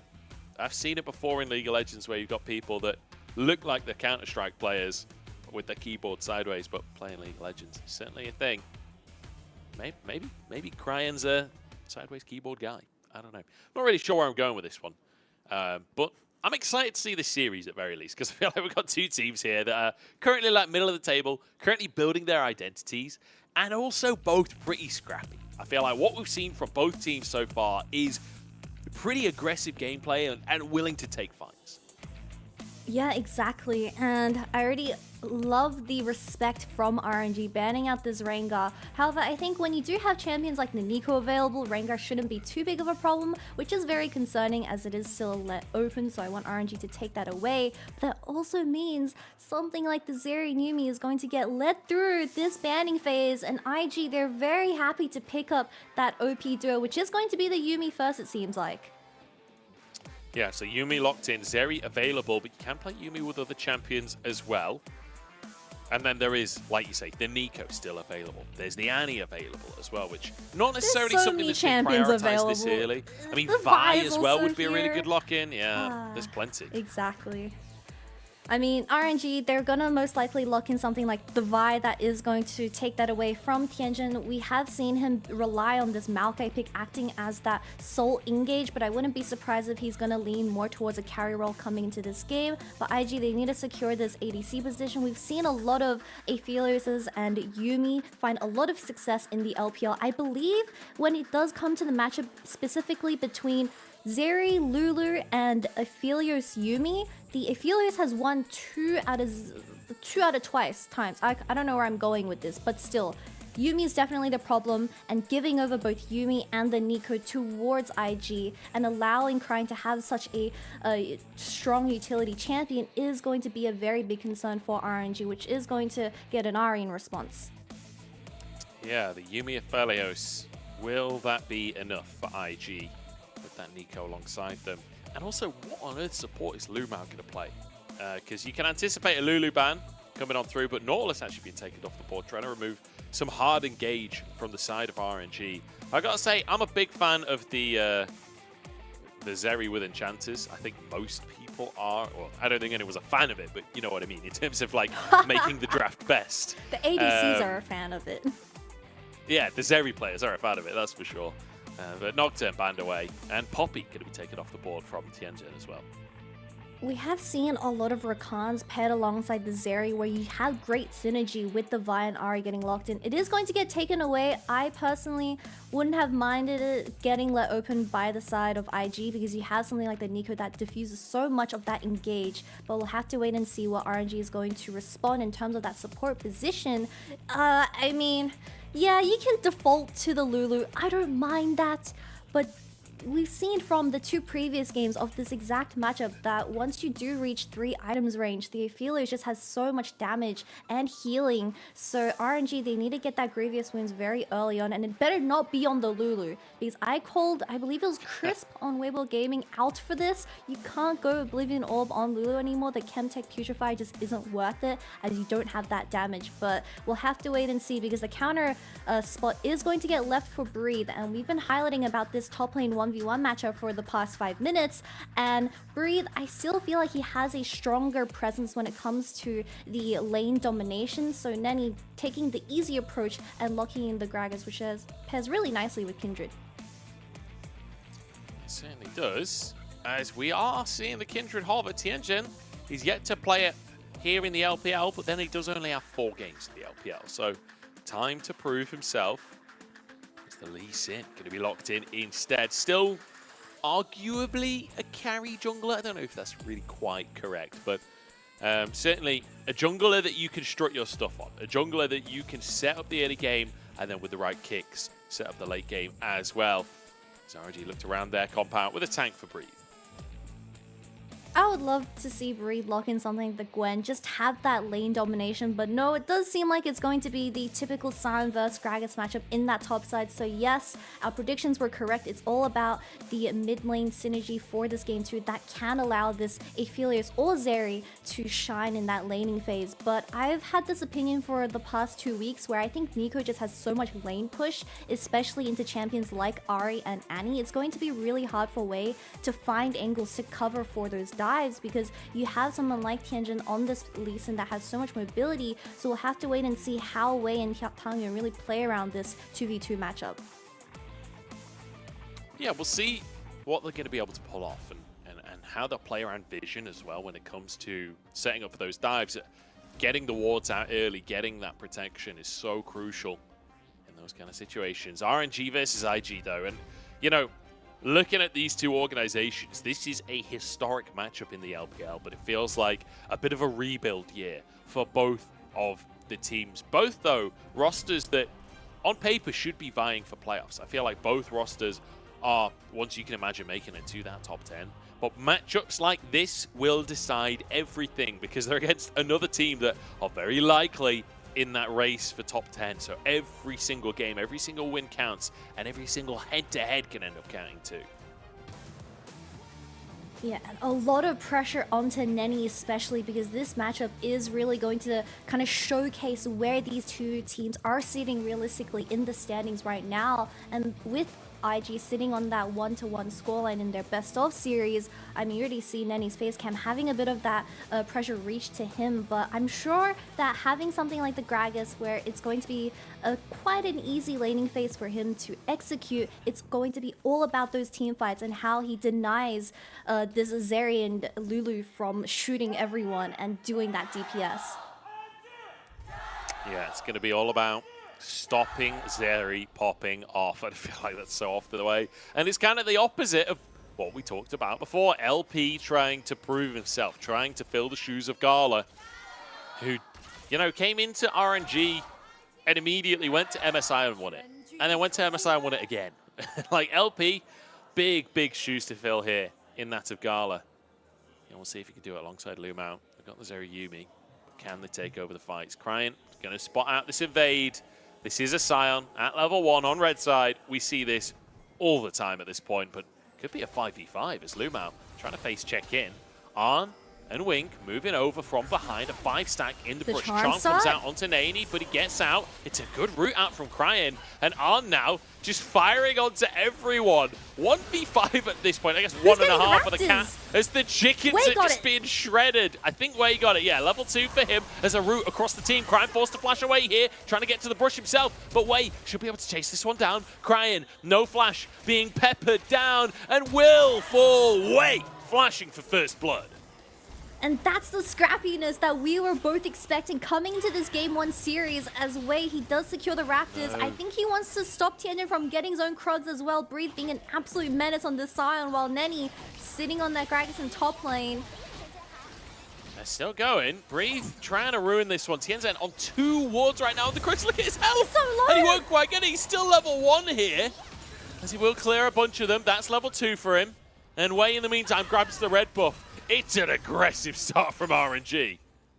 And the biggest difference is that LP Heelish is eating up that solo XP by himself in the bottom lane, while IG, they were losing in terms of there's a bottom skirmish, and now Tianjin losing his red buff as well. That is going to stop his dueling potential up against Wei in this early game, and I'm really worried for him as RNG, they came into this game with a plan.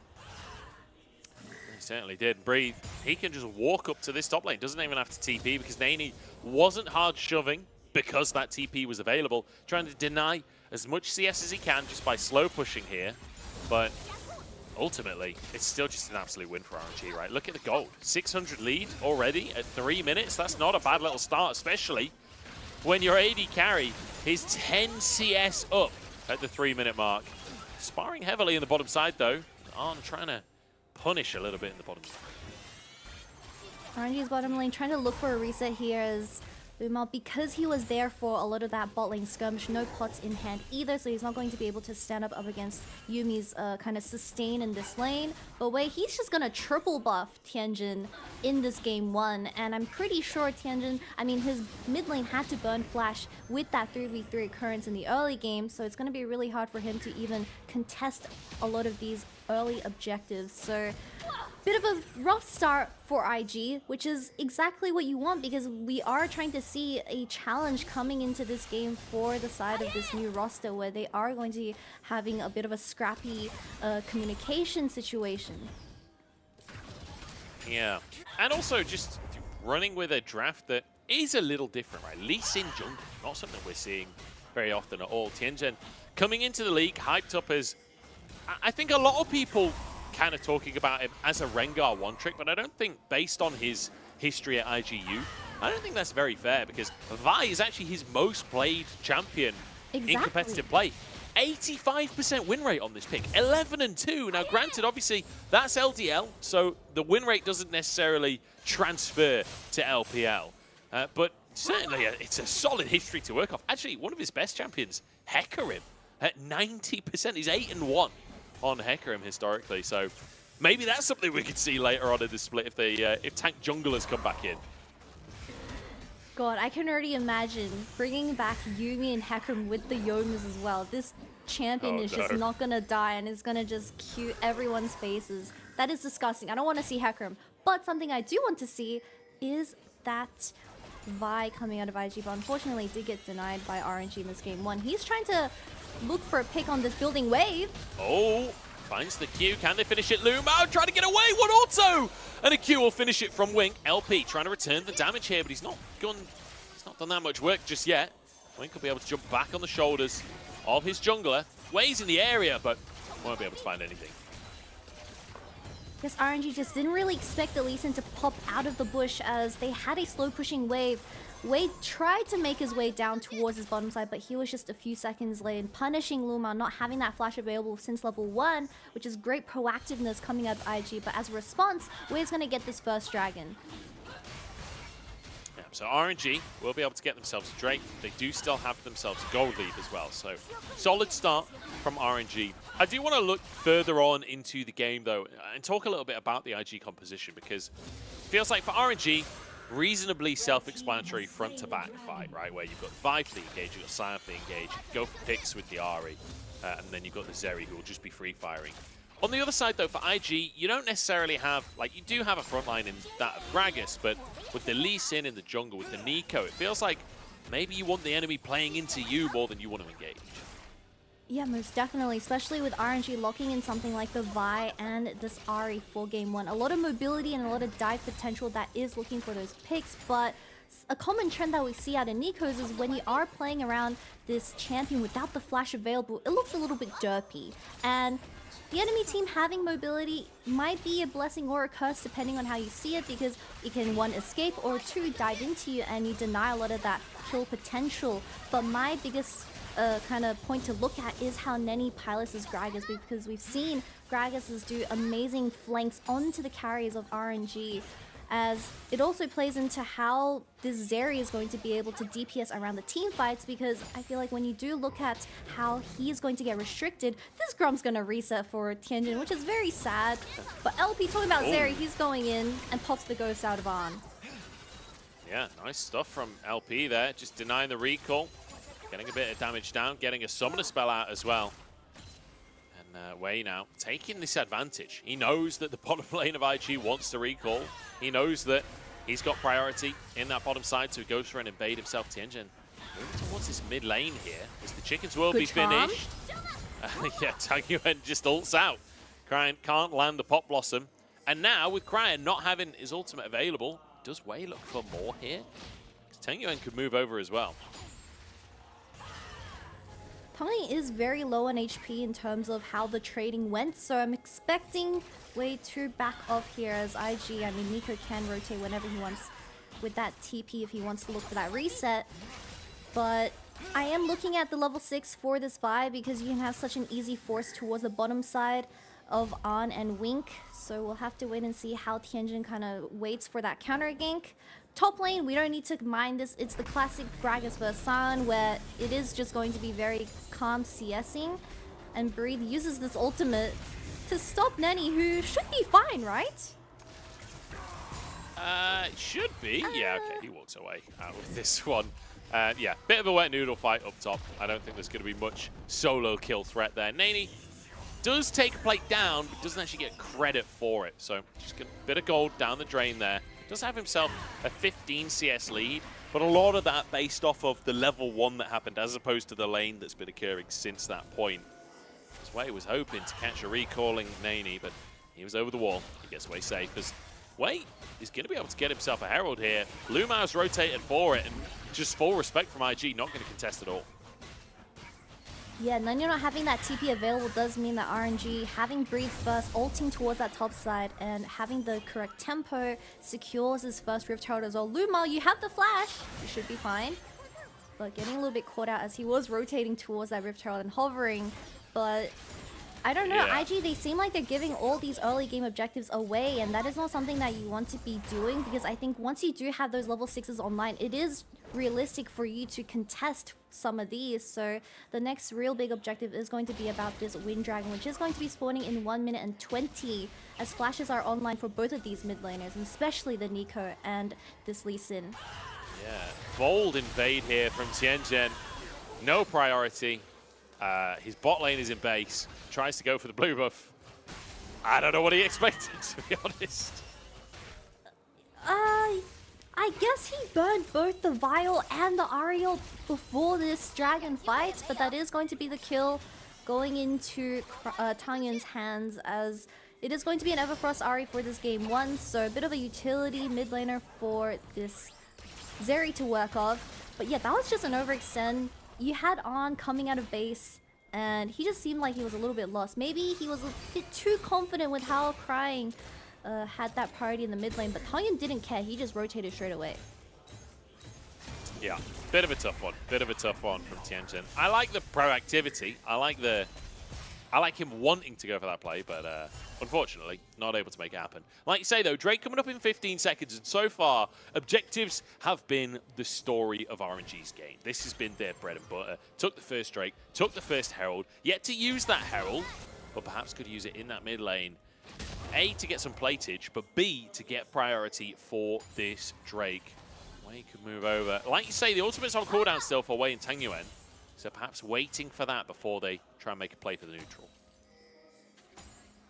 Just taking a look at the vision, RNG, they have a lot of great vision protecting their own jungle. However, they won't be able to spot this one just quite yet. Tangyun, he has to TP back, but I think he has a really good flank angle if IG is not too careful about this one.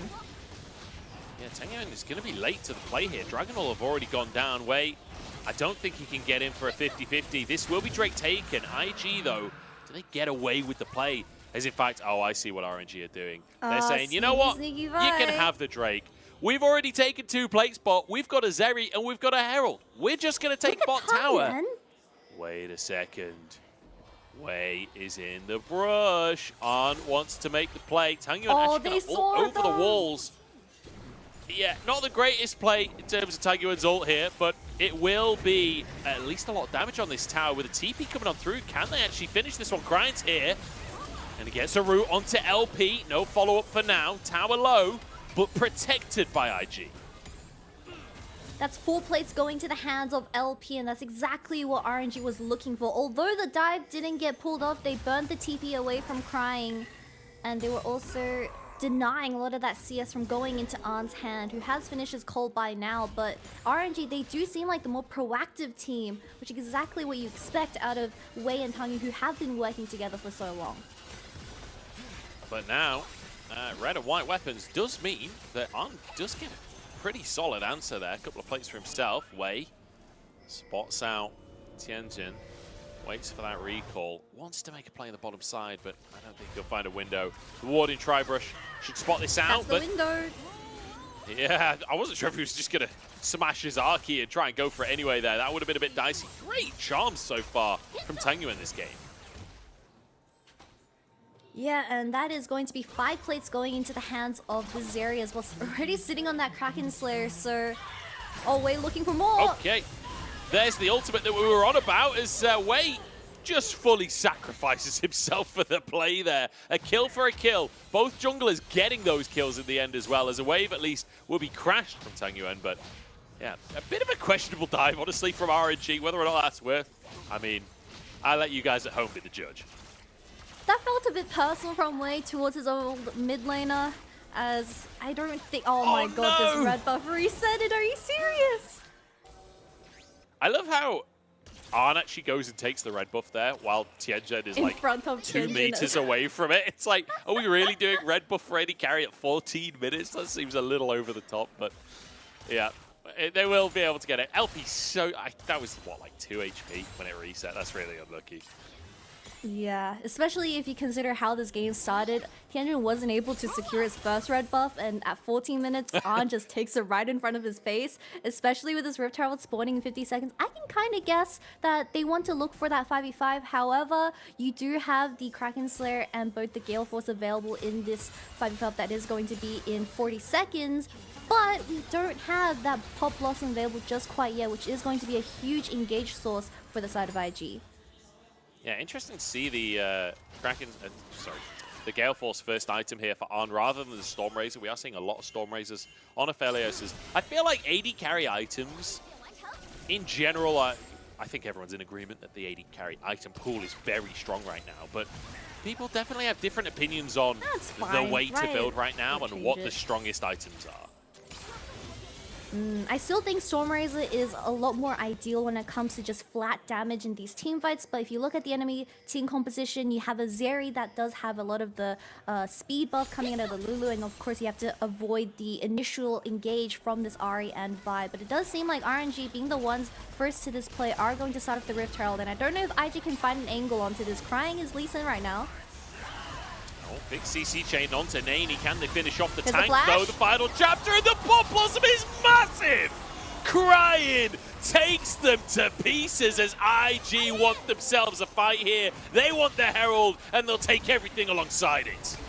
And Crying gets RNG completely off guard, being that Lee Sin's walking into the team fight, but having that Pop Blossom and Flash available gets a 5-man knockup and stun, secures this Rift Herald, and a huge shift in gold for IG. That is a Pop Blossom and a half right there. Fantastic stuff from Crying. Sets his team up.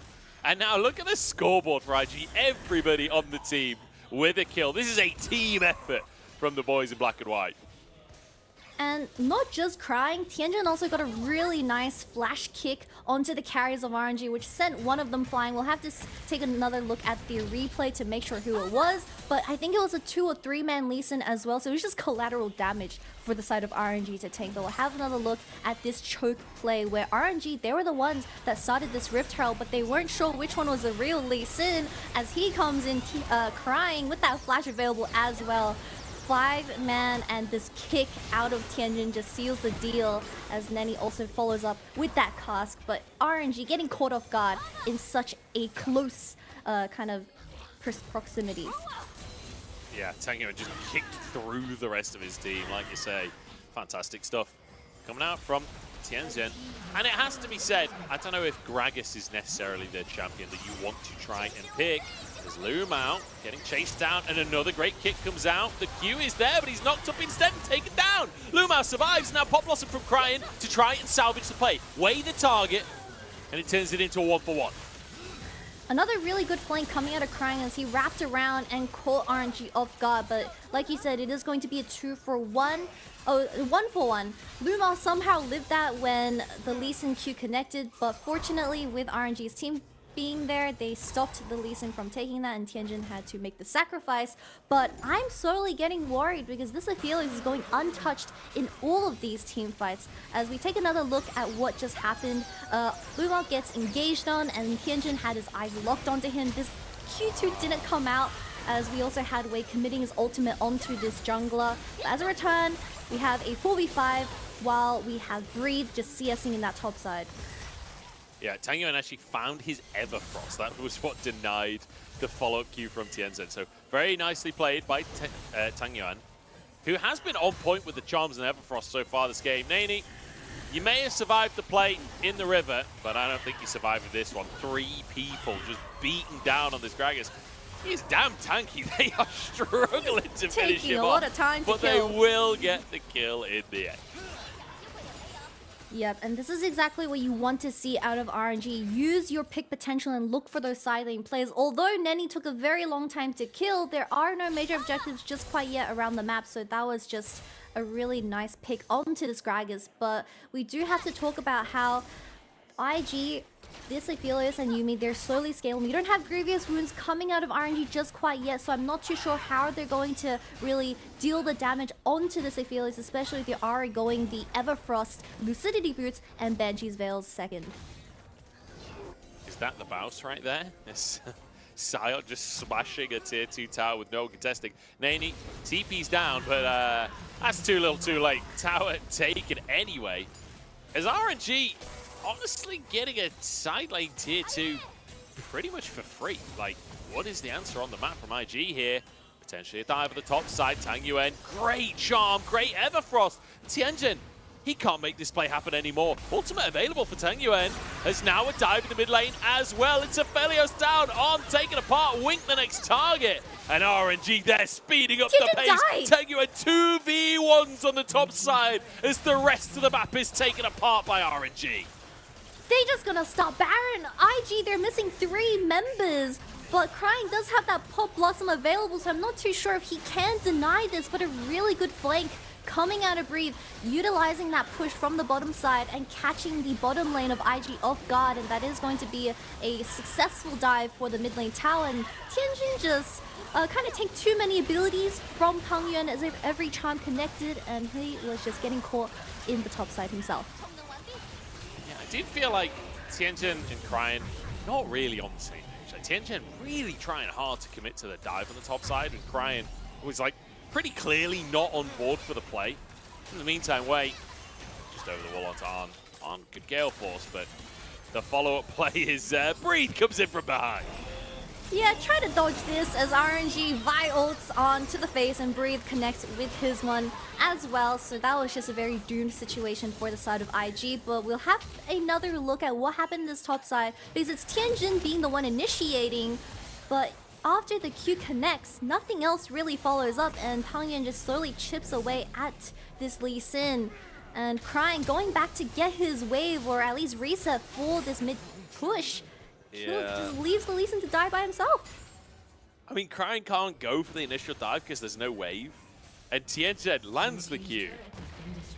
And you just see that classic like Lee syndrome come on through, where it's like the Q is hit, I must press Q again. And he flies in, finds a 1v1 with Tang Yuan, who perfect charm and everything, like really great play coming out from Tang Yuan. And it's just the perfect punish. And then you see the discoordination again, where Tianjin gets flashed on as Crying has backed away. They're obviously not expecting Tang Yuan to go for the play. So really well played by Tang Yuan, but also just IG leaving something to be desired when it comes to the coordination. And especially with this Dragon Soul point spawning in 10 seconds, I'm not too sure if IG can even walk into contest at this point, as Tang Yuan is just having constant pressure on this Ahri with that Baron buff. He can realistically look for a really nice flank with that Banshee's Veil. He should be fine here. Just walk over there and continue to show some presence in the mid lane while we have the rest of RNG securing this third dragon for themselves, which is going to be an Ocean Soul Drake. And we all know and love, kind of hate, love. I'm not too sure what your relationship is with these Dragon Souls, but Ocean is something that you don't want the enemy team to be having at 27 minutes. Especially on Sion, right? You just get so much value. Like this one, a Mountain, when you've got a Sion on your team, are just so oppressive during the team fights. Breathe on the front line here. Tianjin looking like he wanted to start a fight there, but I don't know if it's a winnable fight. LP gets caught though. Knocked back, knocked up, but he still survives. And now the Lightning Clash comes out and the health bars will drop. LP charging forwards. It's a good kick, but he was already going in that direction. He's happy to go further forwards at this point. Nani up next as they try and dive this tower. But with Baron in their pocket, they could just take the objectives. Really good peel coming out of RNG, as well as you see Crying getting that one-man ultimate onto LP, but him having the double summoners didn't mean too much, as IG, they're struggling to follow up with any damage, and that is going to be the mid lane inhibitor as they work towards this top side as well. Fantastic stuff coming out from RNG. And you know, we were talking at the start of this series about identities, like both these teams trying to forge an identity for themselves, to forge expectations with all the changes that have come on through. Well, RNG looking like they've done a lot of work to make sure that they are on top of how this meta has to be played. Yeah, and we'll just have another look at what happened here, as we have RNG's entire squad just protecting LP on the Zeri, and on having that red and white, not being able to get into the whole mix of everything, getting zoned out. Tianjin is caught at his own romp here. Yeah, Is he going to be able to escape? Anymore. He's going to get chunked out by Tang Yuan once again. Tang Yuan is just hunting Tianjin this game. His breathe will take a bit of a chunk, but he's not dying. Just invincible. The whole team goes in. Pop Blossom is here. Charm comes on through onto Naney. His LP over the wall, and it's time to sweep up. See you later, IG. They focus too much onto the tanks. Breathe is still alive, by the way. That whole time, he's just chilling. Went back to base. TP's in now as the supers start to pressure onto these Nexus towers. The flash onto Naney to deny him getting onto Fountain. This is going to be game in 25 minutes. RNG, step up, show us that they've got a great read on the meta, a great understanding of how to snowball and dominate through objectives. And at the very end of the day, it really did just seem like RNG, they were better in the team fights, and they had a much clearer idea of how to play this game out. As IG, you see them scrambling, trying to get something done, putting all their abilities and resources onto a Sion, but at the very end, he remains 0-0 and 7, and RNG take this game in a convincing manner. Yeah, James Bond in the top lane to finish the game off 007. Making it work for his team. And I have to say, LP, fantastic game for him on the Zeri. Like, the whole composition was designed for him to have a fantastic game on the Zeri, but it felt like he was untouchable in the backline, getting that damage out. But I feel like Tianjin in the mid lane, fantastic game for himself. Like, not Tianjin, sorry, Tang Yuan. The Ahri, like, every charm it felt like landed. He was permanently on Tianjin. Like, no matter where that Lee Sin was, he was there to answer. He was there to deny any plays and just consistently finding windows. I want to see what damage he managed to do this game, because he was on the classic, like, Everfrost Banshee's no damage Ahri build. But it felt like he was still chunking because he was so far ahead. Yeah, I mean, very, very less damage in terms of the build direction that Tang Yuan decided to take for this game one. But I believe he did go Medjai's as his third item, so hopefully throughout that last team fight, he was able to kind of pad the stats for this game one. But yeah, really huge credit to Tang Yuan and how he was able to get his hands onto the enemy team. But someone else I also want to credit is Wei. I mean, he got the ball rolling since that level 1, securing the Raptor camp and really making Tianjin work for his kind of own camps in that early game. You saw this Lee Sin, he was a little bit out of his element because he got triple buffed, and it was really hard for him to work towards any lane. He did get a really sneaky kill onto Lu towards that early game, but it wasn't enough. As you saw that IG's entire team composition, it's very hard to lock down someone like LP, especially having that cleanse available in hand. So I think the expectations out of Neni on this Gragas, we just didn't see it in the team fights. Yeah, and Tang Yuan actually managed to top those damage numbers. We asked if the build was enough to stop him, but like I said, just constantly landing every skill shot, managing to make it happen. Fantastic game from RNG. And like I say, Tianjin, kind of a tough one for him. You know, having that Rengar banned out against him, I feel like that's going to be permanently the question for IG at this point is, can Tianjin, like, mesh with this team? It feels like he's not necessarily on the same page as the rest of the squad right now, which is, it's one of those issues that teams often have when they have new players coming in. Like, you have to remember, he's only played a handful of games in the LPL at this point. So we've got to give him time to figure this stuff out. But whenever you're bringing a rookie in, the question is almost always, how well are they going to work with the team? How well are they going to mesh with the game plan? Are they going to be able to build that synergy quickly? And for me right now, there's still a lot of work to do there for IG. But RNG, total opposite side of that page. Fantastic stuff in game number 1. Super coordinated. And honestly, looking really, really good. We'll see if they can keep it up in game number 2. The question now for RNG is consistency. We'll find out after the break.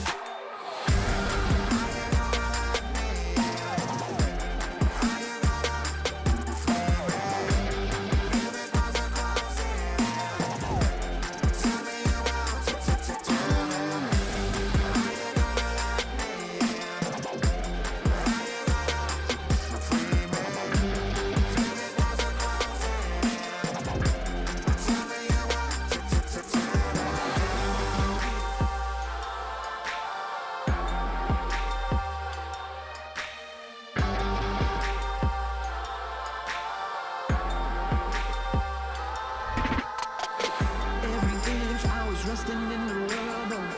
Never gave up, I weathered every trouble. Right here on a diamond in my Empire. Welcome to my empire.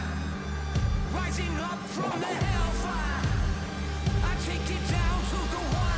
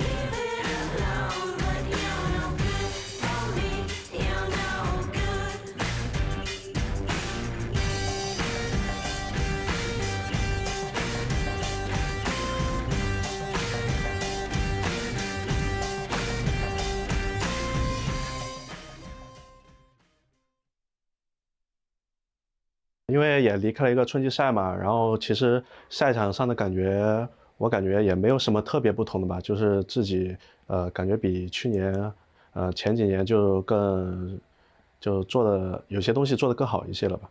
因为 Wink 是 AD 转到辅助位的嘛，我觉得在这一点我还是比较有优势的。然后打他们的话，我觉得我们做好把自己的状态都提升的更好一些，然后配合更好一些，我觉得赢下他们也不是什么问题。Welcome back, everybody, to the LPL as we head towards our second game of our second series here today. It's IG and RNG going at it. I'm Munch, joined by Kitty. And Kitty, straight off the bat, we have to say, RNG looking good in game number one. Yeah, and it's all thanks to your MVP for this game one, which is going to go to Wei, who had a very good performance on the Vi coming into this team composition. I mean, we were talking about it in the break where it's kind of rare to see junglers diving a Yuumi so early on in the game, but they acknowledged this. They shut down this Aphelios and Yuumi very early on in the game, and they were struggling to survive any of those team fights. But I also think it's thanks to Tang Yuan and Wei's synergy in this game one that really did give IG a struggle in those team fights. Yeah. I feel like RNG kind of reminding everyone why Vi and Ari are such a strong pairing. Like, so often we see that Annie kind of replacing Ari at the minute of being the stronger mid laner, and the Nico as well coming in. But when you play Vi Ari and you combo that well, it's just dominant. It's just terrifying to have to play against. As we'll start off with the pick onto Tianzhen, who, let's be honest, that was more about Tianzhen than anyone else. And specifically that play, I want to give huge respects to Tang Yuan for rotating first, even though his wave was slowly getting pushed into him. So he was just sacking all of his gold and experience for this pick on the Tianzhen, who was very well out of position. But later on in these team fights, I mean, you saw IG spending all of their resources to try and shut down LP, but an Aphelios who has to deal with a Sion who was level 14, it's very hard for him to ever walk up, and this is the very last team fight of the game where everything was used on debris, but nothing was dying as items went online. LDR not in hand for the Aphelios, and LP just had a very free game on this Zeri. Yeah, I will say, one of the things we talked about before the game, after the draft, was you were talking about the casks from Nani. How good were they going to be? I feel like his casks were actually decent in terms of like trying to isolate the Zeri. He managed to get the knockback onto LP, and one of the fights was trying to just disengage in that final fight. Unfortunately, the team was so far behind so fast that a single Gragas cask is not going to save you at that point in the game. So Nani not really getting a chance to massively influence things on that one. But RNG, very clear game plan, executing it beautifully, and we're seeing the answer to Yuumi. And we were talking about this in the break, like, the old school answer was, oh, they're going to play Yuumi, then just dive the Yuumi over and over again. And I feel like we saw them making plays around the bottom side to start things off with the Sion level 1, like trying to deny the Aphelios and Yuumi. And then we saw them rotate to the mid lane, and immediately everybody dives the mid lane to shut down the Aphelios Yuumi. So really not giving the Yuumi any space to scale up. Yeah, I want to highlight just the synergy that we saw out of Wei and Tang Yuan for this game one really made the difference when it came to those early and mid-game skirmishes. Whereas you look at the opposing team, I think Crying and Tianzhen, they need to start working together a little bit more. Our biggest concern for this IG roster is, yes, Neni is subbing out Wisecam for this game one, but you also have a rookie in Tianzhen, as the communication, we saw that being a big issue when it came to those 5v5s, and you really need to work on that as well. But it's not a problem that you can solve in one best of series, so hopefully in this game too we get a much better draw from IG. I mean, to be honest, with the way that the meta is, like, Nani is the pick of Wisecam. It just is as simple as that. Like, carry top laners, aside from occasionally Gwen, like, really are not it right now. Nani loves to play tanks. Nani's comfort zone is the tanks. It just makes more sense this way for IG. And I feel like that's almost unarguable, to be honest. Is RNG, ban away the Zeri, ban away the Xayah as well, and then obviously the Rengar respect ban towards Tianzhen.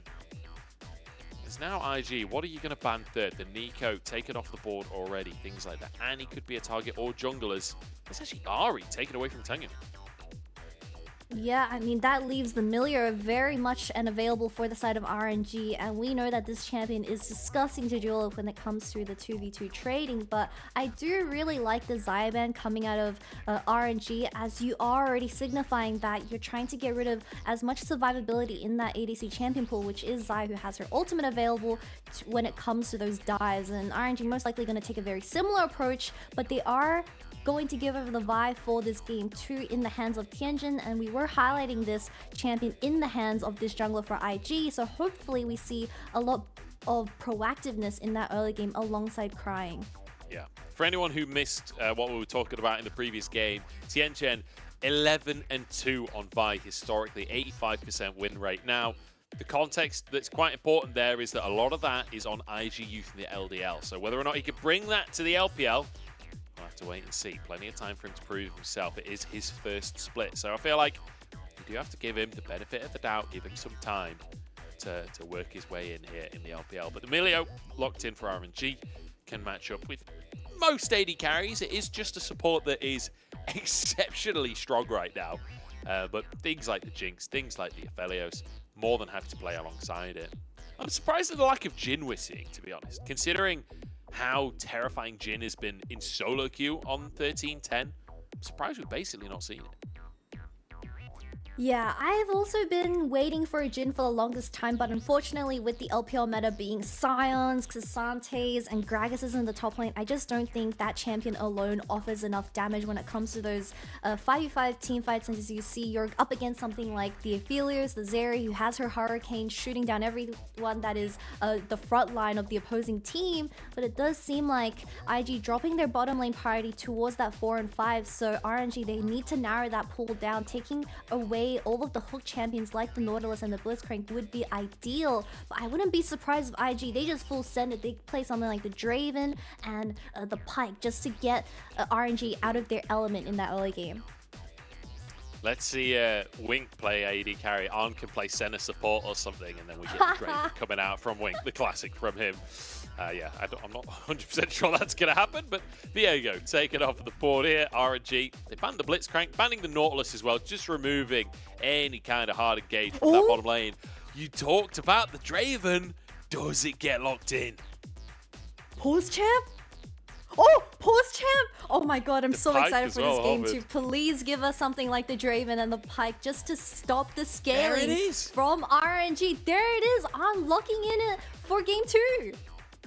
Okay, bringing some aggression to the bottom lane. LP and Lumao will have their work cut out for them. I will say, Lumao or Milio, I'm kind of hyped for, because when you think about Lumao historically, Bard is the champion that comes to mind. And I feel like in the way that trading works, in the way that your general laning works, not massively dissimilar, Milio and Bard. Just Milio, way more stuff in his kit. And now Breathe, bringing out a classic of his own. The Fiora locked in the top lane. Just as I'm talking about, it's a tank meta. Bring Nani, not your carry player. Well, Breathe is like, look, I'm a tank player and a carry player. Yeah, and RNG, they're looking for something that can provide that CC that will also stabilize with a melee champion like the Sphere in the top lane. Sejuani would do perfectly here, but IG leaving that counter pick for Wink in the support position. I mean, we all know what's coming up for IG, and it is going to be the Pyke getting locked in, but we have spicy side lanes coming into this game too. Like you said, the Fiora getting locked in for Breathe, trying to teach Nani a lesson that you can't just play standard and wait to go for those 5v5s, because he's gonna kind of get that bullying very early on in the game. Really, really smart from RNG, right? The second the Draven is locked in, they're like, okay, IG are playing for bot lane. They're playing to be aggressive on the bottom side.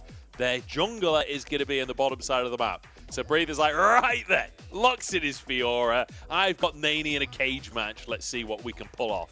The question for RNG, though, will be, how did they respond to this aggression in the bottom side from IG? How do they respond to the Draven and the Pyke coming out, and likely a lot of roaming from Cryan and Tianjin towards that bottom lane?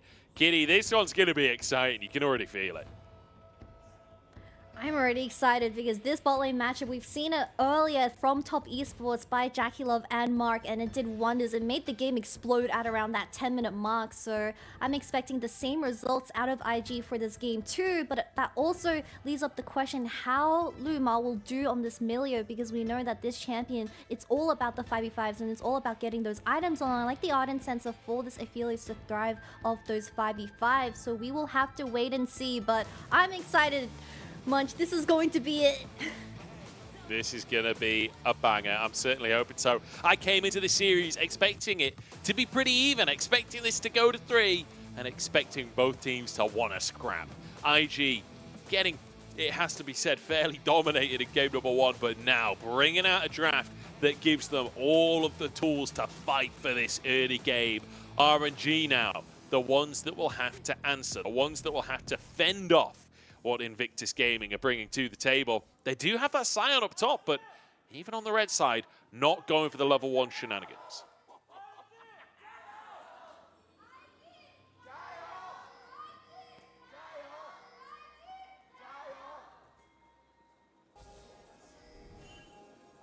Munch, I'm pretty surprised that IG wasn't looking for a level 1 hook onto RNG. Just burn a flash and that just makes your dive so much easier to execute, but it does seem like they are going to do a late invade from the Pyke and this Draven. However, I think RNG, they are well aware of this and playing very carefully. Oh, not a good start to the lane for Nani here, just as the minions are arriving. Breathe gets a huge trade onto him, a grass proc as well. That's tough for Nani. We'll get a tiny little answer at the end of it as IG do go for this late invade. And like you say, the level 1 seems so strong from IG that it seemed insane that they weren't going for the invade. I was surprised that they didn't move the Scion down as well, but going for a late invade instead. As Wei answers by just sneaking his way over to the enemy blue buff. And the wards will spot out Tianjin on his pathing. So we'll see how Wei reacts to this. Starting on the blue, whether he sticks around in that jungle as well. Yeah, the scary thought to be considered here is that you have so many wards spotting out Tianjin on this Vi, also getting the Krugs into his hands. So you know that Aphelios and the Millia currently walk up to protect Wei while he is invading onto that blue buff. So it's going to be really risky for him to even loop around. But it does seem like both junglers are going to go along their merry way and continue with the 3 clamp clear. But yeah, this is the weirdest cross map I've ever seen.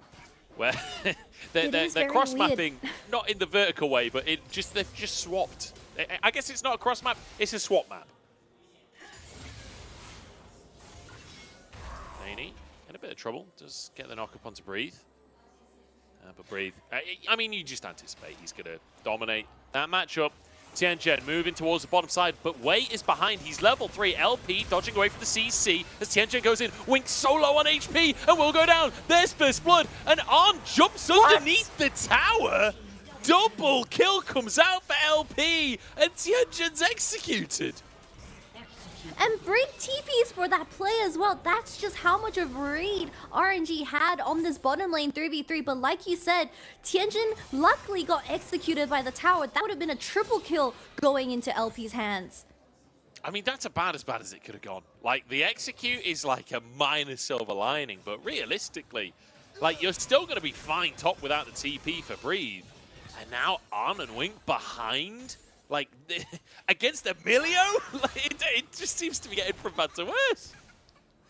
And look, at least Lumao doesn't have his double summoners available because he used it to dodge the initial stun out of Wink. But with how this dive started and that Pyke CC not landing onto the enemy team just meant that this was going to be a disaster as Tianjin died on half HP to that tower shot. I mean, even Draven died to that tower. This tower really put in the works for RNG to win that, but I'm getting concerned as this Draven and Pyke are already behind at 4 minutes. I mean, LP's returning to lane with boots finished already as Breathe kicking things off onto Nani. Wei is here as well. Nani looking for the flash over the wall. Will find it. There's Wei actually warding for that one. Gets himself stunned, but Breathe can't follow. Yeah, I was a little surprised myself.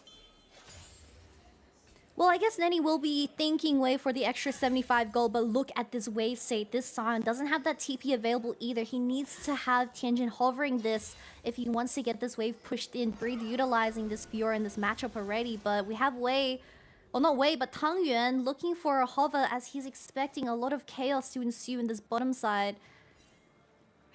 Yeah, Cryan will now spot him. Tianjin is here too. Tang Yuan could be in big trouble, but Wei moving over. Stun will land. CC chain is there, but they can't quite finish the Lissandra just yet. The flash over the wall will keep him alive as LP moves over. Wei gets him caught up and the root comes out from the Graviton. Wei with a kill now as LP finding a bit more gold.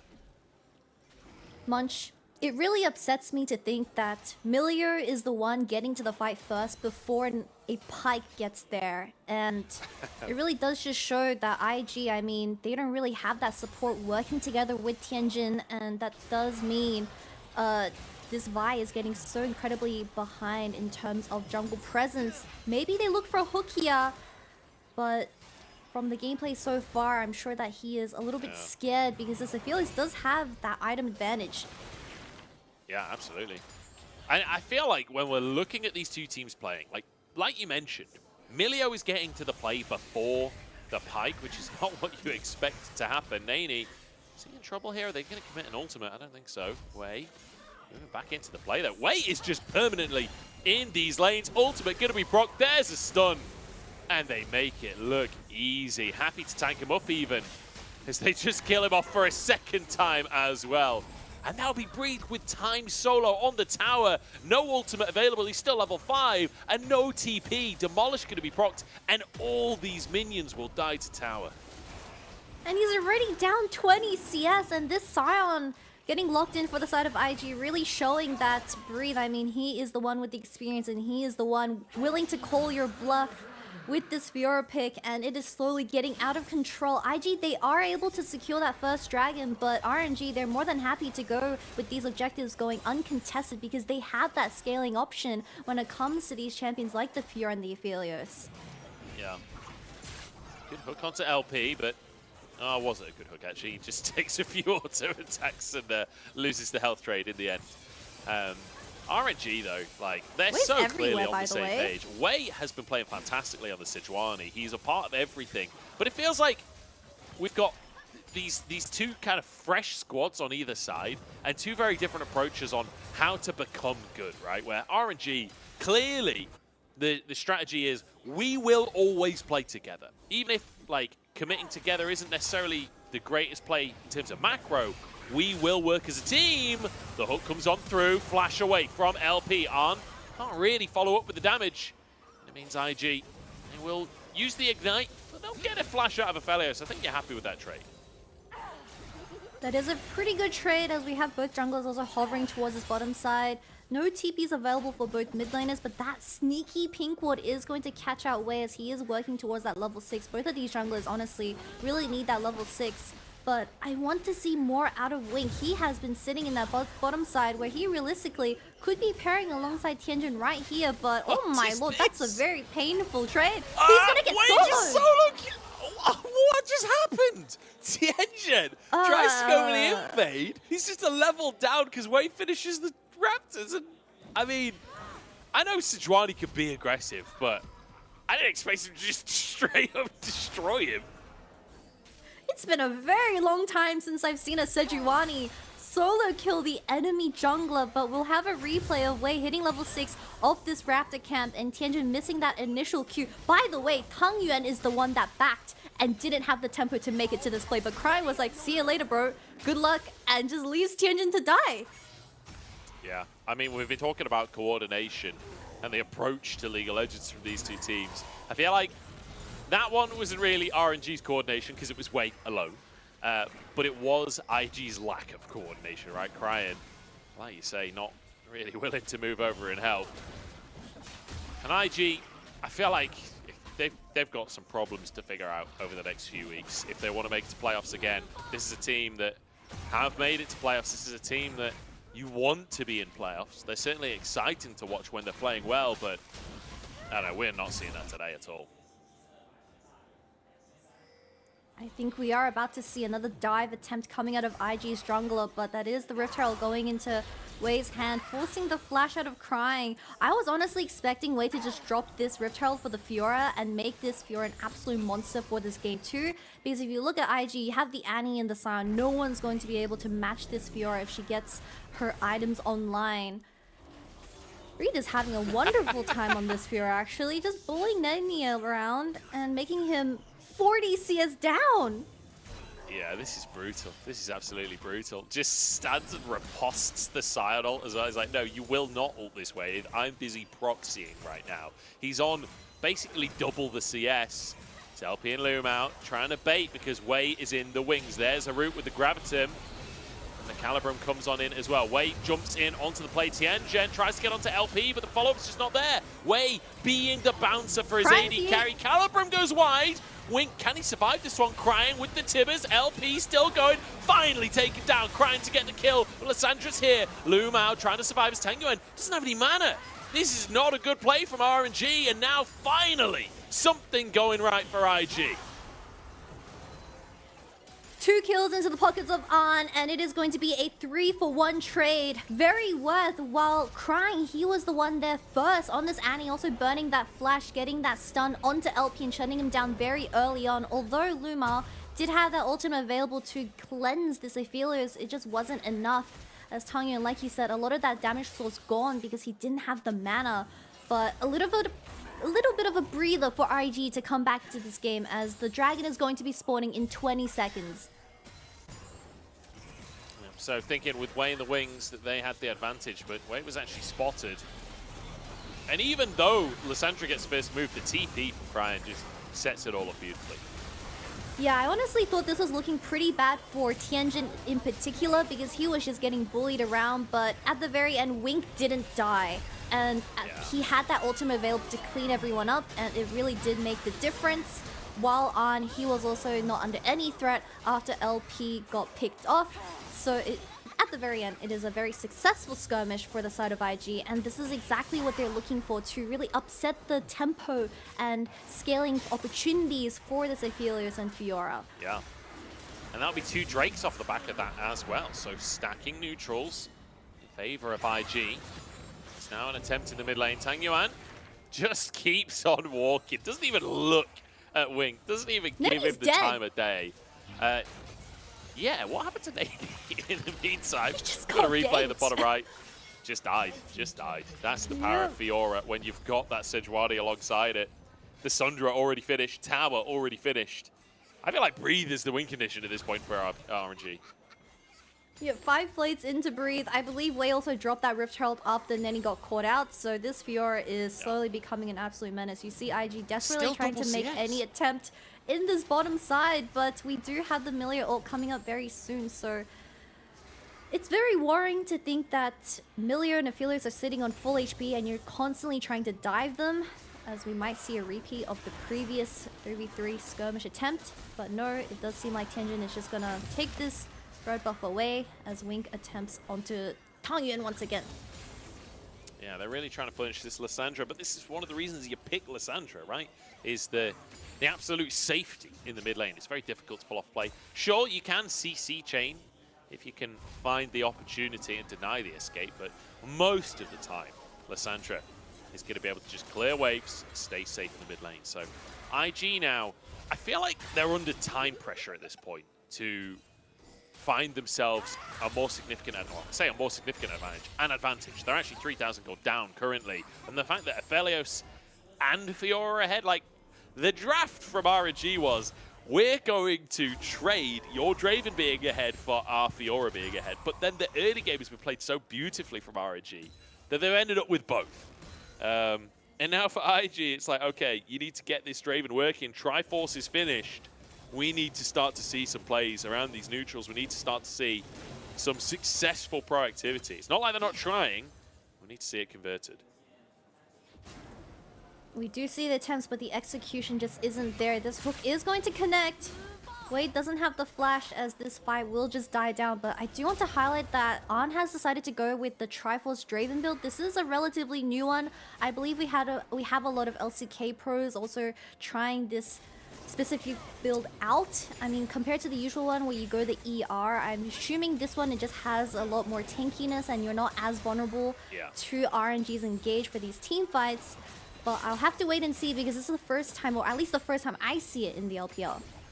Yeah, absolutely. Worth mentioning as well for anyone at home, this is not the patch that you're currently playing on. This is 13.10 live patch, is 13.11, where Triforce actually got buffed. So this is the weaker version of Triforce than what's actually active on live right now. And anyone that's not been abusing Triforce on live on AD carries, start abusing Triforce on AD carries on live. I've been playing Triforce Ashe, and even that is disgusting. So yeah, Triforce in an incredibly strong spot on the live patch, but it was already pretty damn good on 13.10 as well, and you can see An trying to use and abuse that fact. The Rift Herald is now up and available, as Tangyuan, he's leaning more towards that bottom side.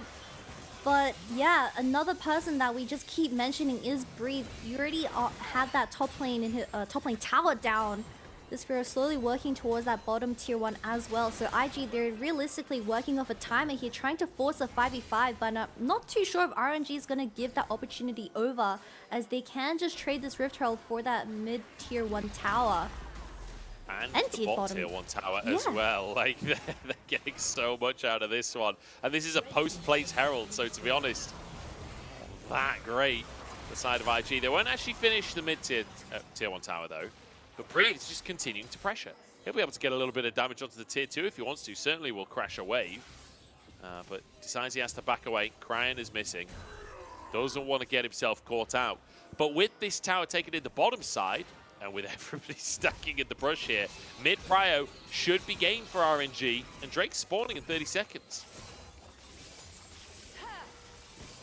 I really want to see IG trying to force a 5v5 in the mid lane, because this Sion isn't going to find any success in the side lane. RNG throwing the ultimate out.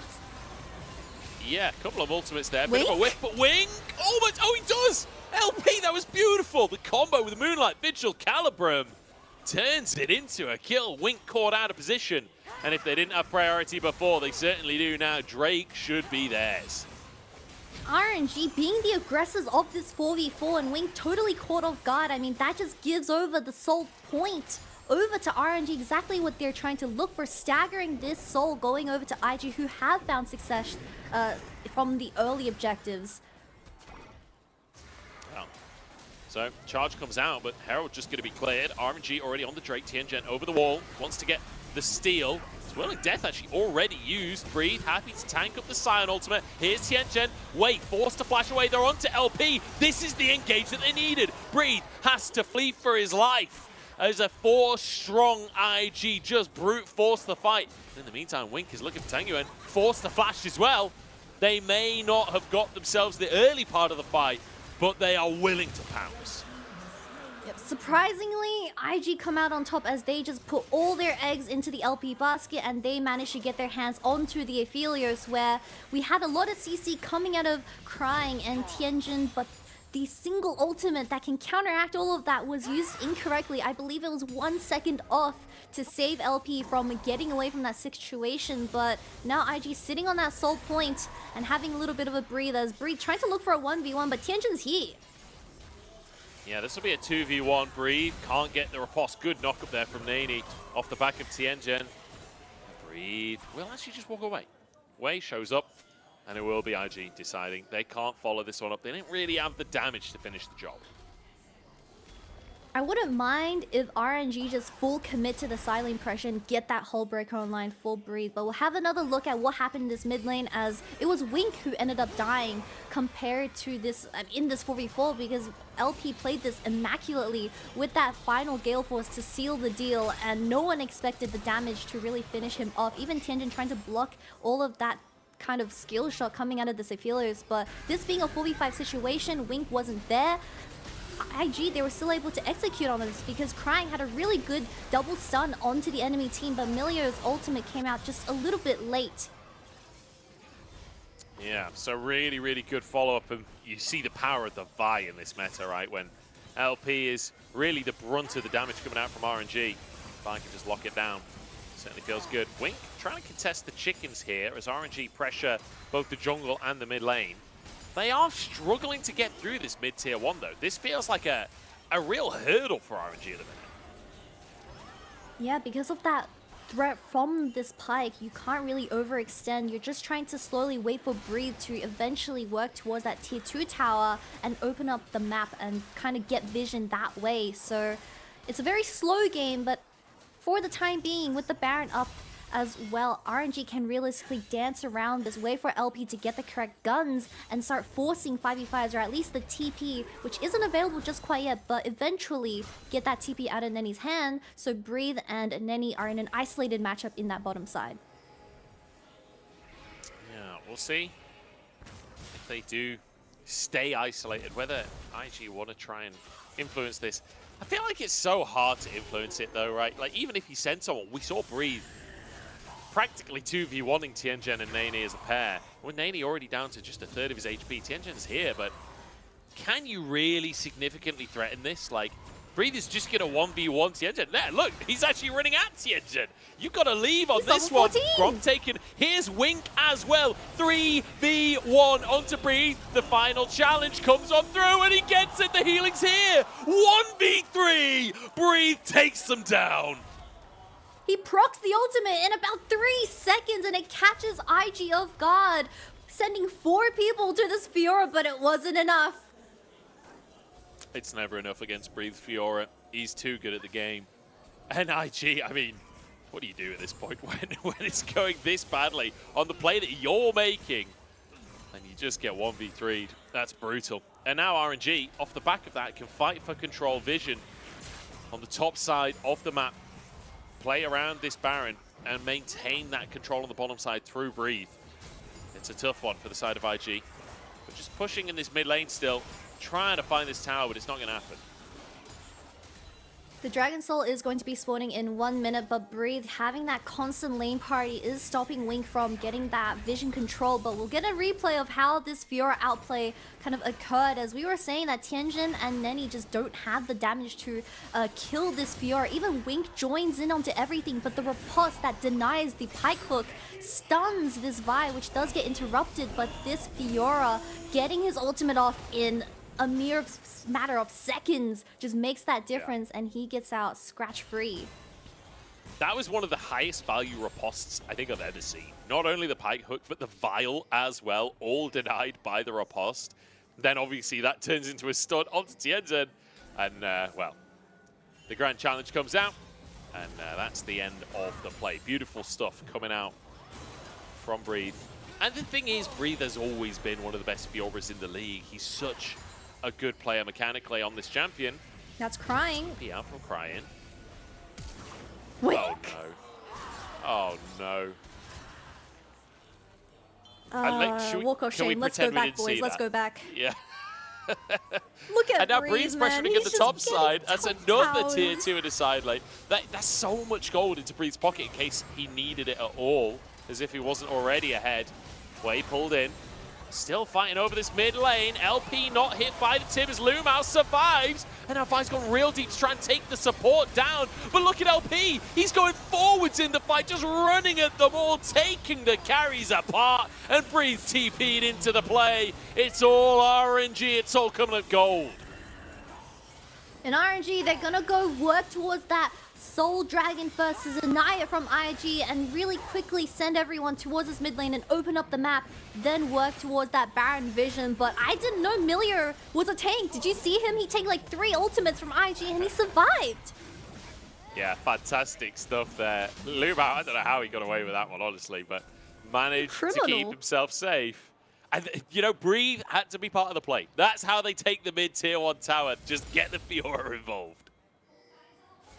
We see Wing planting down that vision, but I'm not too sure if it's enough. Tianjin is making his way from the base, but it does seem like with the red and white, RNG, they're going to secure this Baron very soon. Yeah, there's a ward over the wall. Wing can't find it. And Tianjin trying to get there, but double smite because Taeyuan had the spellbook as well. So just taken so fast by RNG. Let's take another look at this fight. Because watch LP as well. He goes so aggressive in this one. Yeah, and Crying, he lands a really nice initial double stun onto the jungler and Lumao, with the Vi ultimate also connected onto him. But I would love to see Wing get that ultimate reset onto someone so low. I mean, everyone lived on 1 HP, but at the very end, when it comes to these 5v5s and your Pike isn't doing the damage expected, you're never going to be winning, especially when Breathe is involved into everything. But I'm assuming after all of that, he has the goal for a Hull Breaker now, and he's going to become a menace with that stopwatch in hand as well. Yeah, it has to be said, when you're running Pike Draven and you're not winning that lane, it's always going to get tough when it comes to the team fights against the Felios Milio, who are ahead as well. Like, that's never going to be easy. Not to mention that the mid and jungle are both picked to set up this Aphelios Milio duo, who will just continue to siege away now. Green and white weapons, as they actually managed to get away underneath the tower, but the healing comes on through. The Whirling Death is there, and it's Tianjin to go down instead. Crying only just arriving on the plate as Breathe pressuring with the Baron in the bottom lane as well. I was going to say he's gone too deep, but I don't think there is a too deep for Breathe. He's got just the right amount of deep on the bottom side, pulling everyone over as the rest of RNG take the mid lane. IG, they're slowly running out of options. They don't have that flash available on Wink, on Crying just quite yet. Breathe, he's flashing in. Breathe just rinsed him. He just takes Wink apart. There goes the Draven. There goes the whole squad here as Breathe wants some more as well. LP there to support him as the double comes through. 16-6. And you know, the start of the game may not have been quite as one-sided, but the rest of it certainly was. RNG showing up and showing us that they are a team to be reckoned with. They're not just looking at middle of the table here. This is a team that is going to fight for the top of the table. We'll see if they can keep this kind of performance up against some of the other top teams. But as of right now, the coordination, the game plan, everything looking so smooth.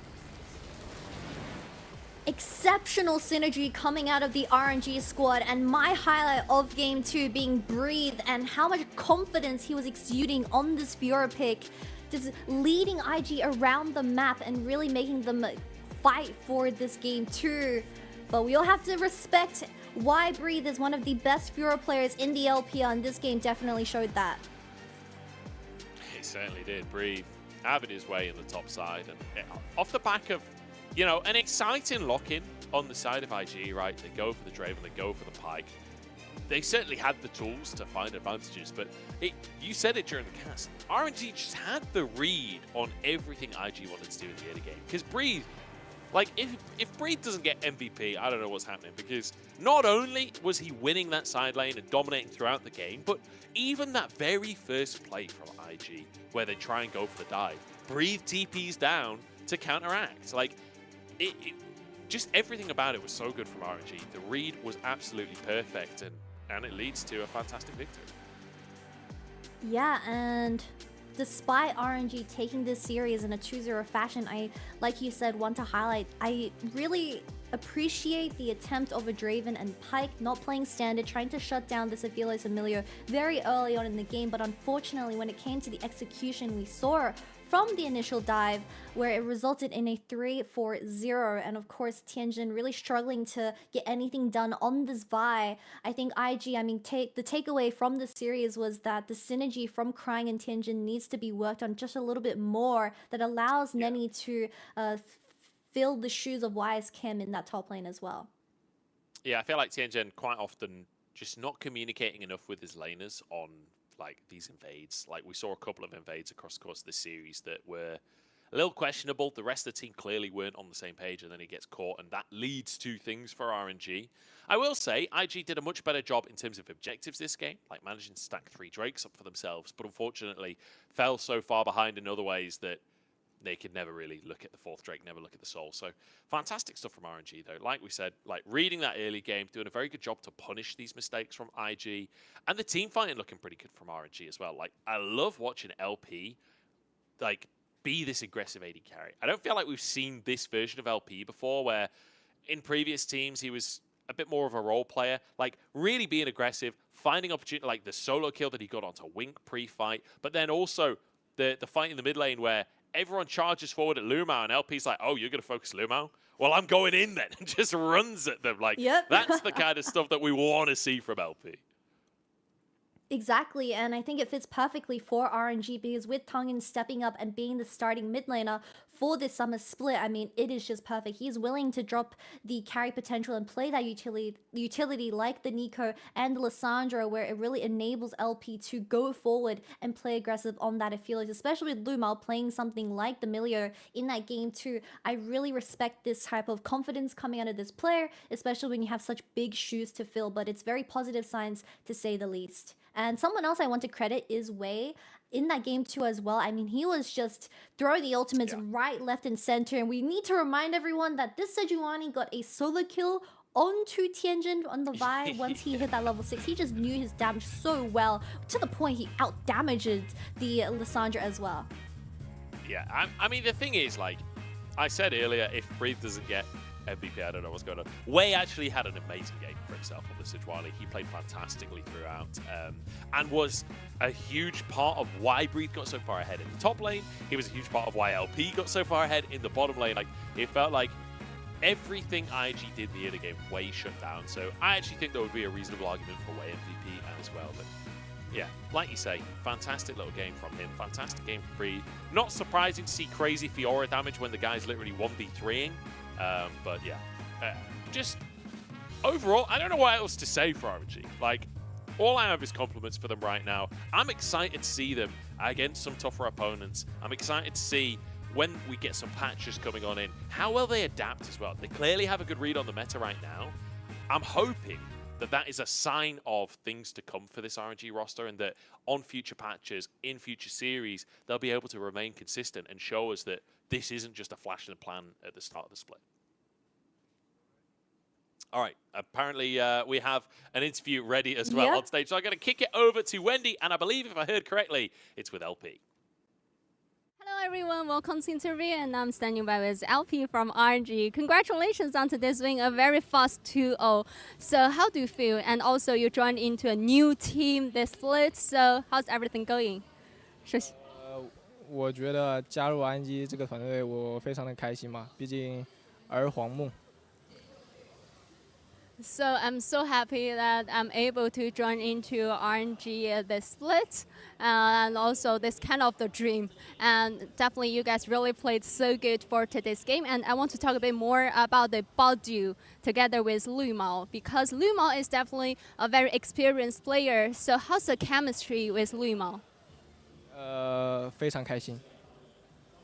So I'm really happy to play with Lu Mao, very happy about this part. So talk a little bit more about today's game. So in game 1, in level 1, you guys have the level 1 invasion to the opponent's jungler area. And around there, you were able to get the kills to have a very smooth start. So tell us more about the game 1 strategy. 大家的临场发挥 freestyle。 Yeah, it's a freestyle from ourselves. We just made the decision at that time point. And definitely after that, you guys have a very clean game 1. And talk a little bit more about game 2. They have chosen this Driven and Pike bowling. After they lock down the champion, we have already noticed that they are going to target a lot towards a bowling. But you started with 2 kills when they were going to have the bot tower dive. So tell us more. What's the strategy from you guys?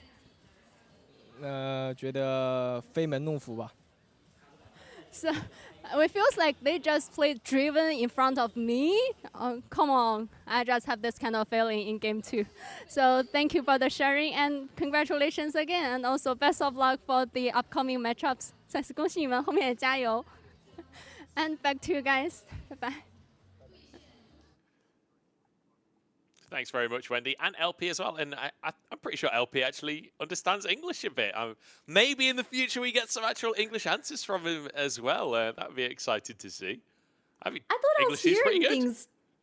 Yeah, because Wendy only spoke English, and then he responded with absolutely no issue at all. And then now I realize that LP, he has very strong bilingual abilities now. Huge respect. Yeah, awesome to see. Awesome to see. And it seems like he's very confident.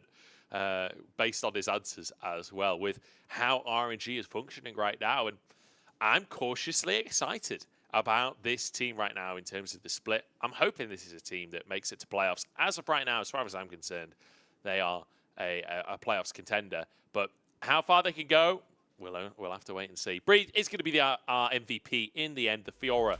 Hoping that top side.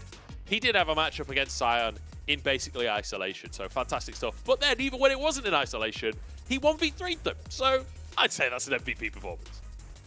I mean, just taking a look at the pure stats, man sitting on 39% damage share on a Fiora and a 41% KP for this game too. This is just an absolute monster when it comes to the top lane. But I guess the question for RNG now, with such a dominant, or taking down IG in such a dominant fashion, what is the next step for them? Because we know that coming into today, we had the expectations of the series being extremely scrappy, but that's not the case. RNG took down IG in such a convincing manner that I'm seriously thinking that if they have a few more weeks to work together and really get that synergy molded well in terms of LP fitting into the whole whole team, also Lu Mao on the support, then they can realistically become a very big competitor during playoffs. Certainly could. There's certainly veterancy there alongside these younger players that are hungry for victory here. I'm excited for the roster. I'm excited to see what they can do. And IG, still a lot of work to be done, has to be said. I'm glad that they're bringing out something interesting though, right? Like the Draven and Pyke in the bottom side it's always fun to watch, even if it doesn't work out. It's still exciting that IG are willing to try something different. Like, I like that they play game one, acknowledge that the actual meta matchup, they're not winning against RNG, so they try and throw something else at them. Good to see that adaptation coming out from them, and I hope to see more of that across the course of the split as well. But that's going to be 2 series done already. I feel like we are flying through today, Kitty, but RNG looking good. JDG looking good. It feels like the old school orgs of the LPL are doing well today. Feels very weird to have two 2-0 series back-to-back, but you know, Munchables, you had quite the early start for today, so hopefully you get some really nice lunch as I also continue with, I believe, Oshin for the final series. But yeah, it was nice passing with you again. And it should be a banger for that final series for you guys as well. EDG versus BLG to round out today. BLG back from MSI. Can they beat EDG again? They beat them in the lower bracket finals in spring. And we'll find out after the break if they can repeat that performance. 나는 프로게이머를 하면서 그냥 행복하게 살고 싶었던 것 같아.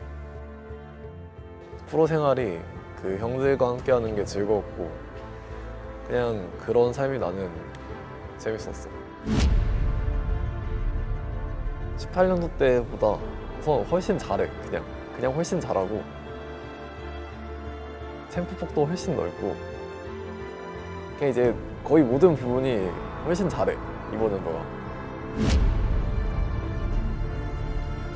프로게이머로서 나는 그냥 매 경기 잘하려고 하는 것 같은데 초심을 버리고 난 열심히 살아야 될 것 같은데.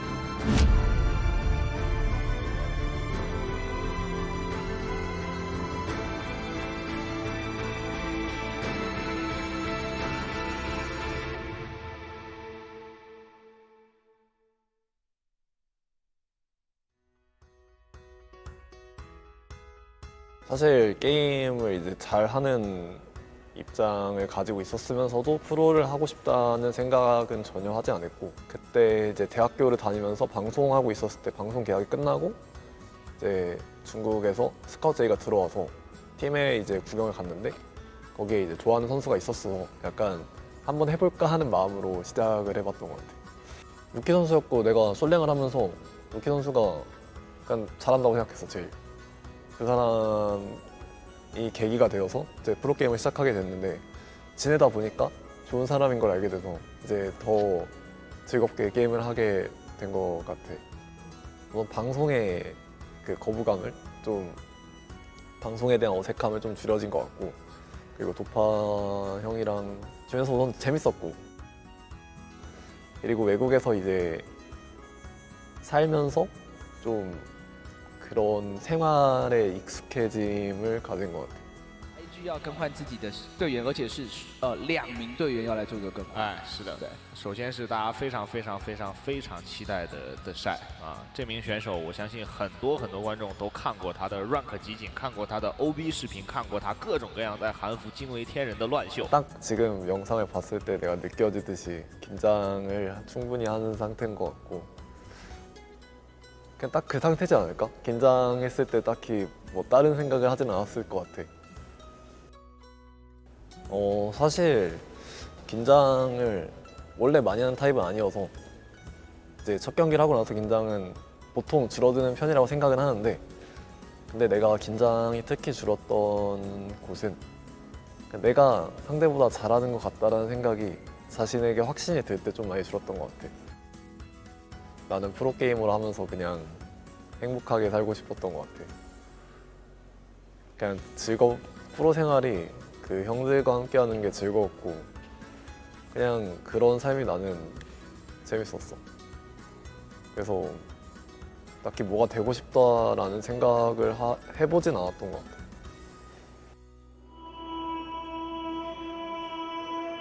게임은 즐기려고 하는 거고 프로는 이기려고 하는 거지.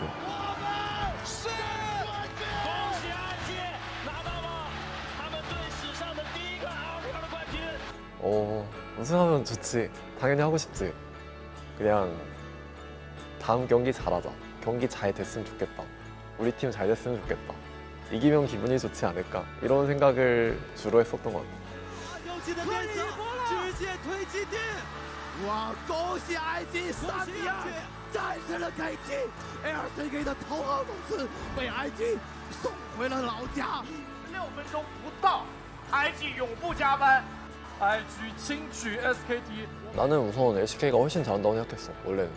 근데 이제 선수들과의 이제 경기라든지 스크림 그리고 이제 실제 대회에서 나오는 결과를 봤을 때 비슷하다. 또는 이제 성격만 다르다. 그러니까 실력의 차이는 크게 없고 이제 리그 간의 성격 차이만 보이는 정도니까 실력 차이가 보이지 않는 거는 둘 다 최고의 리그라고 하기에 맞다고 생각해서 꽤 오래됐지 이 생각을 가지게 된 거는. 欢迎来到2019英雄联盟全球总决赛半决赛的比赛了。主体在侧边等待进场。 对面是只剩下了林伟翔一个开团技能，祥子哥直接是带到了台二，被攻了，给2血被秒了，被改出来。在自己有闪现有大招的情况之下，是被林伟翔的一个大招直接秒掉。 솔직히 나는 경기 졌을 때 막 그렇게 힘들고 그렇진 않은데 근데 이제 보통 주변의 그 분위기가 좀 힘들지. 예를 들어 관계자들이 기분 안 좋아하는 얘기를 선수 입장에서 들을 수도 있으니까. 보통 그런 것들이 없으면 사실 경기 저도 크게 힘들 일이 없는 것 같아요. 나는. 일상생활에서 정말 괜찮고 착한 아이인 것 같고 이제 스크림이나 경기에서는 너무 예민하기 때문에 어떤 사람인지 잘 모르겠네. 그냥 매우 예민하고 좀 스스로가 힘든 것 같아. 내가 생각하기에 좀. 솔직히 말해서 2018년 때 이제 다쳤으니까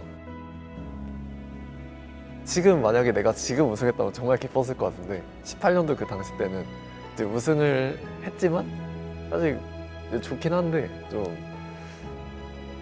그냥 막 좋아하지만은 않았던 것 같아 그때는. 그래서 이제 18년도가 이제 사람들이 나에게 18년도에 대해 물어본다면은 좋다고 얘기는 하겠지만 사실 그 당시에는 이제 그렇게 좋지는 않았을 것 같아.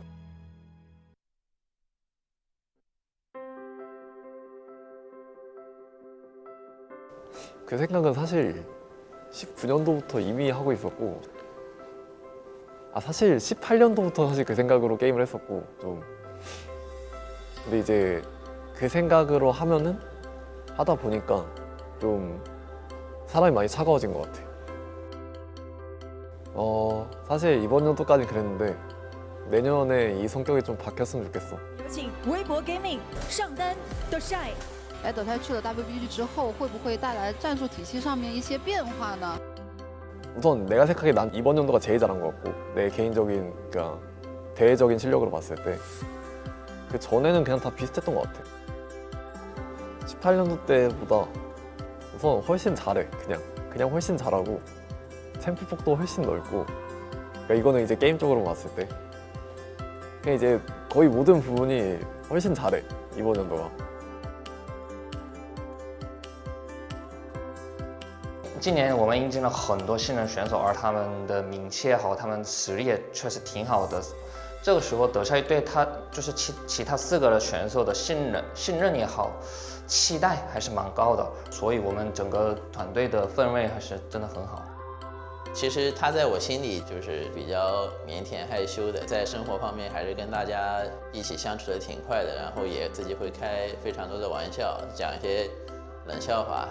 我刚来这边不久的时候，就第1天的晚上，那个浩轩给帅哥就是点了个外卖吃嘛，然后他吃了之后也觉得挺好吃的。然后第2天我们现在才打完，就晚上差不多10点的时候，他对浩轩做了一个这样的手势，然后浩轩一开始没看明白，然后我跟他说他要你点外卖，我觉得就是大家都相处的挺快的，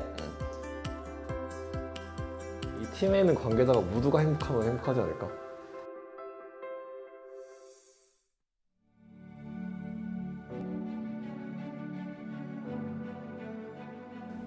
우선 이제 매우 어렸을 때 이제 사회생활을 하면서 그 과정에서 이미 어른이 됐다고 생각해. 나는 이미 매우 괜찮은 성격을 가지고 이제 괜찮은 가치관을 덕분에 가지게 된 것 같고, 수많은 팬분들이 이제 관심을 가져주게 되면서 이제 사랑을 받았고, 이제 그 과정에서 사랑을 베풀 수 있는 사람이 되었고, 프로게이머로서 나는 그냥 매 경기 잘하려고 하는 것 같은데, 이제 미래를 생각하지 않고 그냥 그 지금 해야 되는 경기를 이제 잘 하자. 사실 나는 노력을 더 한다면은 사실 나는 엄청 많은 시간을 프로게이머로 할 수 있을 것 같은데, 이제 그거는 이제 모르는 일이고, 이 초심으로 그냥 성적 더 잘 나오지 않을까?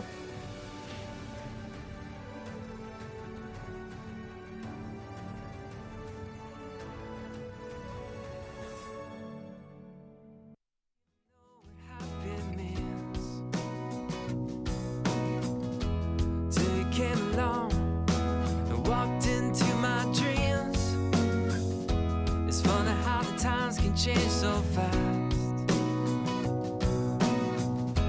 Looking straight ahead, I don't think of the past. You've changed everything. It's like bright lights in a starry sky. We're gonna feel that way most every night. Sunlight on a summer day. We're gonna laugh and dance all the rain away.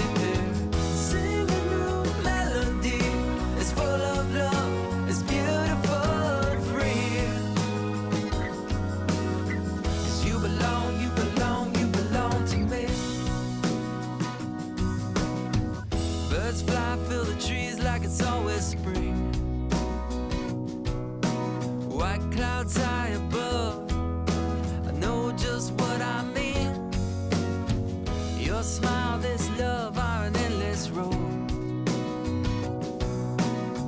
And I'll walk, I'll run, anywhere it goes. You've changed everything. It's like bright lights in a starry sky. We're gonna feel that way most every night. Sunlight on a summer day. We're gonna laugh and dance all the rain away. Sing a new melody. It's full of love. It's beautiful and free. 'Cause you belong, you belong, you belong to me.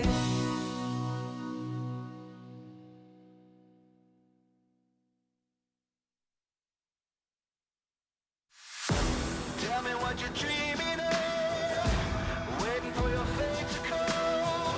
There goes another day of sacrifice.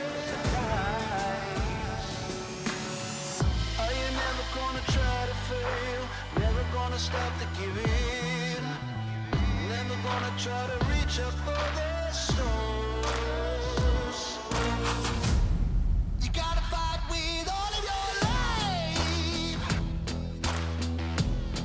For the doubt change, show me your name. You gotta hit that warning light. Are you done with the waiting on right? Oh, right. You better run now, run before you hit the end of your life. No, no, no, no.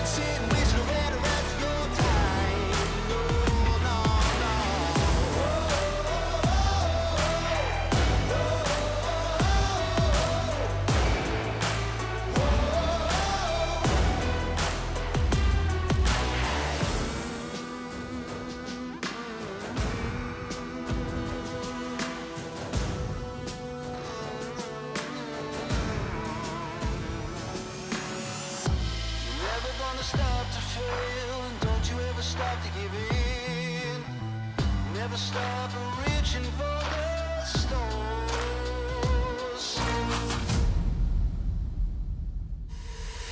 So what you waiting on? Get up, take back control. Ain't no point sitting wasting all the rest of your life. So what you hoping for? That the luck comes to your door. Ain't no point sitting wasting away the rest of your time. Oh, no, no.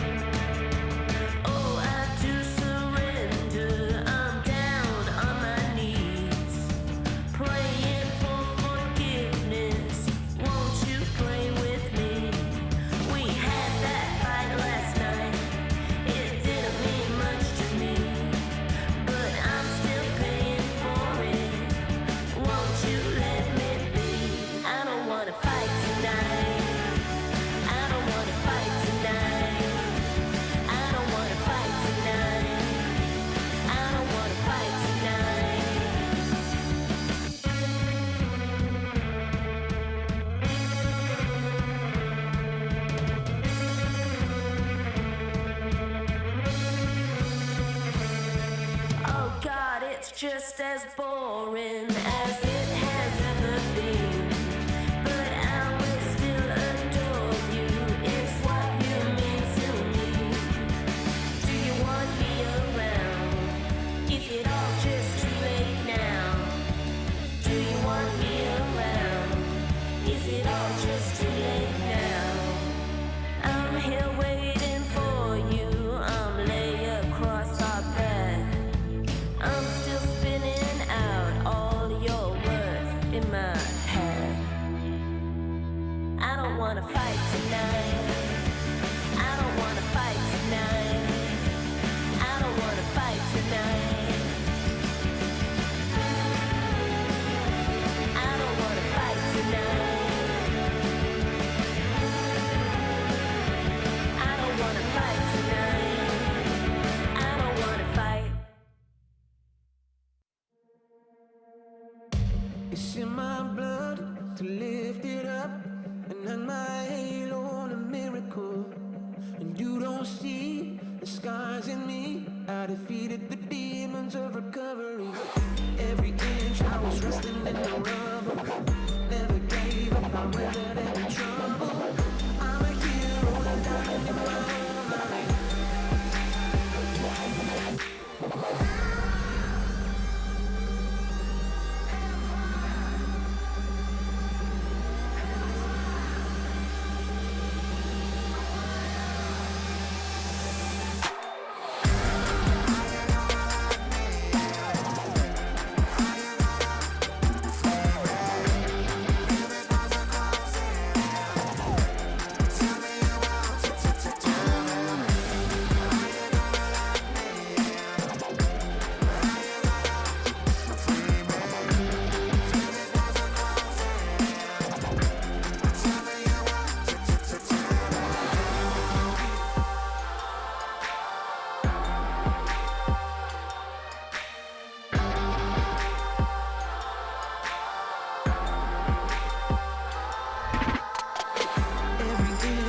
Resting in the rubble, never gave up, I weathered every trouble.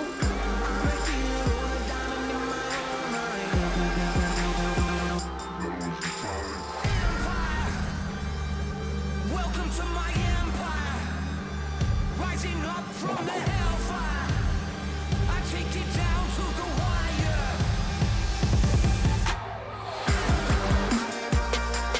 Welcome to my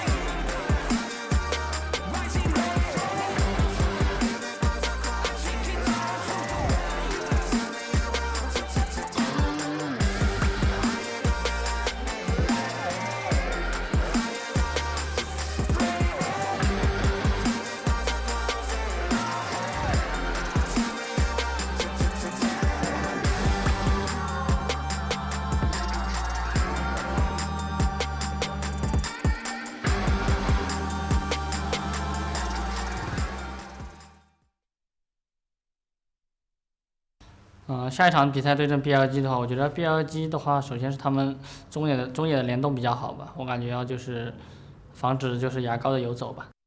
我觉得 BLG 下路算是打的挺凶的一种风格吧，然后再就是和打野的配合上面也挺好的。我觉得应对他们的话，就是前面要更小心一点吧。新的赛季的话，我觉得打得比上个赛季更好吧，然后希望能突破上个赛季的成绩就好了。我觉得我们面对 EDG 的话，虽然我们春季赛、季后赛赢了他们，但这次夏季赛、常规赛他们还是挺强的。我觉得他们吸取了上次失败经验，这次会做得更好，来对抗我们。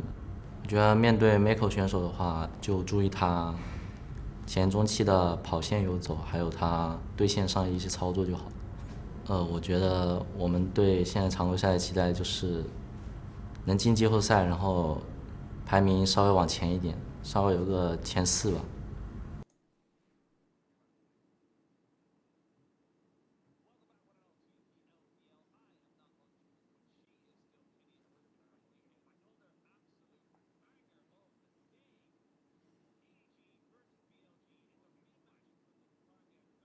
It's going to be huge to see how these two teams come into today's game.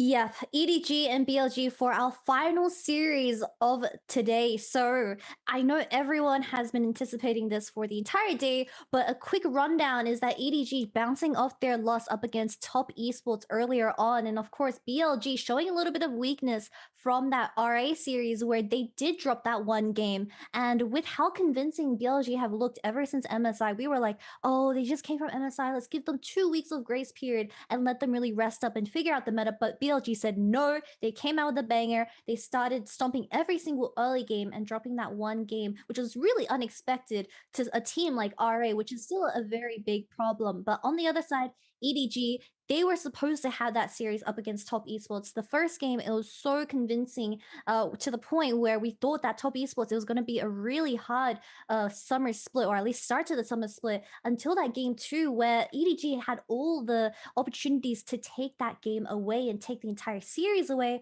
But we saw a lot of concerning factors like the macro when it came to the 40-minute stage, and it took all the team fighting and blah, blah, blah, to the point where EDG, they dropped the ball and threw the entire series away to Top Esports. Yeah, I mean, it definitely felt like for BLG, excuse me while I sneeze. Excuse me, my God. Thank you so much. But I fixed my audio. You may notice I am not in my usual setup. I am currently away for the moment, so I have to have a little bit of a scuff setup, but we'll get there. But I completely agree with you. I think that for BLG, they've come off of MSI. They definitely had much more of a stronger momentum kind of coming into the start of the split.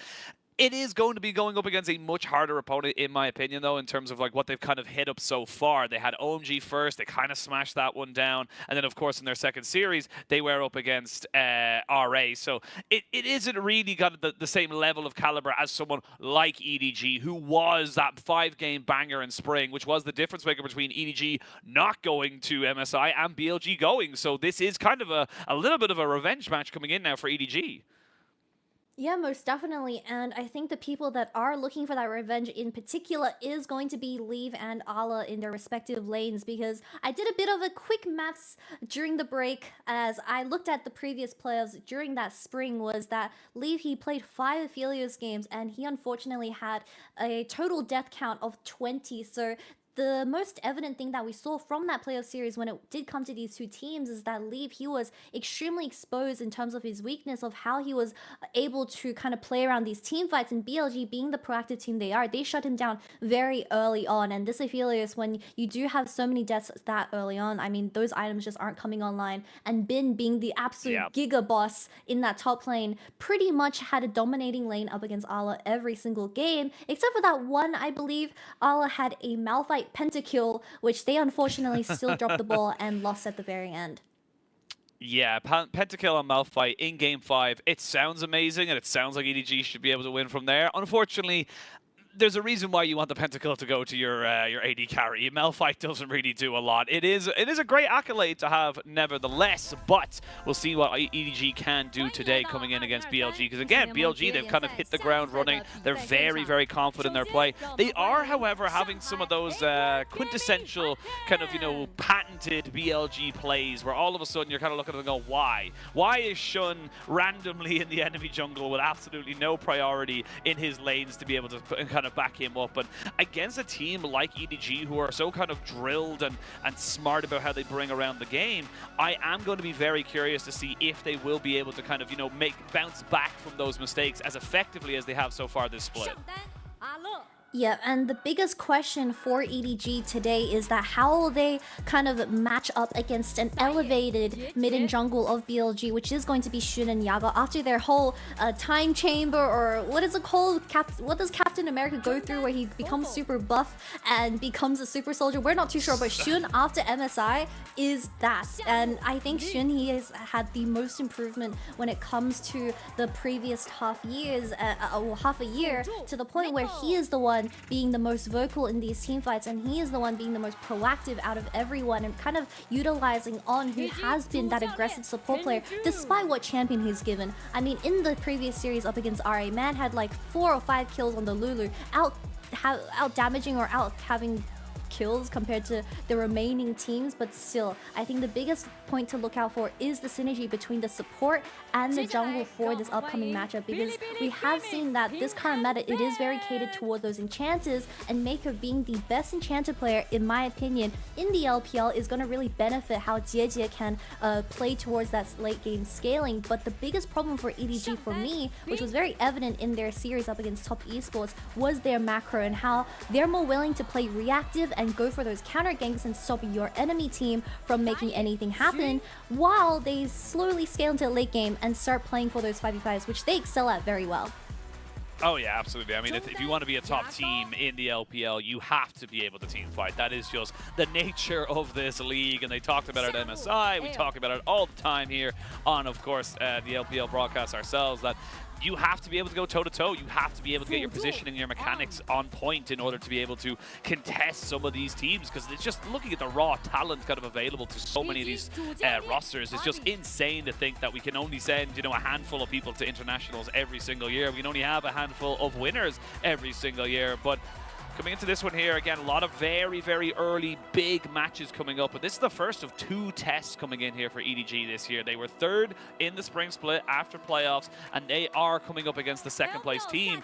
They've got JDG later, so this is a good kind of moment for them to kind of bounce off of this, use this as a platform to push themselves forward and make that known and saying, hey, look, we're not just someone who might be going to Worlds. We are, you know, contenders for the title. Yeah, most definitely, and I think someone that is going to be a huge highlight for the side of EDG in this upcoming matchup is going to be Leave. Man has been loving the current meta right now, where it is all about that priority on the Jinx and Aphelios, but in particular, I also want to highlight how he has been one of the most pleasant ADCs to watch, in my opinion, coming into 2023. He has had so many clutch moments for EDG, where he really was the difference maker when it came to those team fights. One in particular, I don't remember which match it was, but it was for an Elder Dragon, and man went from the Elder Dragon pin all the way to top lane, and I even screamed about it because he ended up outplaying everyone and really became that shining star on the Xayah. But you know, despite that, we have to talk about how Elk has also kind of evolved as a player ever since MSI, and him being the ADC that everyone had their eyes looked out for, because everyone didn't have that expectation for him coming into 2023. No one expected him to do so well at MSI and have the highest damage share on ADC throughout that international event, which I believe was 34%. So this guy, once you give him the resources through On and Shun playing towards that bottom side, it's really going to make Leaf struggle in that early game.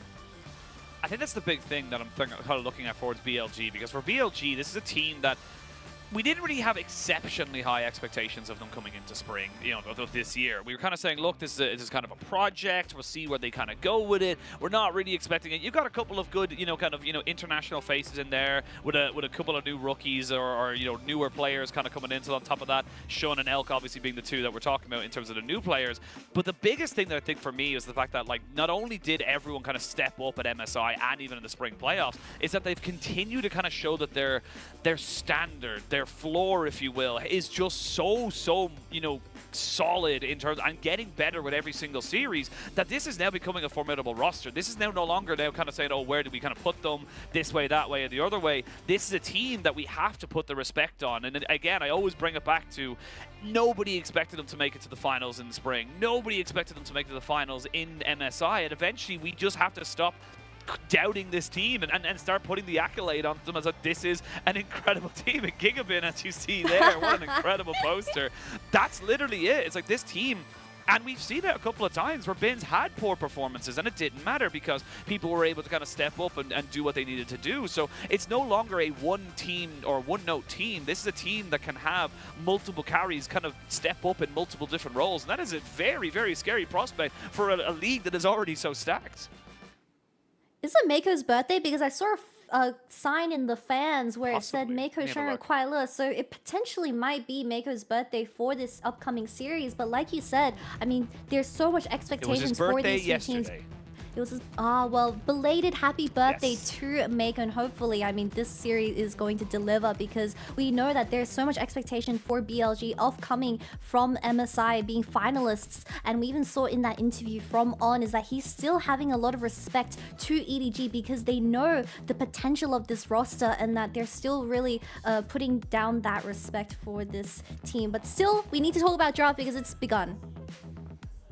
Yes, we got to talk about the draft and quite a few things in taken out here. Pretty standard across the board, but the big thing is, and it's always going to be a thing when you look towards BLG, is you got to ban away the Gwen. Gwen for Bin has just been an exceptional pick since 2021. He has been such an insane carry top laner that he can do pretty much anything and everything that he wants to do with that particular pick. And honestly, with the Cassante kind of coming out so early, I feel like having that for Ala nice and early could be a huge boon here for EDG, because like you mentioned, in that best of 5 we saw in the spring playoffs, Bin kind of just destroyed Ala. There was a top gap in every single game, even the ones that EDG won. So this is a good pick for me in the sense that I want, to see EDG give an Ala have something that can have, impact in those team fights, but also very safe and kind of can keep himself in check. Yeah, and I wouldn't pinpoint Ala having this Cassante in the top lane just quite yet, because in their previous series up against top esports, this Cassante pick was actually flexed to Fofo in the mid lane, so we will have to wait and see. But EDG and BLG now looking to secure something like the jungler, which is going to be Wukong available for EDG to take. But I mean, BLG, they're more than happy to lock in their ADC here, which is going to be, they feel, is denying Lee from such a comfort pick. But I've already said this before, if they decide to go something like the Rakan and the Xayah, that is still going to be amazing 2v2 power. And on the other hand, it's going to be dependent on what On wants to pick. He can go for the scaling option, or he can link very well up with Xun and fight aggression with aggression. See what he wants to kind of go for here. The Annie and the Aphelios locked in here. I like this as well. And I actually love the fact that the Maokai is kind of making its way through again. It seems to be a bit of a permaban in the LPL, but JJ getting himself onto that pick gives them a lot of kind of flexibility with this. The whole thing with putting the Cassante mid is that you do feel like you do need a little bit of a kind of flex as such. You need something that can go into that magic damage, even if it's just a little bit, and it's exactly what you called. They're going to say, look, we're going to get the Nars, so we're not even going to give Bin something that can kind of handily have an impact. You see a little smile or a little small kind of moment there for BLG as they look to try and want to think about what they want to go for. And it's a bit of a change here we're seeing from EDG. They're focusing in on getting their solo laners locked in way before their AD carry, and that's something that we have just not seen from many teams in this split. In classic Bin fashion, he is going to lock in the Jax in that top lane, but for BLG so far, they're just going to ban out something like the Jinx and the Xayah that can be a potential answer to Elks Aphelios in this game 1, which leaves me worrying because there's a lot of ADC bans coming into this game 1 and makes me wonder what Leave can play when it comes to the remaining pool. Never mind, it is going to be the Lucian, so it's going to either leave up the Xayah or that Jinx, which I think EDG, they do need something that has a lot of hyper carry potential, because you have 3 very great engaged sources in that top side, and it's going to all be about Leave in this game 1, and it's going to be his show. Absolutely, and look, the Lucian banned away. I would be surprised to see the Jinx not get banned away here as well by BLG. Oh, actually no, they're going to go with the Yuumi, so banning away that particular one there instead. But now let's see what they're going to go for. They're kind of forcing EDG into kind of picking the Jinx if you wanted to go for that particular handshake. See what EDG want to kind of ban away. The Viego makes it in my head as something they want to try and take away here from Xun. Has got a pretty decent pool of champions to kind of build from, so wouldn't be surprised to see him kind of, not feel the super kind of pressure to pick anything straight off the bat. But right now, EDG thinking about that last one. They're actually going to go for the Lulu. So again, both these teams kind of not opting towards double banning in one particular role, but rather taking an OP off of one role and then looking to try and get a support off the role as well. It's pretty evident that BLG is going to deny this Xayah Rakan duo by locking in the Rakan themselves, but in EDG fashion, they might respond with just the Jinx and Nautilus that can kind of make up for that early aggression and the potential dive, depending on what Xun takes for this game 1. But I believe in a previous series, Xun more than happy to play something like the Kha'Zix that does have the carry potential in that jungle, especially Yagal playing something like the Annie that has great setup alongside On, so I wouldn't be too surprised there. And that does, or that pick in particular, when you get those early invades rolling and it starts kind of affecting how JDG is able to clear, then it really stops the scaling ability of EDG. It Really, really does. And all the way down to the last pick, we are going to see now BLG, see what they want to give Shun into that jungle. Did kind of take a lot of priority, but they can go for a hell of a lot more if they want to try and kind of, you know, they kind of have their options available to them. I was just going to think, I would love to have something that can follow up with this Rakan. You've got the engage there with the Annie for the burst. The Sejuani fits into that absolutely perfectly. And as you just saw in your last series there with Munchables, the Sejuani packs a punch as well in those first few levels. You cannot take this champion lightly. Yeah, most definitely. And Shun on something that can engage himself is, I think, the best quality of life for BLG to work of, because once you give someone like Shun and On and Yago the ability to kind of continue with their own tempo in that early game, then that is the best way that they're going to find those early game skirmishes, especially when Leave is on the Jinx. This is going to be one of the two champions that he's played so far in the LPL, where it's the Aphelios on the other hand. So Jinx, she needs to have a lot of attention being put on her in these team fights, because it's going to be a Nautilus, and obviously we know that Nautilus, you're looking for those early game roams, you're looking for those ultimates onto the carries, but not really kind of looking at your own ADC in these team fights, especially when you're dealing something like the Rakan and the Annie that do have that engage potential with the flash available. Yeah, absolutely agree. And I mean, I think both teams are pretty happy with what they've gotten there. You can see with the way the champions have kind of worked, how these teams tend to, you know, kind of play. EDG, very safe and standard. They know that they got themselves an engage. They've got plenty of frontline tanks to kind of set up Leave for success, like you mentioned. And for BLG, they've got a carry in the top lane. They've got Yagao on something that can facilitate either the Jax or the Aphelios. And like you mentioned, the Flash Rakan engage with the Sejuani can be absolutely devastating if they can get onto the Jinx. But the teams are locked and loaded. Kitty, we're going to be jumping in onto the Rift for game one of this best of three. Both these teams looking to try and continue their fairly decent start to the season. Of course, it is a 2-0 start here for BLG. They're looking to maintain their undefeated streak well into the second week of this LPL summer split. And for EDG, they did drop a series so far, but it was against top esports, so we'll kind of give them a little bit of a pass considering the team they were going up against, but they don't want to make a habit of losing, and we'll see how these two teams play.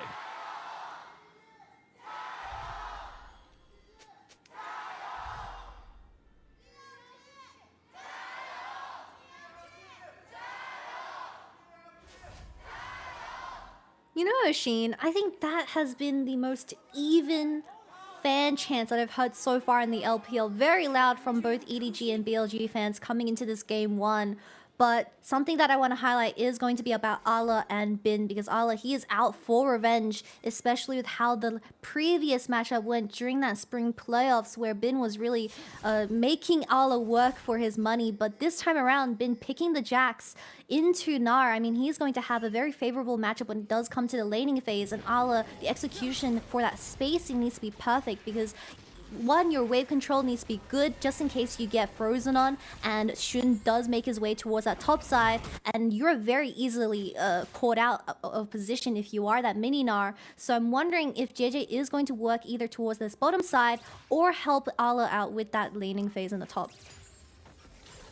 See what he wants to kind of go for. JJ definitely kind of coming back into his 2021 Worlds winning form of in Spring Split. Definitely feeling like he was a much bigger threat than maybe he has been in a little bit of a while, especially in 2022. Wasn't the greatest of years for EDG. We will see a bit of trading in the spot side. It's pretty easy for the Nautilus to kind of, especially early on, to get that kind of information or to get that trade down in their favor. I like this little war that's going to go down now in a second, so JJ will recognize that he has been spotted out. And heal does get used, but he gets caught out straight away. So you can see there, just already BLG's bot lane having to respect the all-in potential here from this Jinx and Nautilus, already burning a summoner.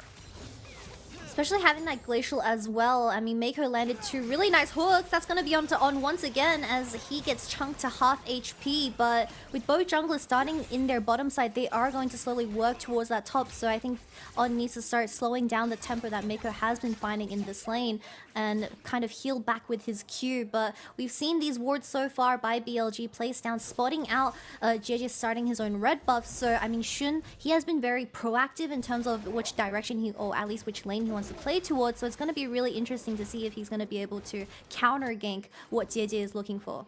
You see on the couple of the percentages on the bottom there, 100% first blood percentage play there for Shun. He's definitely having himself a much kind of stronger start to these games. Sejuani fantastic, especially with the Annie to kind of help set you up as well, as they are going to find that ward and just clear that one out. Interesting enough, actually, we see the red smite coming out here from JDG. Something that we don't really see it often. It's usually blue or green, but definitely feeling a little bit more aggressive on this Maokai. Wants to try and really get some damage down with the poke of the saplings. Most definitely, and we see Xun is going to recall and leave Bin and Ala in this isolated matchup, already giving a little bit of pressure towards this mini Gnar with this lane state being like this, which is going to be slow pushing towards this Jax, so I think Ala, he needs some help with fixing that very soon, but it is going to be a 3v3 perhaps in this bottom side. But we need to remember that On, he uses heal from that previous exchange, and Mako, he took the ignite for this game 1, and that signifies that he is looking for early game aggression and he wants to shut down Elk on this Aphelios very soon. Definitely feels like a place they can find a lot of success should they be able to catch anybody off guard. And this is the thing, yes, you have the cleanse on Elk and of course the flash, but I've seen it many, many times, especially with the Jinx and the Aphelios, is that you don't have that safety net. It can lead to a much harder, much more scarier kind of mid-game, especially with the cooldowns on some of your summoners being so high. So we'll see if anything does come of it. It just look like it's just kind of a pressure given over to the side of BLG, as they did have their jungler kind of rotate off first. But easily cleared there by EDG. Recall does not get finished by On, but it does get finished by Elk, and he gets himself a nice new pair of boots. Nice new kicks at 5 minutes for the side of BLG, but I think when we talk about both of these compositions, they play similar roles because we have easy engage, or at least easy to execute engage from the junglers and mid laners of both these sides. But the biggest question is about how these ADCs really show up to these team fights, because we've seen the Aphelios versus Jinx matchup multiple times. However, the only difference is also going to be about how Bin can scale into this game as that side lane pressure on this Jax and really show up, potentially even going the whole breaker just to be an extra bit of nuisance for EDG to deal with while they look for 5v5s in the mid to late game. Yeah, we saw Xun just showing himself on top side. They maybe were looking for a dive just before Ala hits himself onto level 6. He was in mini as well, but not to be for the moment. Ala able to keep that wave nice and push. Actually quite like what we saw from Mako there. He roamed in, dropped a minion dematerializer into the mid lane just to help out Fofo with the push and kind of say, look, we got the pressure.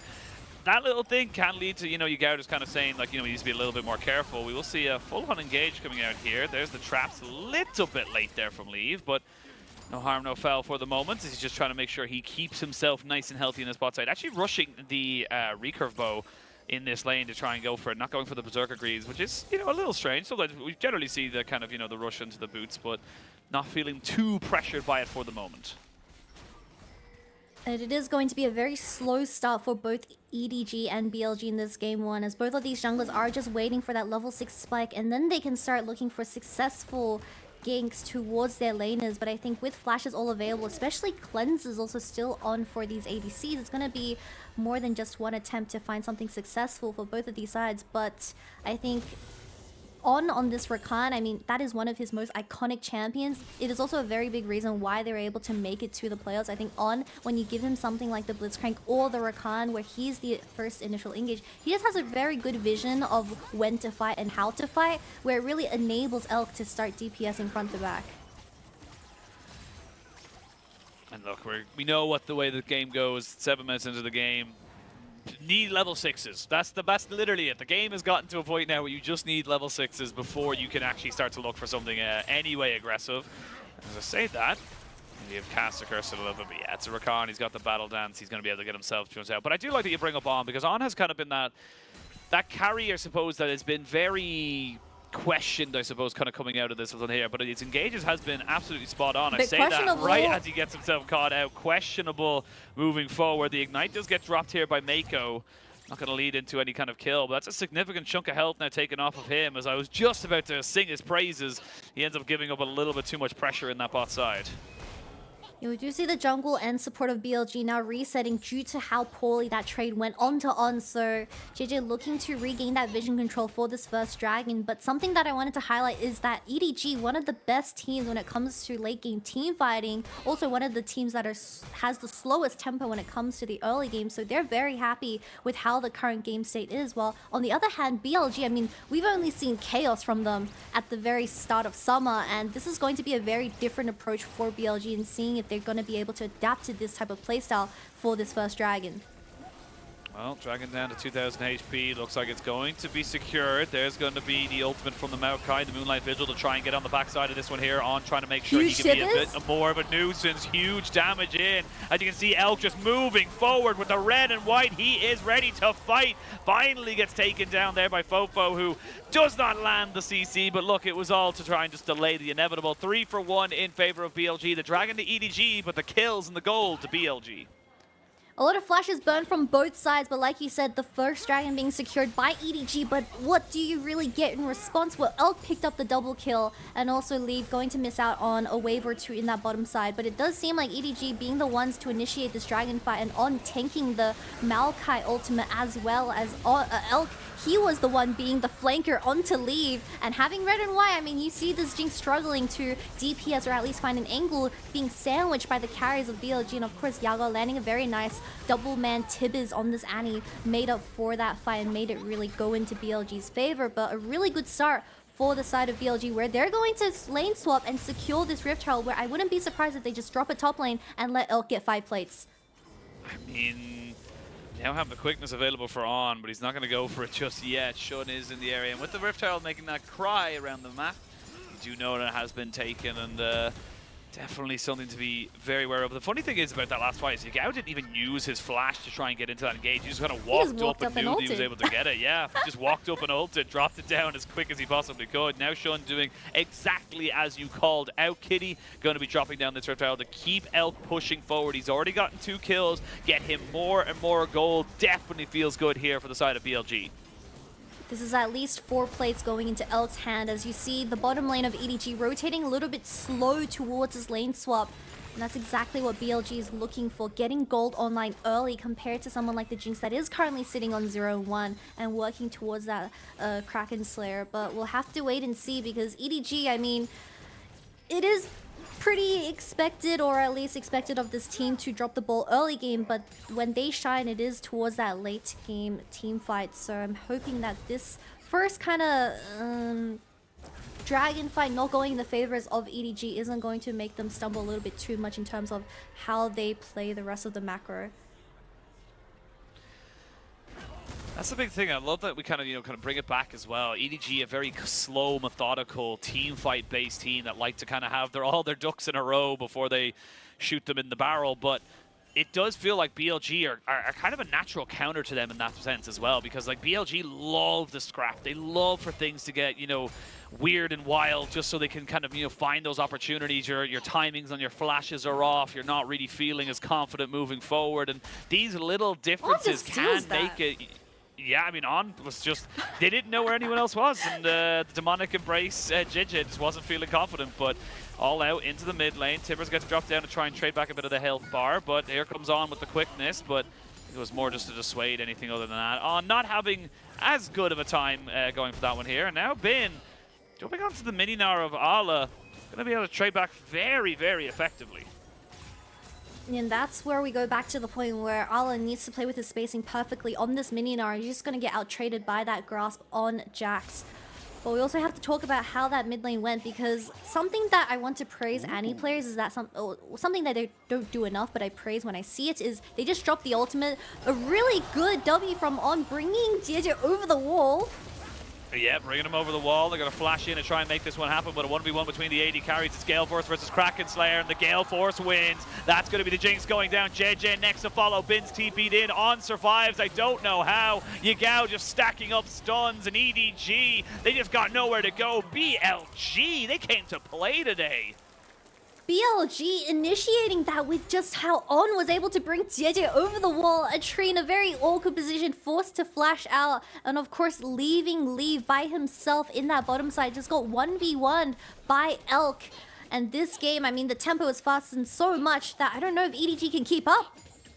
That's it. They're kind of keeping them so unbelievably dizzy that because of the amount of plays that are happening around the map. And it's little things like that. This is what I was trying to make about, you know, kind of BLG earlier on, is that BLG have gotten better every single time. That play only really happens because On, as we can see it here, gets himself over the wall. We're even going to see Elk's POV as he goes for a little bit of a 1v1. But, I mean, those little differences are what going to get you such huge advantages in these games. Yeah, Leaf just got caught completely out of his own element with that Gale Force Gravitum out of Elk, but we'll have another look at this beautiful Rakan W that forces the flash out of EDG's jungler. And of course, Bin with that TP, picking up 2 kills from this fight is going to make Allah's time so much more hard in terms of the isolated matchup when it does come to the Gnar and Jax. And poor little Mako, being the only survivor of this skirmish, is also going to eventually fall, and that is 2-0 Jax that you have to deal with on the side lanes now. But this is going to be the next skirmish. EDG not looking to bow down just quite yet.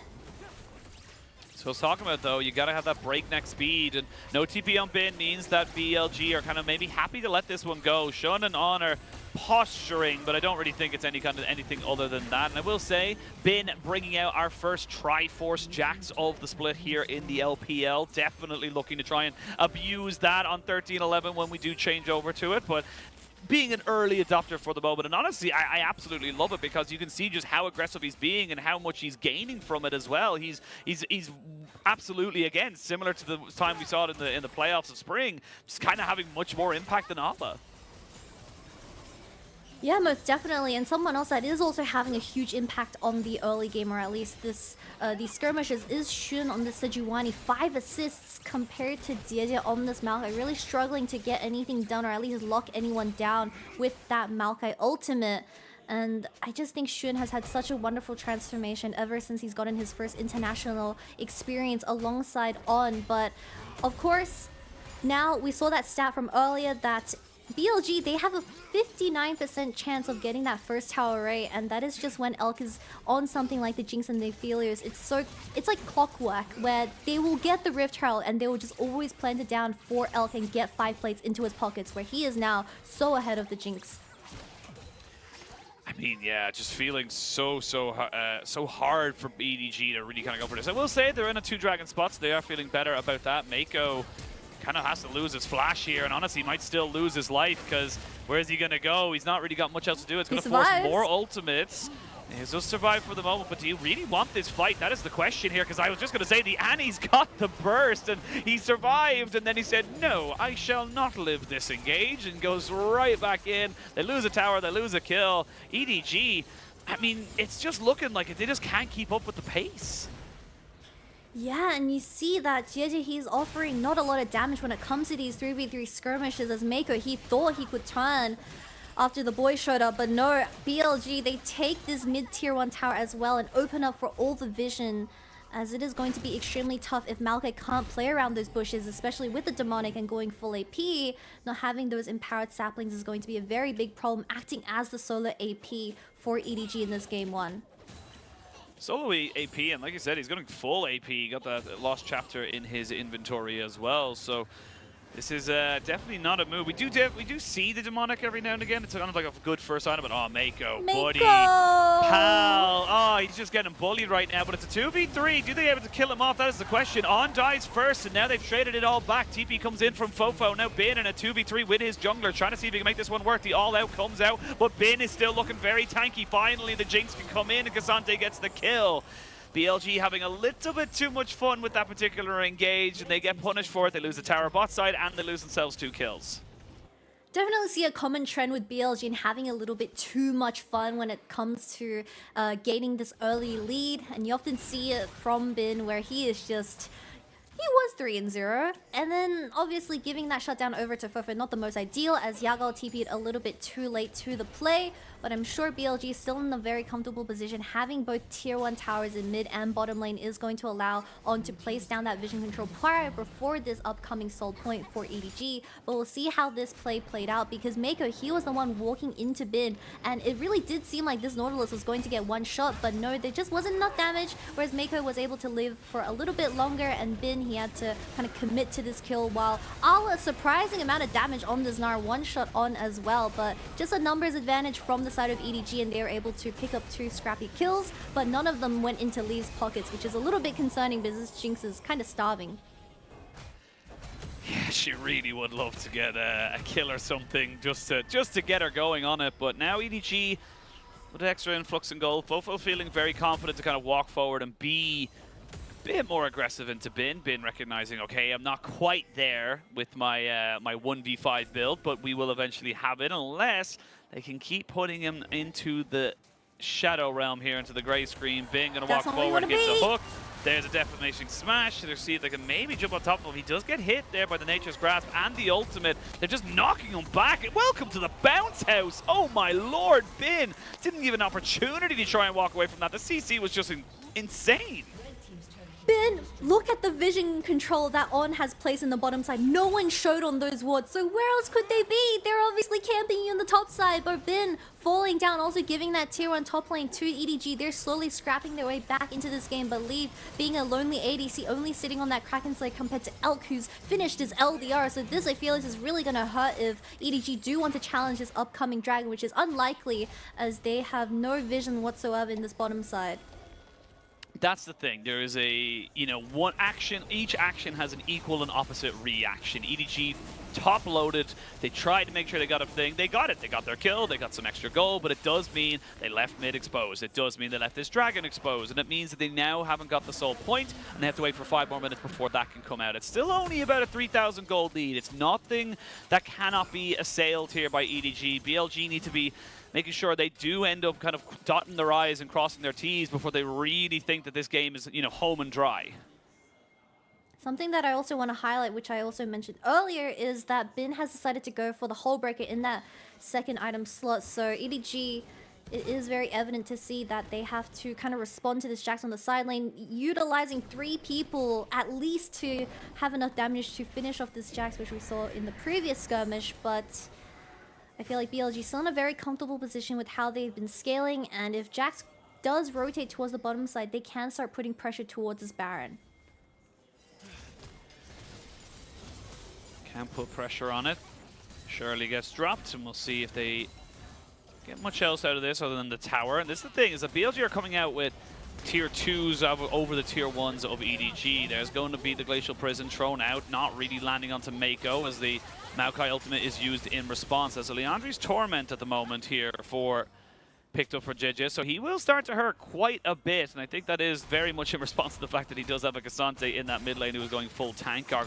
Gargoyle's Stone Plate finished up for him.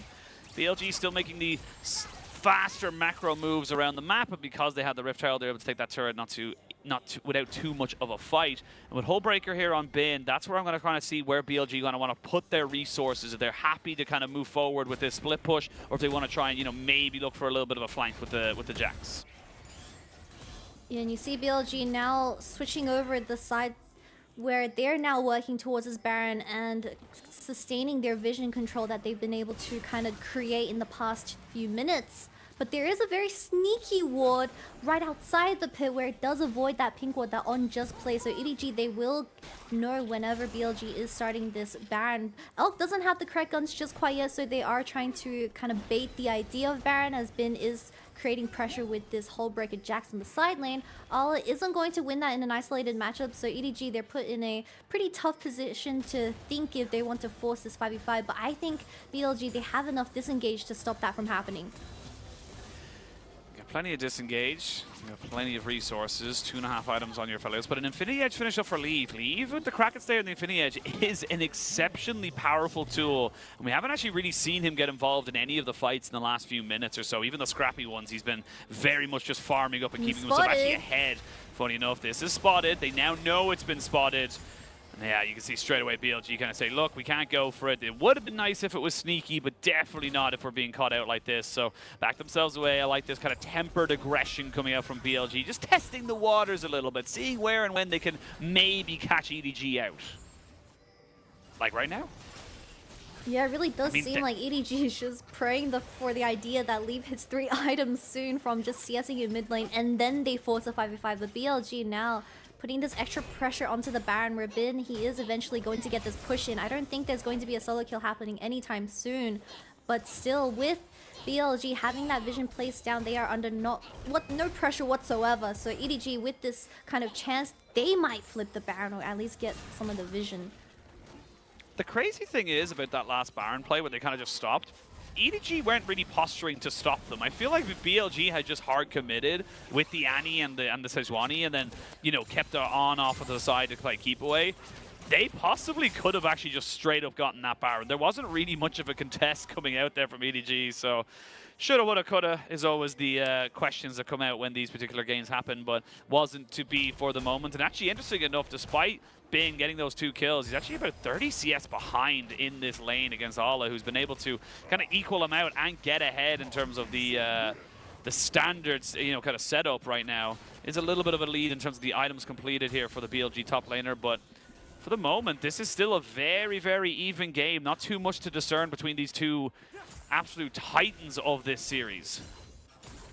Yeah, and you see on now taking notice that Mako has been putting down those sneaky wards outside of the pit. He is going to clear that without any problem whatsoever, as the Dragon Soul, not Dragon Soul, but the second dragon for BLG is going to be spawning very soon.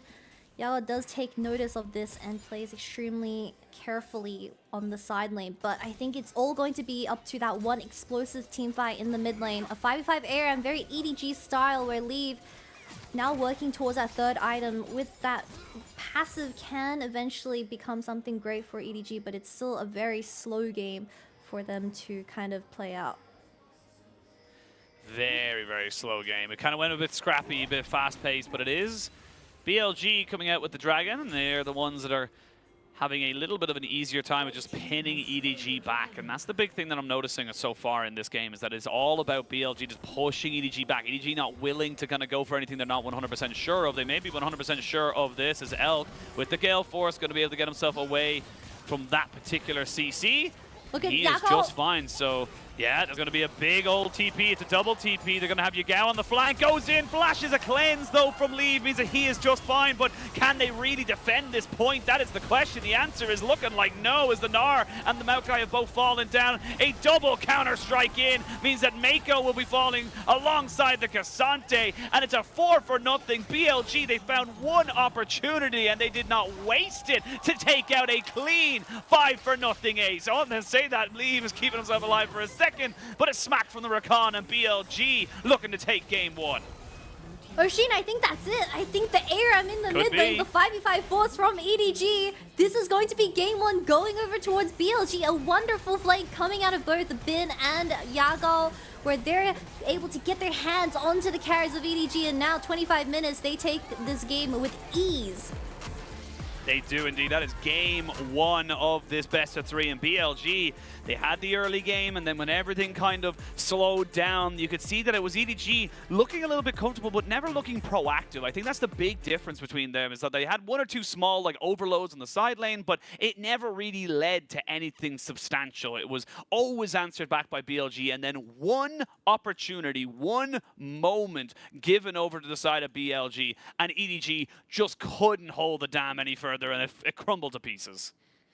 Yeah, and I think just committing 3 people towards that top side to kill Bin and trading off your mid 2 towers really kind of restricted the way that Maker and JDG was able to play around the map. You saw no vision whatsoever from this Nautilus, because it's just so hard trying to walk up to someone like the Sejuani and Rakan, where we saw that Maker, he's done that multiple times on the verge of death pretty much every single attempt. Yeah. But yeah, a really good early game from the side of BLG, where they traded that first dragon for 2 kills into the pockets because of Elk, and we saw the consistent pressure that this Aphelis had compared to someone like the Jinx, where EDG, they were hoping that this Jinx just slowly got to that third item spike and then they flip for a 5v5. But at that point, Yago just found the perfect opportunity to get his hands onto this ADC and shut him down completely.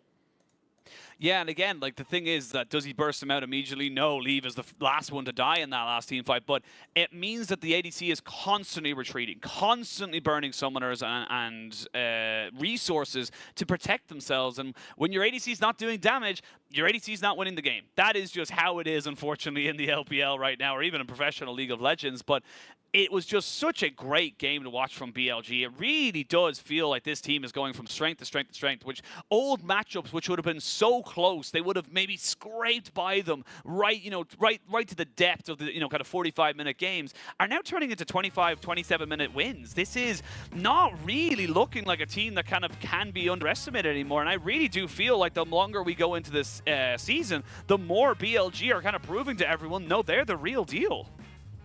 Yeah, BLG having a very different approach compared to the remaining teams in the LPL. Early aggression is their game, and they've been able to execute it every single time. Even in their one game loss, which was up against RA, they had the early game lead, but eventually that lead got thrown due to a little bit of trolling, which we've seen BLG do a little bit, especially also in this game 1. But looking at the damage dealt to champions, Yago did so much damage on this Annie. I believe he had the Haunting guys, not the Haunting guys, oh my god, my age, Leandries on the Annie, and then working towards, I believe it was a Rabbit on second, but he was just able to have so much CC and damage in these teamfights. Where Fofa, I mean, yes, you're playing the Cassante, where you do get that early game lead, where you don't stand any threat against someone like this Annie and Sejuani combo, but still, the voice of this mid-jungle duo coming to this game 1 from the side of BLG was so evident, where you see the Sejuani is now sitting on a 0-0-11 scoreline because Shun is just that jungler. He's that guy. I mean, he had to be 26 minutes in. And again, 0-0-11. Perfect setup for the jungler of BLG. And I love that you brought up Yagao. I think Yagao saw his role in this game exceptionally well. He said, it's cool, there is literally no healing or shielding available for this Jinx. If I just drop everything down on top of her, even if she doesn't die, she's definitely not going to be part of the fight. And we saw it multiple times that he was just dropping down the tibbers, the combo coming out, and getting, so much damage out that all, JJ going the full AP route, you just couldn't stand up for this. And Mako, sadly, not really kind of getting to a point where the Nautilus could be tanky and be a frontliner alongside the Cassante. So for me, BLG just played this so well. They knew how they wanted to draft, and they kind of got everything going for them so early that EDG just never had an opportunity to bounce back.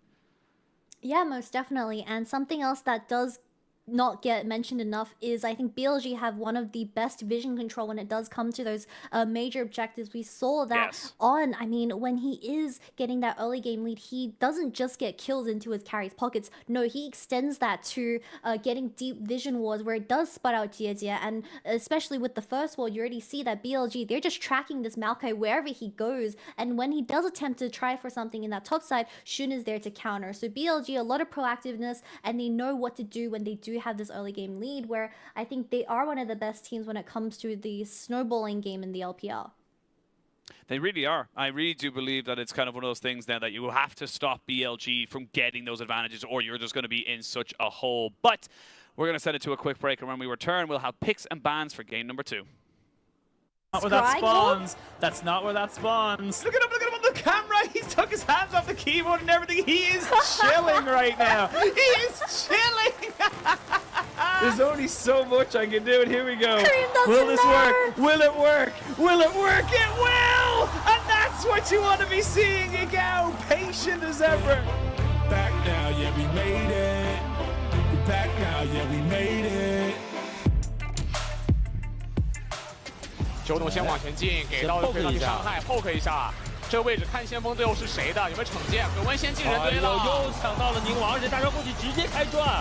哇，这人堆已经打得很混乱了，泽利在疯狂的投伤害，恶粉流点到了格温，但正面还有一个满血泽利加小猫咪，泽利上有点不太够，被震回来了。恶粉流这个点上有点高，泽利还有第二周目，再往里给伤害，没有把厄斐琉斯击倒。看这厄斐琉斯有击宝还在拉扯，后续的九董带着小猫咪应该要撤退，但是被昆仑粘到脸上 ，Q3命中，厄斐琉斯再点个人头，要五杀了吗？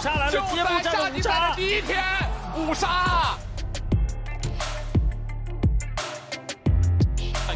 yet. He's not winning that 1v1. Scout now joining into the play cycle and is there.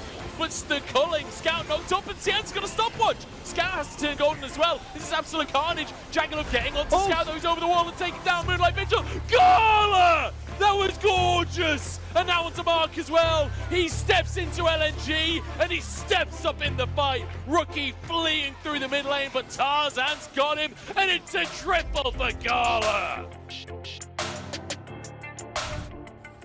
德善路遇卡纳维，先减速给上，大招直接撞起来，卡纳维是有大招的，可以走。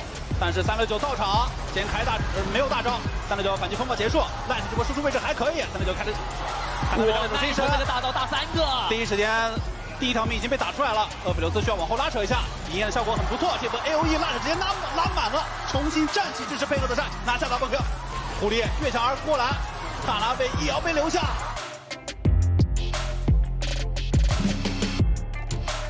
Okay, press the alarm. Shadow with a double cyclone, almost dying here, but whoa, Mako, it looks good, but the rest of the team are like, where are you going, brother? Angel jumping in now, has the buy time, he's already found one, the Heartbreaker, not hitting, but they know where he is. Nice lens from JDG as he gets a reset, and Ala is taking on the whole world. He survives, and up again! Oh, you gotta love Nico. 大上也是死血的，但是利物这里可以点，利物这边点塔速度很快啊，再拖点2枪，有坠鸣的，杰杰在侧面交一个大招，自己还死了，波夫的第2个大招已经好了，过程中利物这边被带走，没有人去点基地啊，只剩一个 Fofo， 根本点不动。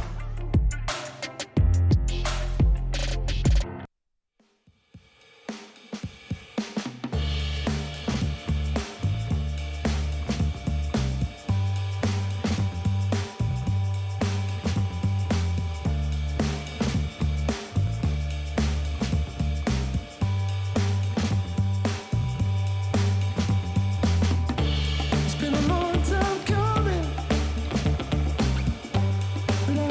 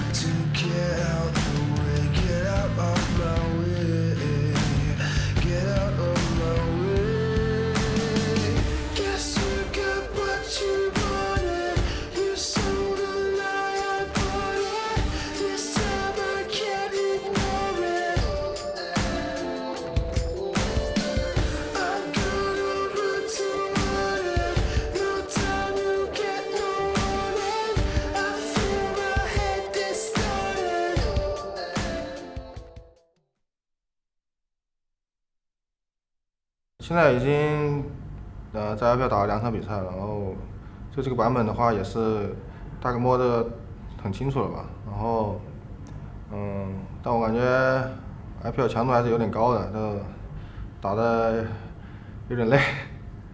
然后我觉得这个英雄在目前的认知里面，我觉得还是蛮强的，但我可能后续还会有一些新的英雄去对抗他吧。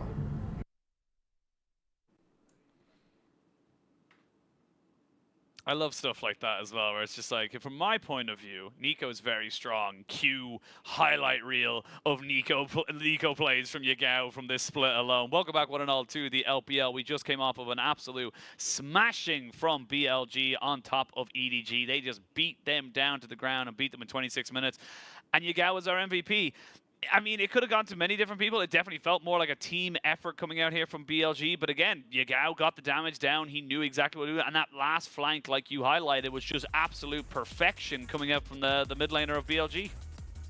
Yeah, and there were two very distinct moments where I think Yagao was truly deserving of this MVP. And from game 1 was the first initial Dragon team fight where Yagao, he didn't need to burn the flash. He was so confident, he just landed a two-man Tibbers onto EDG's faces without any kind of distance closing onto the carries. And then obviously, like you said, the flank at the very end where he was able to instantly burst down Leaf, who was playing the Jinx, and just put him outside of the fight. And EDG, without this Jinx, they are lacking so much damage, especially with how JDG wasn't able to really find a swift early game on this Maokai and get those items online and have no bushes to work off with. As the Maokai needs the sapling so much, it was all up to Leave, and he was slowly working towards his final item, which was the third item, Spike. But BLG took notice of this. They were constantly forcing fights with the amount of vision control they had around the entire map, and they just got the ball rolling very early on in the game. Yeah, I mean, like right here, you can see, even though Leave gets a perfect flash cleanse and kind of walks himself away, he gets what, 1, 2, damage where? 3 auto attacks in, and then Leave just kind of has to run away. That's the end of it. Like, there is just nothing else you can do in that particular situation there as the EDG AD carry. But for me, it does feel like this is just BLG going from strength to strength. I really do feel like this team is coming together very nicely. Everyone's working together. And again, we're having conversations where you've got now Gigabit on the top side. Shun have an exceptional game after game after game. And now we're starting to kind of see On, who's not only, you know, kind of one of the youngest supports in the, I believe he might actually be the youngest, but he's definitely one of the youngest supports we have in the LPL. There you go. So he's one of the youngest supports we have in the league. a few months younger. Yeah. Yeah, so very close, but even he's having pop-off performances. The oldest mid laner we have in the LPL is? I'll give you a quick quiz question because I saw this on TikTok the other day. Yeah, the oldest active mid laner we have in the LPL right now. Is it Rookie? It is Rookie. Yeah, he's I think he's 26 years old.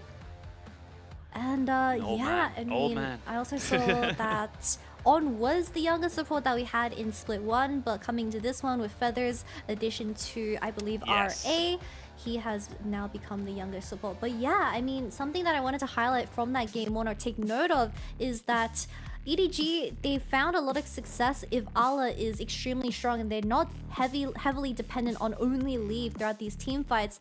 But I believe in that game 1 where Top Esports was, well, they were able to take a game away from Top Esports, it was Ala on the Gwen. But as you can tell, that's something that they are willing to take away and continue with the bans. This is the thing now as well. EDG tried it with the Cassante first pick, didn't work out. They didn't get themselves into a good enough position to kind of go for it. They still banned the Gwen and the Nico, and they kind of say, look, we kind of go for it. But does your draft change? Because was it a draft issue? Was it an execution issue? That is going to be what Kenju needs to figure out for him and his team, because it does feel like you can't really, you know, kind of set that whole...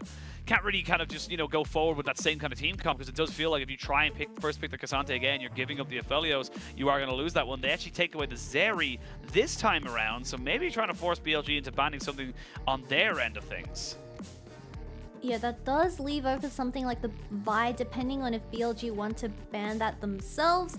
But if JJ gets something that has an easy execution in terms of engage, then that would be a lot better in terms well, for EDG's early game, and it does allow Mako to work off this synergy, and it is going to get locked in for the side of EDG and BLG. I mean, you still have champions like the Aphelios and the Annie to take away, and Annie on the hands of Yagal, we saw how amazing he did when it did come to those teamfights. Really great initiative for Shun to work off as well. Oh, they're going to go for the Vi themselves. They banned away the Cassante. This could just be an Annie and a Felios, if I'm being totally honest. No need to change it. Elk had an exceptional game, but could go for the Xayah if they really wanted to. But I think BLG, no real reason to change it. You know, it's not broken. Don't fix it. I think that's the easiest way to put it. Yeah, denying this Aphelios away from leave once again, where I think EDG realistically can go for something like the Xayah and Rakan themselves and look for that early game aggression in the 2v2 for the bottom lane and really start forcing these flashes early on out of Elk and on Bernode. It's going to get a lock-in of the Ahri and the Sound for the two solo laners, dropping their bottom lane to 4 and 5. Trying to see if they can go with the same it's the same style of draft coming out here, which means that you imagine the EDG are going to be forced to ban away something like the Lulu. Do they go for the Drex once more to kind of put it into the Scion, or maybe just pick up the Rakan straight away? It was such an incredibly powerful pick for in that game. I don't think he's going to go for it. I think on the Rakan, like the Rakan, if you will, definitely a hell of a stronger pick there.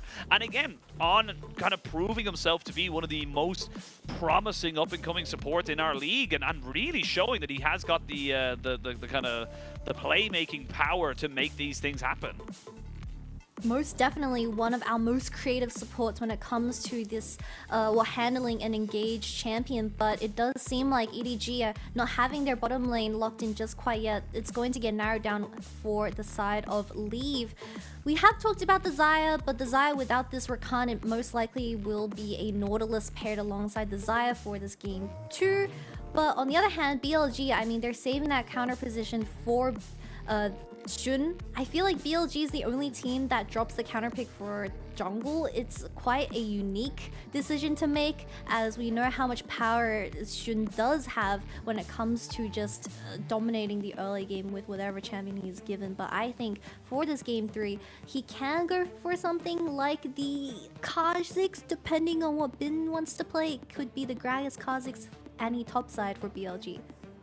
Quite possibly, and the thing is, I know you said the Xayah Nautilus on the bot side, but I do agree with you, but I think Leave goes back towards the Jinx. It just feels like that's kind of like the handshake people go for. Don't think Leave had a bad game, but I just don't think he was in any way enabled. Has a lot more peel for him, a lot more frontline in this particular game to kind of, you know, maybe set up for himself, but the Gragas definitely locked in here, as you say, the Gragas and the Kha'Zix could be on the cards here, or even the Viego for Shun, something that can have that kind of reset ability. Getting things like the Vi and the Ahri to set up multiple CC chains can be absolutely massive. Like this change coming in here from EDG, getting Mako onto something like the Lulu, so he can actually have himself, have himself a little bit more of a kind of a better time at protecting his AD carry. Shun saw the Lulu lock and he's like, get me Kha'Zix for this 5th pick. I'm gonna pop off, because if you take a look, I mean, EDG, their real frontline is going to be between Ala and JDG, but we've seen from previous games that when Shun does lock in this Kha'Zix, he is going to become an absolute menace, trying to invade the enemy team and really upset how JDG is going to path around the early game. And we saw from game 1 in particular is that JDG was really struggling to kind of keep up with how Shun was fastening up the tempo on something like the Sejuani. So we will have to wait and see, but this time around, game 2 BLG, they don't have Bin on a carry, which was the Jax from game 1, with that Hull Breaker providing that side lane pressure, so they're looking for full-on 5v5s. Yeah, they're looking to 5v5 this one. They're looking to, again, enable their AD carry, and kind of, you know, it's a tale as old as time in this particular meta. God, 13.11 cannot, or even 13.12 to be perfectly honest, cannot come soon enough. We get the Realm mid-scope update, we get all the changes, all different carries and such. Gonna be a good time. Zeri and Yuumi are put into the ground. That would be nice to see, as they don't even get bans attributed to them. But EDG do find themselves with their backs up against the wall. They are definitely not feeling the greatness after that game number 1. We'll see if they can change it around for game number 2. But BLG feeling so good about the start of this split. One of 2 undefeated teams only left in the split. We only had 1 week of play, 1.5 weeks of play, if you will, and we only have 2 teams left undefeated. That's how close it can be here in the LPL. But we are going to jump onto the Rift for the second game of this best of 3. We'll see if BLG can close it out in a 2-0, get themselves to 3-0 in the season, or if EDG have something else to say about this series.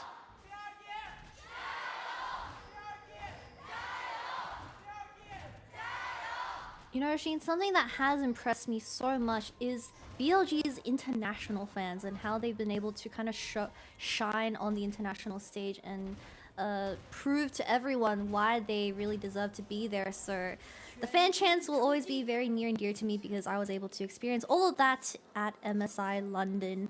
And I'm hoping to see them kind of reach that stage at the Worlds in South Korea once again. Yeah, and also a quick note there. Congratulations to EDG as an organization. 900 games in the LPL all time. So that puts them as 3rd in terms of some of the most legacy organizations here in the LPL. I believe that number 1 is probably RNG and number 2 is either IG or WE. That's where I'm putting that particular bet.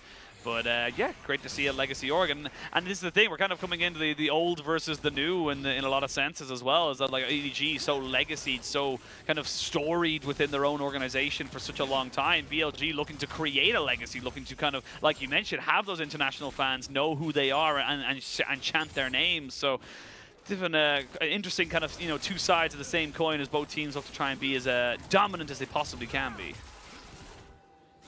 Yeah, most definitely, and I wouldn't be surprised if BLG kind of show up once again in the summer split, but I'm just taking a look at the statistics for BLG so far in the split. The last time Shun played Kha'Zix was in their series up against R, so probably within this week, and it was up against Leyen playing the Vi, so exact same matchup, but guess the scoreline. I'm not gonna let you guess, because it's pretty ridiculous. Shun went 12-1.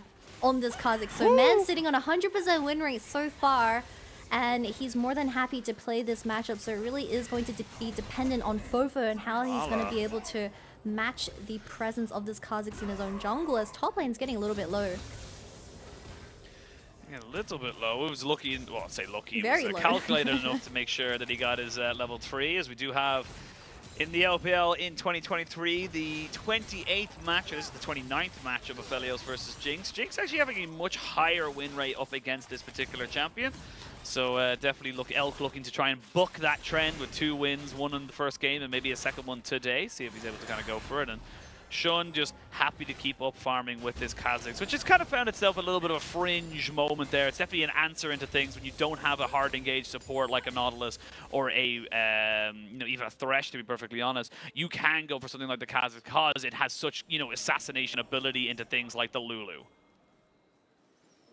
On a side note, Oshin, something that I've never really understood is why does Jinx's icon for the side profile, her background is just purple. It's not the background of Piltover. She's like one of the only champions where the icon for the champion just has a different background compared to their splash art. And I never understood why. It's interesting. I've never noticed, to be perfectly honest, but I'll have a look at that one now. I do agree with you, though. It does seem to be like pure purple, rather than the actual gun or anything like that. That is the actual splash art. Interesting. Maybe it's just to make it pop off, A little bit more pop. Honor's being a bit of a menace with stopping JDG's reset here, as both junglers trade their Skittle Crab for each side, but a relatively slow start to both sides once again. But I feel like EDG, they do have a much better composition to execute this time around, with Fofo and JJ locking in something like the Ari and Vi, where they're going to be able to force a lot of picks on the side lane. And we saw that Bin was getting a little bit caught on the Jax in the previous game, but this time around on the Gragas, he isn't going to have the same type of pressure, or at least side lane potential, as there's a bit of trading going on in this bottom side, which isn't going to result in too much, but Leave is having a much better start to at least game 2. Yes, definitely having a much more consistent start, shall we say. Definitely feels a little bit better for the AD carry of EDG, and this is kind of what's going to happen. We're not going to really do a lot. We're going to sit here and chill for about 10 minutes or so. Yeah. Gotten 5 of those done, so good job us. And we're just going to wait for someone to make a mistake. And this is honestly, this works out for someone or for a team like EDG who love to play that kind of slow, methodical setup and don't really mind having to wait just a little bit longer to make things happen. Their eyes are set onto Mako. They're looking for him. They are going to get the flash out of him. They get the knock. Oh, but it's so much damage! And he underestimated how much he could go for. The last Infernum shot will not do it. And Mako proves a little bit too much for first blood against BLG. And that's triple summoners coming out of the bottom lane of BLG as Mako's the one that gets the first blood. Just a little bit under in terms of the damage and what Elk was able to provide to that. But most importantly, on taking that tower shot was just not ideal. But BLG dropping the ball very early on shouldn't be too much of a problem because it is just gold going into a Lulu who is going to work towards that Ardent Sensor. But we see this fight getting engaged by BLG, catching Mako off guard as they realize that Leaf just wasn't here, he reset, but this tower shot was so unfortunate. Bit of a misplay from On as well, just 1 pixel too far in and he ended up dead. Yeah, a bit of a misstep there. Praising On as one of the better supports we've had and, you know, kind of a prospect for the future, but definitely not ideal situations to be in there. Shun is in the Dragon Pit as On and Yagao try to be a bit more aggressive. Does he go for the Dragon or does he look to try and go for bot lane? That is the question. The thing is, Leave burnt none of his summoners. The person you would actually want to love to jump on here as Shun is going to be Mako, but he is cozying up with his jungler and his mid laner right now to make sure he is in the perfect of safety. Nothing going to be taking him out today. Something really interesting is that Mako got first blood and now he's working towards that Ardent Sensor for that first item. But I have to shut up for that. Oh! Loads of damage coming out here from Shun. He will get caught out though by the charm, which means he falls down and he is dead. No flash on Yagao to try and take this one back as this Mako Lulu doing so much. And that is Mako with 2 kills on the board. And he might have even looked for a third onto On. I don't think he can. There is a Vision Ward spotting out the Lulu trying to wrap around, but this early game going in favors of EDG. And of course the kills going into the hands of Mako and Fofo. Great stuff, but I think Shun just didn't expect the damage. Also having Yagal in not the most ideal situation where he was rotating on a pushed in wave. So BLG just taking fights that they shouldn't be doing. But we see On being the first one getting engaged on by JDG here, where BLG, they thought they had everyone around. Yagal flashes over and commits to this, but the Jinx ultimate also makes up for that lack of damage, which surprises BLG off guard. Yeah, it really does. And now we're going to see Yagao getting jumped on here. He's not really got many places to go. The charm is decent. JJ picks up the kill. EDG much more comfortable in this early game comparatively to the last, and they are 4-1 to the good. Oh, as I say that, flash over red and white to green and white. Mako, you thought a little bit too confident. That's a shutdown over to the Aphelios. Good decisive work here from the BLG bot lane. Mako knew that Shun wasn't anywhere near, so he was more than confident walking up and egoing On with that ward placed towards their jungle, but he did not expect Elk to be flashing over the wall and calling Mako's bluff, so that is going to be a kill going into this Aphelios' hand. Bit of a breather for them, but no, these major objectives are still up and available for both sides. As we get a replay of what happened, it is Mako just defending off this pink ward, and he thought he could just walk up to this as Elk was wrapping it around the wall, but no, Mako did not expect Elk to have such an aggressive flash in the end. Yeah, just wasn't really expecting. I thought Elk would just go back towards the lanes, therefore wasn't any much of a threat, but the more you know. Unfortunately for him, he gives over a little bit there. I will say that the kills going over to the Lulu has actually meant that he's got an incredibly early Ardent Sensor at 9 minutes into the game, which is kind of unheard of, but great for the side of EDG, especially as Leave does rush towards that Kraken Slayer in the end. We are seeing a little bit of a lane swap coming out now. Is a Rocket going to come out here? Is it going to have enough damage? Oh my, it was 100 HP. That was close, but good work there from BLG's jungler to make sure he doesn't lose out on that particular trade of with the Jinx Rocket. And you see, with the direction of the Jinx Rocket, I'm assuming BLG have predicted that the Jinx is also slowly rotating towards his top lane to match the potential lane swap coming out of BLG. But no, they just went back to bottom lane through that reset, and they're going to place a bottom and have those plates in Elk's hand, as JJ does have to force the flash out after securing this first dragon. But BLG, they are kind of pranking EDG now.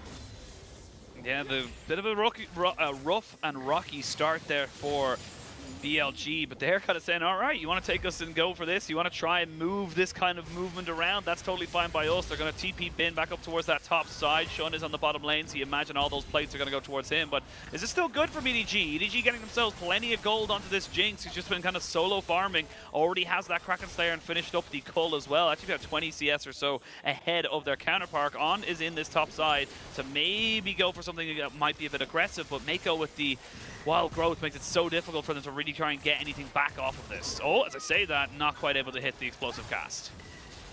We've managed to pick up 2, potentially 3 plates in this top side, as we do see Shun dropping that Rift Herald for Elk alone in the bottom lane. So he is going to get 2 plates, 1 plate only, as JJ is hovering as a response. He's alone in this bottom lane right now. He should be careful. Yeah, he's dead. I mean, Elk... It's moments like that that really just kind of think, you know, you kind of have to really think about what you're trying to achieve in that moment there. Elk really not coming out on top of that trade, and yeah, just got greedy. Just straight up got greedy for the plates and really wanted to try and finish off that Cull for that Stormraiser, which he now has, so great for him, but cost him his life, and that is just not the kind of plays you need, especially when you're already starting to fall a little bit behind in this early game. Especially not having that flash available. I mean, I could see the idea of Elk, but Shun was showing on that mid wave, so he was truly alone as On was just defending this top tower alongside Bin. So a bit of a misplay coming out of the ADC of BLG, but now we see them at a deficit in this early game, which is very rare to see BLG in, because they're such a good team at snowballing that it's very hard to see them in this position. But it's also going to be very interesting to see how they kind of come back from this game state, because we know that once you give BLG a lead, they're willing to take an inch to a mile. But with Elk being 1-1, while I believe Leave is probably 1k ahead with the amount of plays that he was able to eat in that top side, it's gonna really challenge BLG for the first time.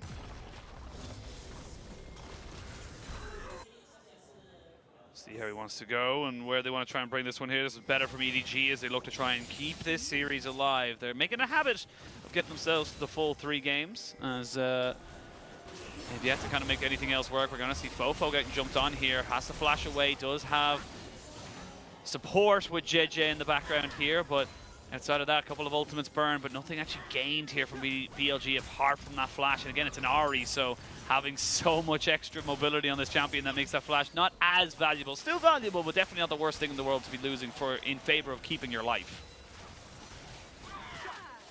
I've seen those Rakan W's due to unfortunate circumstances where I had to hold in my breath. But Fofo had to burn the flash from how On and Shun were playing alongside that vision and caught this Ahri off guard. But it is slowly getting a bit concerning about how Leave and Mako are having so much presence in the bottom lane. And of course the range, Elk is struggling a little bit in terms of just trading against this Jinx who has the Ardent and Lulu buffing him up. Which is also a very big question on how Shun is going to play these team fights, because obviously you're playing an assassin into one of the best Lulus that we have in the LPL, so that polymorph is going to stand a very big problem in the 5v5s. A TP from Ala, he can just ulti towards his bottom lane. Can just ulti right in top of it. There's going to be a TP in. They're going to try and see if they can maybe get On out, but he was locked in and loaded. Flash in from Ala as he looks to try and jump onto Elk. We'll get this knockdown down and force an immediate flash from Fofo as Fofo was engaging. Really late TP coming out here from Yagao. I don't think he's going to be able to get anything from this whatsoever. And BLG just kind of sitting on their hands a little bit, not expecting EDG to be so aggressive, and they get punished. Yeah, this is the proactive EDG that we've been waiting, as BLG Bin, he does respond with getting a tier 1 tower himself, but Elk and On are really struggling to find angles in this game. I mean, Fofo was there first, JDG being the one initiating the team fight, and we see a great mid-jungle synergy coming out of EDG in this game too, and that's all thanks to this Ahri and Vine being utilized perfectly by these 2 players.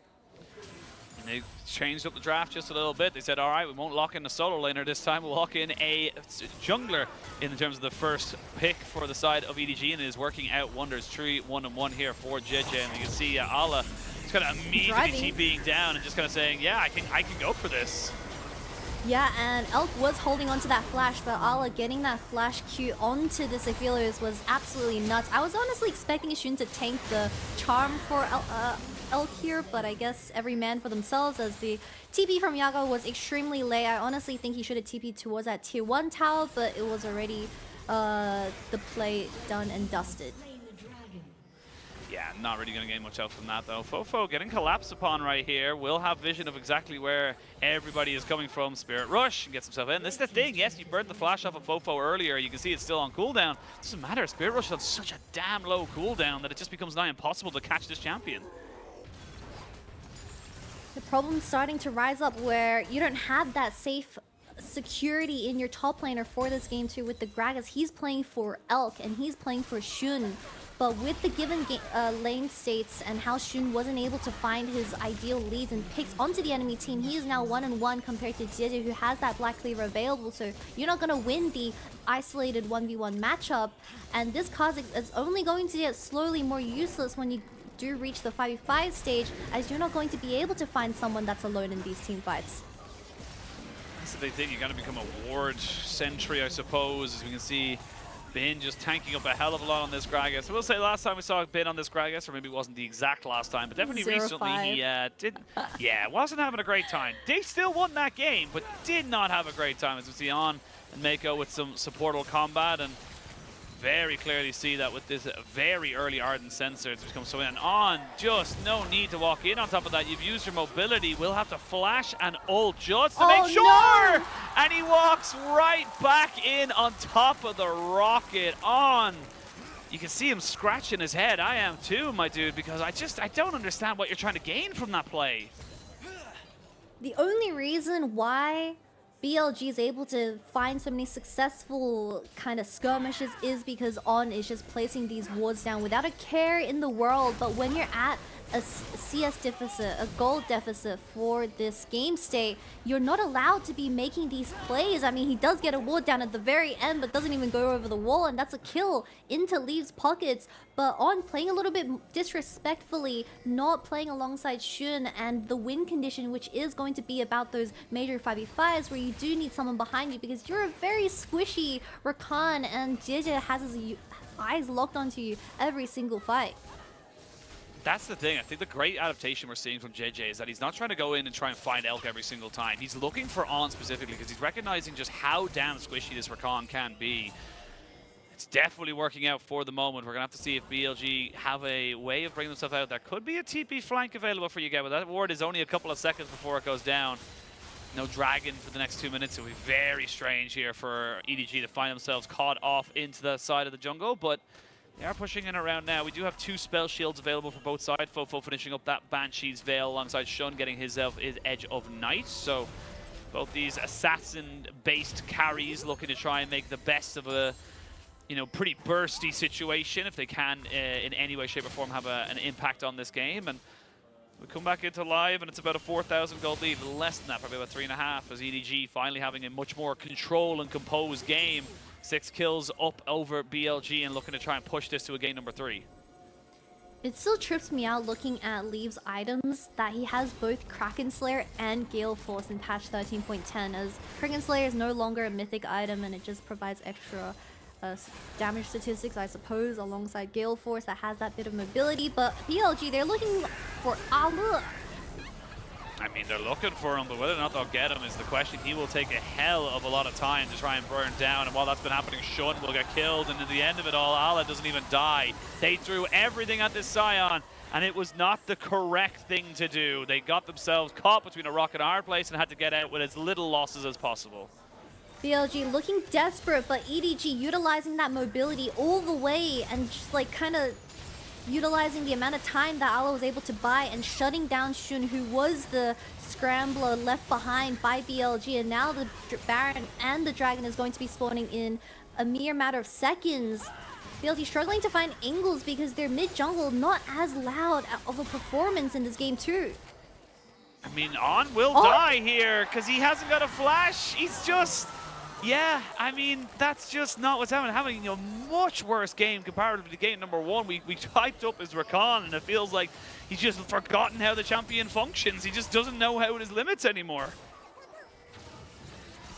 Jaguar does have the flash, no Tibbers. They're finding an angle into Fofo. Oh, Fofo did have the flash, does have the Spirit Rush up in a couple of seconds, but the explosive cast is good to bring him in. Can they finish him off? Yes, they can.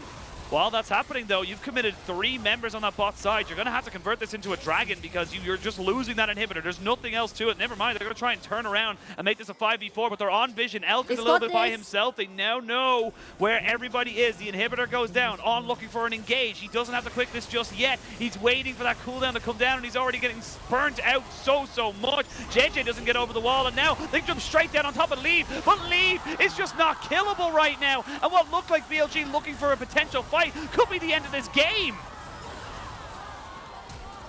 And Shun does get a return kill onto Mako.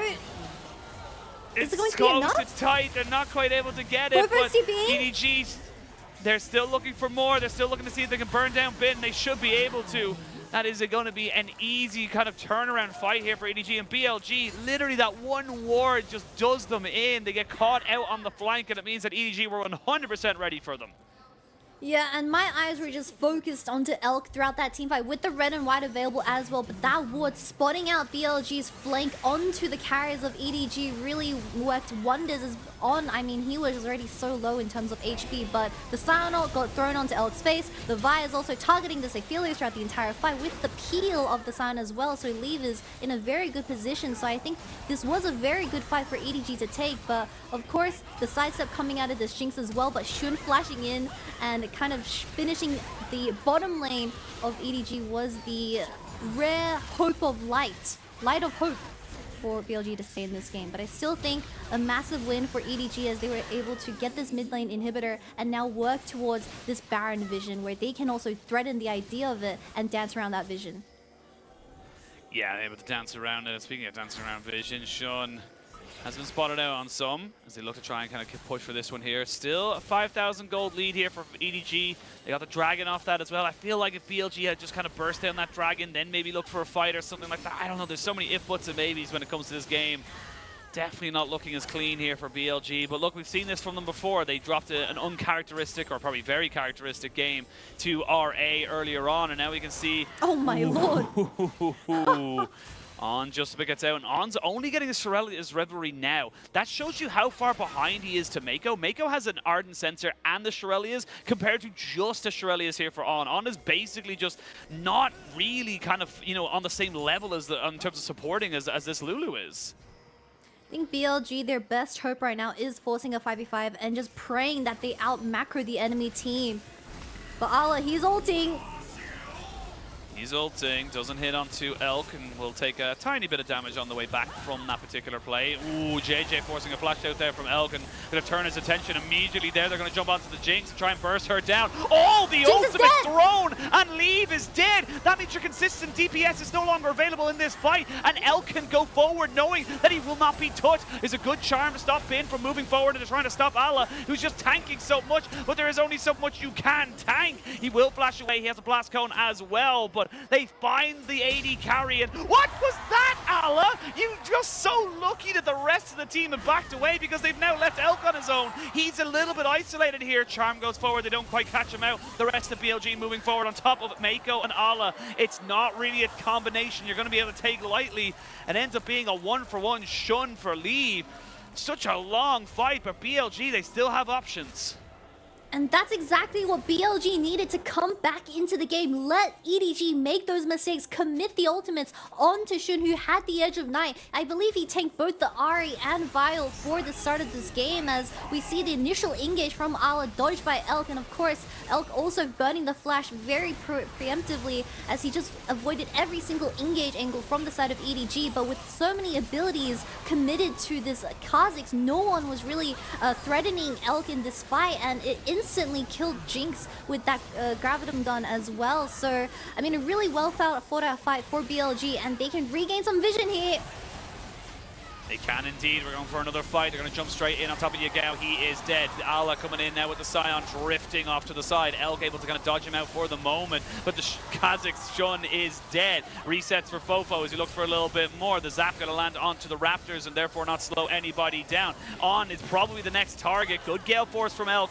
keep himself away from the oncoming Vi, but I mean, it's just proving too much here for BLG. EDG just have them in so many angles, and they just can't get the damage down. They can't get their carries to safety. Bin will flash, he'll get charmed though. Explosive Cast gets eaten by the Banshee's Veil, and Bin is only going to be falling as quickly as he possibly can. 3 for nothing. Elk trying to make something happen in this mid lane. Has got a shielding, green and white to try and maybe make a fight happen, but I mean, he's just waiting for that LDR. He needs something that can burn down through Allah. Bin was desperately trying to fight a flank angle, but BLG, they want to contest this Baron. They want to flip it. Yago does have the flash tippers available. Shun is slowly making their way here, but EDG not going to flip it just quite yet. Yeah. They have to respect that Shun was coming out. These death timers not as long as they probably hoped them to be, and now we're in a weird situation. Good in dodge there from On, and Mako is dead. They're going to try and burst down the rest of this team, but the Super Mega Death Rocket is good enough to try and tickle down these health bars. BLG are keeping this game chaotic, and honestly, in the weird sense, they're kind of coming out on top. They're rushing Baron. Bin is TPing to the Baron, and they're just going to flip it. They're going to flip it. Ala and Fofo both have TP. They're going to try and maybe get on top of this one here. The double TP on the backside of this fight. They now know that there's so much damage there on the Shun. They can't be able to. They can't let him die. If he dies, it's all over. He gets killed to the Baron. They have to either back away or finish it. That is your call right now. Ala goes in. It's a 100% flip. Who can get the damage down at the right time? It's going to be Ala. Sion gets in, gets the Baron, and EDG clean it all up. BLG just not looking on form in this one. They try to keep it scrappy, and they've been punished by a much more composed EDG. And that was the final Hail Mary coming out of EDG, but unfortunately Shun getting picked off early by Fofo on this Ahri, taking too much damage from the initial engage as they were fighting without a smite. In the very end, like you said, Ala secures the Baron, but it does seem like the series going to a 1-1. It's going all three. Not really a lot that a full tank Gragas and a Kha'Zix can do, unfortunately, against the tanks. So we're going to be going to third game. BLG having a dominant game number 1. EDG having just as dominant game number 2. And that is a fantastic win coming out here from EDG. Much more like him to see them kind of, bouncing back even after such a tough loss. Yeah, and it was all thanks to JJ on this fight. He was able to catch on so many times out of position, being a little bit greedy with how he was positioning himself in that early game. And also an unsung hero for me, at least, is Mako, because I feel like just him having something like the Lulu in this game too really did stop Shun from being his proactive usual self and finding those angles onto the AD carry, which was going to be leave on the Jinx. And obviously, finally, we have the Baron flip, which was an absolute Hail Mary coming out of BLG, but it's very concerning to think that BLG kind of slipped back into the game from how the early game went. Yeah, I mean, look, they kept it scrappy, but I do think that it was just kind of BLG throwing everything in the kitchen sink in. And the thing is that, like, they had a couple of good engages. They got caught out leave, but I mean, I feel like right now the Vi is just such a massive power pick in every sense of the word. It just feels like this pick is just so unbelievably busted in how it's able to kind of create space, make champions do different things, and situate yourself in such a negative kind of point that it just gives you too much room. It gives you too much space to kind of work with. I believe it has like nearly 100% presence. I think it's on like 98% or something like that. And sitting with like a 64% win rate. It is so good in the LPL right now that I feel like you just, on red side, if you're not first picking it, you got to, or if you're not banning it, you got to hope and pray that they're not first picking it.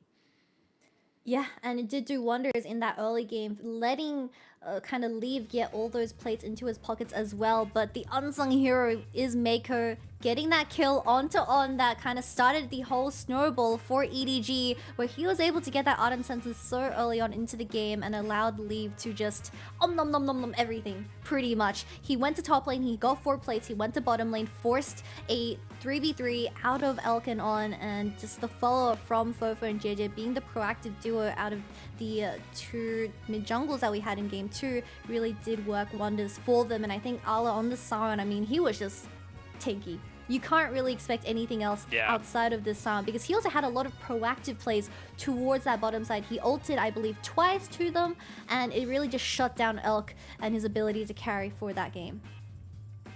Yeah, I mean, Elk tried his hardest and really did kind of, put himself in decent positions. But I think Shun on this Kazakhs just didn't really have the same level of impact as he did in game number 1. And On was just, I don't know what happened between game number 1 and game number 2. On did not look like the game number 1 Rakan that we saw. And again, it's little small adaptations that we saw from EDG in their draft. They decided to first pick the Vi. They then went for the Lulu rather than the Nautilus in this bot lane because they recognized, look, if we can just keep this Jinx alive, we have so many ways that we can kind of make this play work. So really happy to see EDG kind of bouncing back a lot stronger in this particular game and giving us the full 3 that we deserve.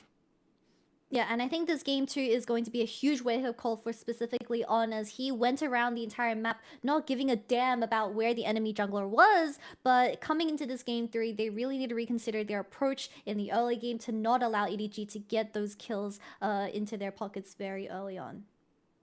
Yeah, absolutely agree. But we're going to send it to a quick break, and when we return, we are going to have ourselves our 3rd and final game of the series and our final game of the day, so you don't want to miss it.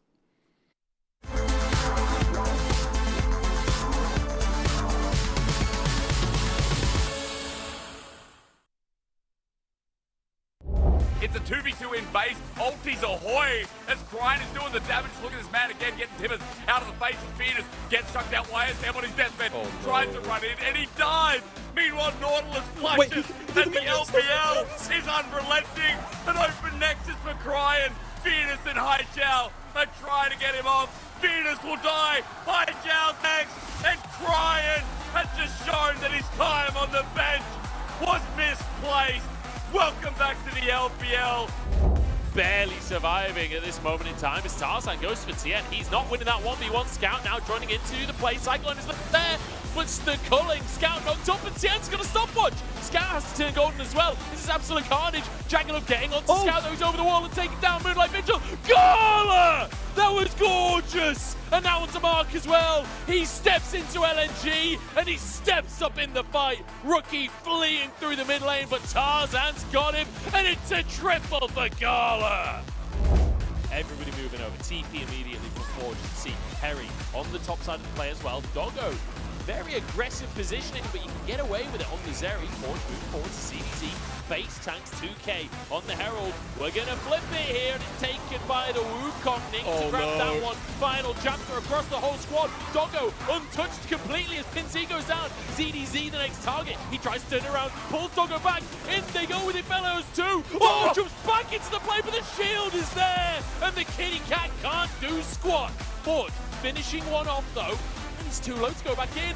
Forge gets knocked up and somehow goes down. And in his debut series, he comes on in. Chichoyi finds the Penta. Air pack or something.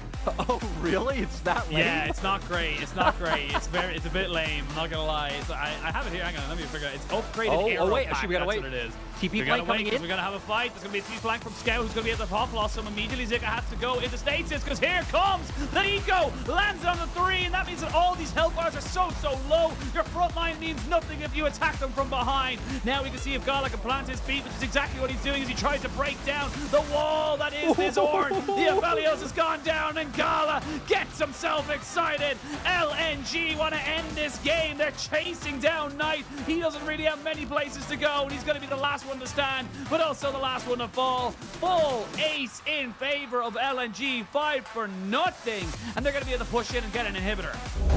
And he could maybe go for it, but I mean, this is just a straight up Baron at 20 minutes. That's why they're kind of like pushing for this right now. And look at him on the camera. He took his hands off the keyboard and everything. He is chilling right now. He is chilling. You go, please. There's only so much I can do, and here we go. Will this work? Will it work? Will it work? It will! And that's what you want to be seeing. You go, patient as ever. Gets himself his kill. The hunter finds his prey.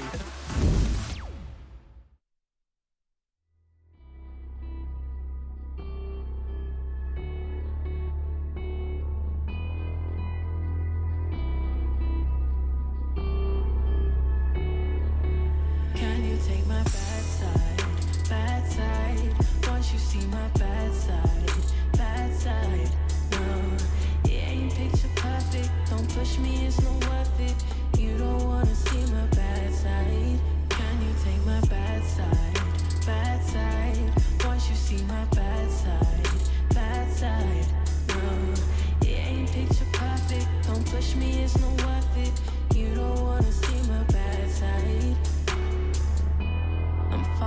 from your ordinary lover. I'm different from any other you've ever had before. So you must have me mixed up.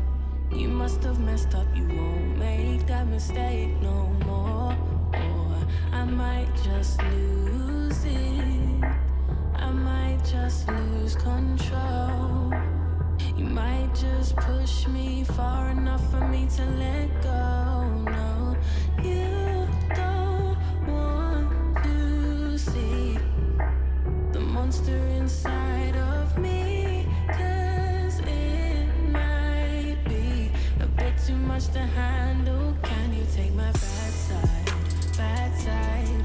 Once you see my bad side, bad side. No, it ain't picture perfect. Don't push me, it's not worth it. You don't wanna see my bad side. Can you take my bad side? Bad side. Once you see my bad side, bad side. No, it ain't picture perfect. Don't push me, it's not worth it. You don't wanna see my bad side. I may be more patient than the others. I tolerate the stress and all the mess and all the headache you bring. But listen to me, you'd rather have my good side than a dedicated enemy. 'Cause I might just lose it. I might just lose control. You might just push me far enough for me to let go. You don't want to see the monster inside of me, 'cause it might be a bit too much to handle. Can you take my bad side? Bad side. Once you see my bad side, bad side. No, it ain't picture perfect. Don't push me, it's not worth it. You don't wanna see my bad side. Can you take my bad side? Bad side. 我觉得牙膏选手在英雄池方面特别出色吧，然后他在对线的理解上面不太会给你什么太大的机会，反而还会去找你的机会，这也是我常常去学习他的地方吧。我觉得新版本中弹的话就更会强调对线这个东西，因为以前的话兵线比较快就可以放线或者什么的，就这版本的话还是更吃重对线一点。Laning is a lot more important, and of course for Fofo, it definitely worked out in his favor. Welcome back, one and all, for our third and final game of the series and our final game of the day. We got to talk about, though, EDG making it back as the 1-1. JJ with the Vi, our MVP for that game. And honestly, the man was a menace on top of On, just constantly catching out the support of BLG and just making it so that there was nothing really that BLG could do to come back into the game. Yeah, and JJ working alongside Fofo, just catching out the careless mistakes that BLG showed within that game too, and utilizing this early game lead, and of course translating that into all the objectives and towers that were available around the map. But still, I do want to highlight that I love the different approach that EDG have shown us in this game too, where we know that EDG, yes, they're very slow, but when you enable JJ to have a champion like the Vi, he is not afraid of fastening up this early game tempo, and that is exactly what they did. But I think the biggest difference for this game too is the mid kind of presence from both teams, because we saw Fofo always rotating first, always being in bottom lane, stopping Elk from kind of getting that CS and of course staying around his own towers, while Yaga, yes, he rotated that one time, but without that flash available, he was constantly getting caught out by this Vi and Ahri duo. So it was just a very good utilization of these two champions looking for those picks. And once it got to this stage where there were a lot of objectives available on the map, I mean, at the very end, it was still Fofo getting Xun to such a low HP where he pretty much died to the Baron, and they had to flip it, and Allah was able to secure it. I would love to know what he got it with, maybe with a Sunfire ticker or was it the Q, but we'll never know. And this is kind of one of those things that, for me, BLG just kind of honestly just like dropped the ball completely. This is the kind of duality of this particular team, is that they won game one, they looked unstoppable. They looked like they had EDG's number, nothing EDG could do. I was in all high of praises for them. And then in game number two, it just all goes away. Nothing really sticks. The cohesiveness, the synergy just doesn't really seem to be kind of coming together. And that, to me, is a bit of a weird situation there, that you can have such drastically different sides to your team within the space of a literally 40 minutes game or 40 minutes of game time.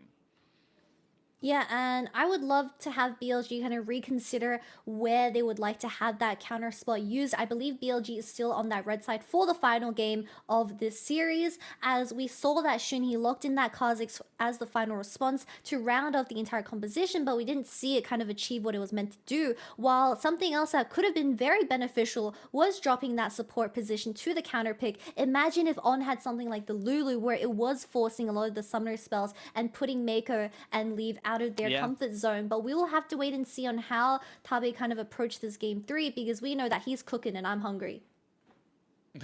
I'm actually hungry, guys. I know. I was going to say, you actually did say in the break you are actually hungry. You were hoping this would be a little bit of a 2-0, so you get a 4-0 day, get yourself some food and go to bed. But not to be. There's too much League of Legends to be done here, Kitty. But, I mean, yeah, honestly, it does feel like it is that, you know, very, very confident Rakan pick, which could have been a, you know, a last pick or a third rotation pick on the Lulu. You get that safety, and then you can kind of go for different setups. Either if, buts, and maybes, the worlds of what ifs and the Marvel universe as such, but it wasn't to be, and it's going to be EDG kind of bouncing back from that one. And honestly, for EDG, I like that they kind of just said, look, we just need to get ourselves a solid engage. I think that was definitely something they were missing in game number 1, and having something like the Vi just gives you so much more What is this? Control. Welcome to my garden. It was just all objectives. objectives. Welcome to my garden. It was just the Elder Dragon, the Barons, the Rift Heralds. I love the kind of fan size that we have available in the live crowd, which is all just memes and very artistic. Yeah, I mean, I definitely appreciate the Gigabin that we saw earlier.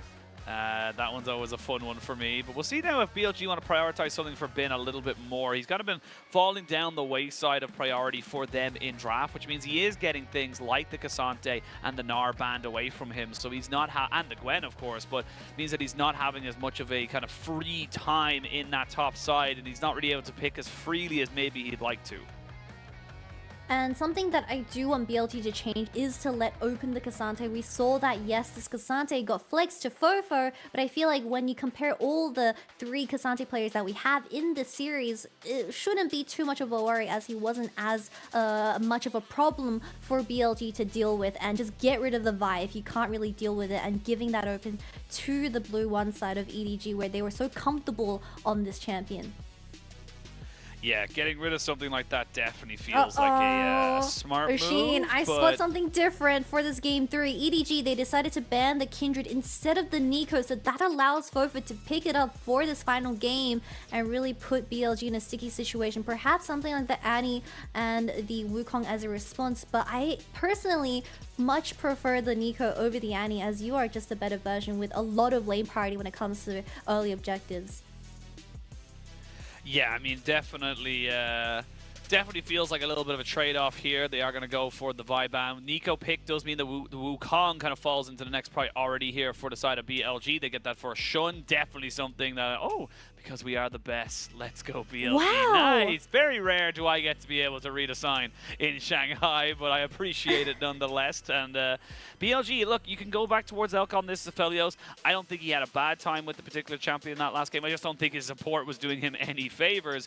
Maybe even going towards the Aphelios over Jinx is a strange one for me, because again, we saw the Jinx having now a 19-10 in the 29 different games they've played against each other so far this split. And Nocturne already kind of coming in. The solo laner still getting locked and loaded here for EDG. And I think you go with the Lulu. I think straight up, go with the Lulu, keep it right beside this Aphelios, and get that kind of setup for yourself. It might be something like the Syndra, where it does do traditionally comfortably into the lane up against Nico, and it does get yourself a bit of that early game priority. No, it's going to be a default back to Annie, where you have that kind of reliable engage for the side of BLG in this final game. But I really want to see BLG saving that counter spot for On in this final game, as he has just the best answers to Mako's champion pool, depending on what he decides to do in this final game. Because EDG, I mean, they're dropping it to 4 and 5 for the bottom lane, and BLG, they're more than happy to start banning out all those champions, and the Jinx is going to be the first one. Yeah, Jinx, Lucian probably going to be the ones they get rid of in this. They know the solo lanes, they know where it's all going. I imagine EDG ban away the Gnar and possibly the Sion as well. Or maybe they want the Sion here into the top lane for Ala to kind of, you know, take Bin out on top of her. Maybe the Gragas. There's plenty of tanks that they can kind of ban away, but definitely the Gnar is something I would imagine EDG will want to take off the board. They're actually going to go with the Lulu themselves, so kind of saying, look, we're not going to take it. So that means that the Lulu is not going to be available in this next particular one, but maybe a Lulu Rakan ban coming out here now for EDG. Yeah, if Lulu and Rakan does get taken off by the side of EDG, that does signify that Nautilus is going to become the next high priority champion. However, if you trade the Nautilus instead of the Rakan, that does mean that EDG most likely looking for something like that Zion Rakan in the bottom lane, but it can also get denied by BLG with that pick. But my question is what is Bin going to play in that top side? Because we've seen that once he is also given something like the counter pick, he is more than happy to be in that isolated matchup, especially against a Cassante where you have so many answers, the Fiora and the Gwen already taken away. But perhaps something like, I don't want to cook too much because I know I've been saying I want BLG to cook, but what if we get an Aatrox? I mean, we have seen it from Shanji earlier in this week, so I mean, it could definitely be something that can do well. We saw it to great effect. And there's the Nilah coming out here for a leave, and the Yuumi. So something that maybe was forgotten about here by BLG as they kind of see a new look to that Yuumi combination down on the bot side. Alright, well, Bin is cooking as he locks in Malphite for that final pick of this game, but EDG introducing something new, the Nilah getting played for the first time in LPL Summer Split and paired alongside Meiko's iconic cap. But of course Meiko's the person that plays Yuumi without Zeri. Of course it's him, he's that guy. And yeah, this is definitely going to be an interesting one here. We haven't seen Nilah in quite some time, and curious to see now. There was rumors of her once the changes came in on 13.10. A lot of people saying, look, when are we going to see this champion come back in? When are we going to start to see it be more effective in that bot side? The thing with Nilah is that you need to be an initiator. This is a full dive comp coming out here from the side of EDG. You look at every single champion here on your screen. They want to go in. They want to jump in on top of your, you know, the enemy team. However, if you get caught out, you go a little too far forward and you don't find your man, the amount of re-engage and just kind of burst damage available for BLG is kind of something both these teams are going to be throwing themselves and everything else they have at each other just to try and get the fights to start off. Yeah, and Nilah, I mean, I know everyone's been talking about this champion ever since the item changes, but her builds still stay relatively the same. You go the Gale Force, like you said, being that self-initiator with someone like the Yuumi and going full dive. I mean, both of these compositions have a lot of pick potential and dive potential when it comes to gap closing, but it really depends on who gets that vision first and who utilizes it the best when it comes to those major objectives. But yeah, Meiko playing this Yuumi is going to provide a lot of healing paired alongside this Nilah, so they're going to just look to slowly scale for that level 6 and kind of catch the enemy team off guard with how much damage this champion does with that Conqueror available as well. All right, Kitty, we're locked and loaded. We are on to the Rift for the third and final time.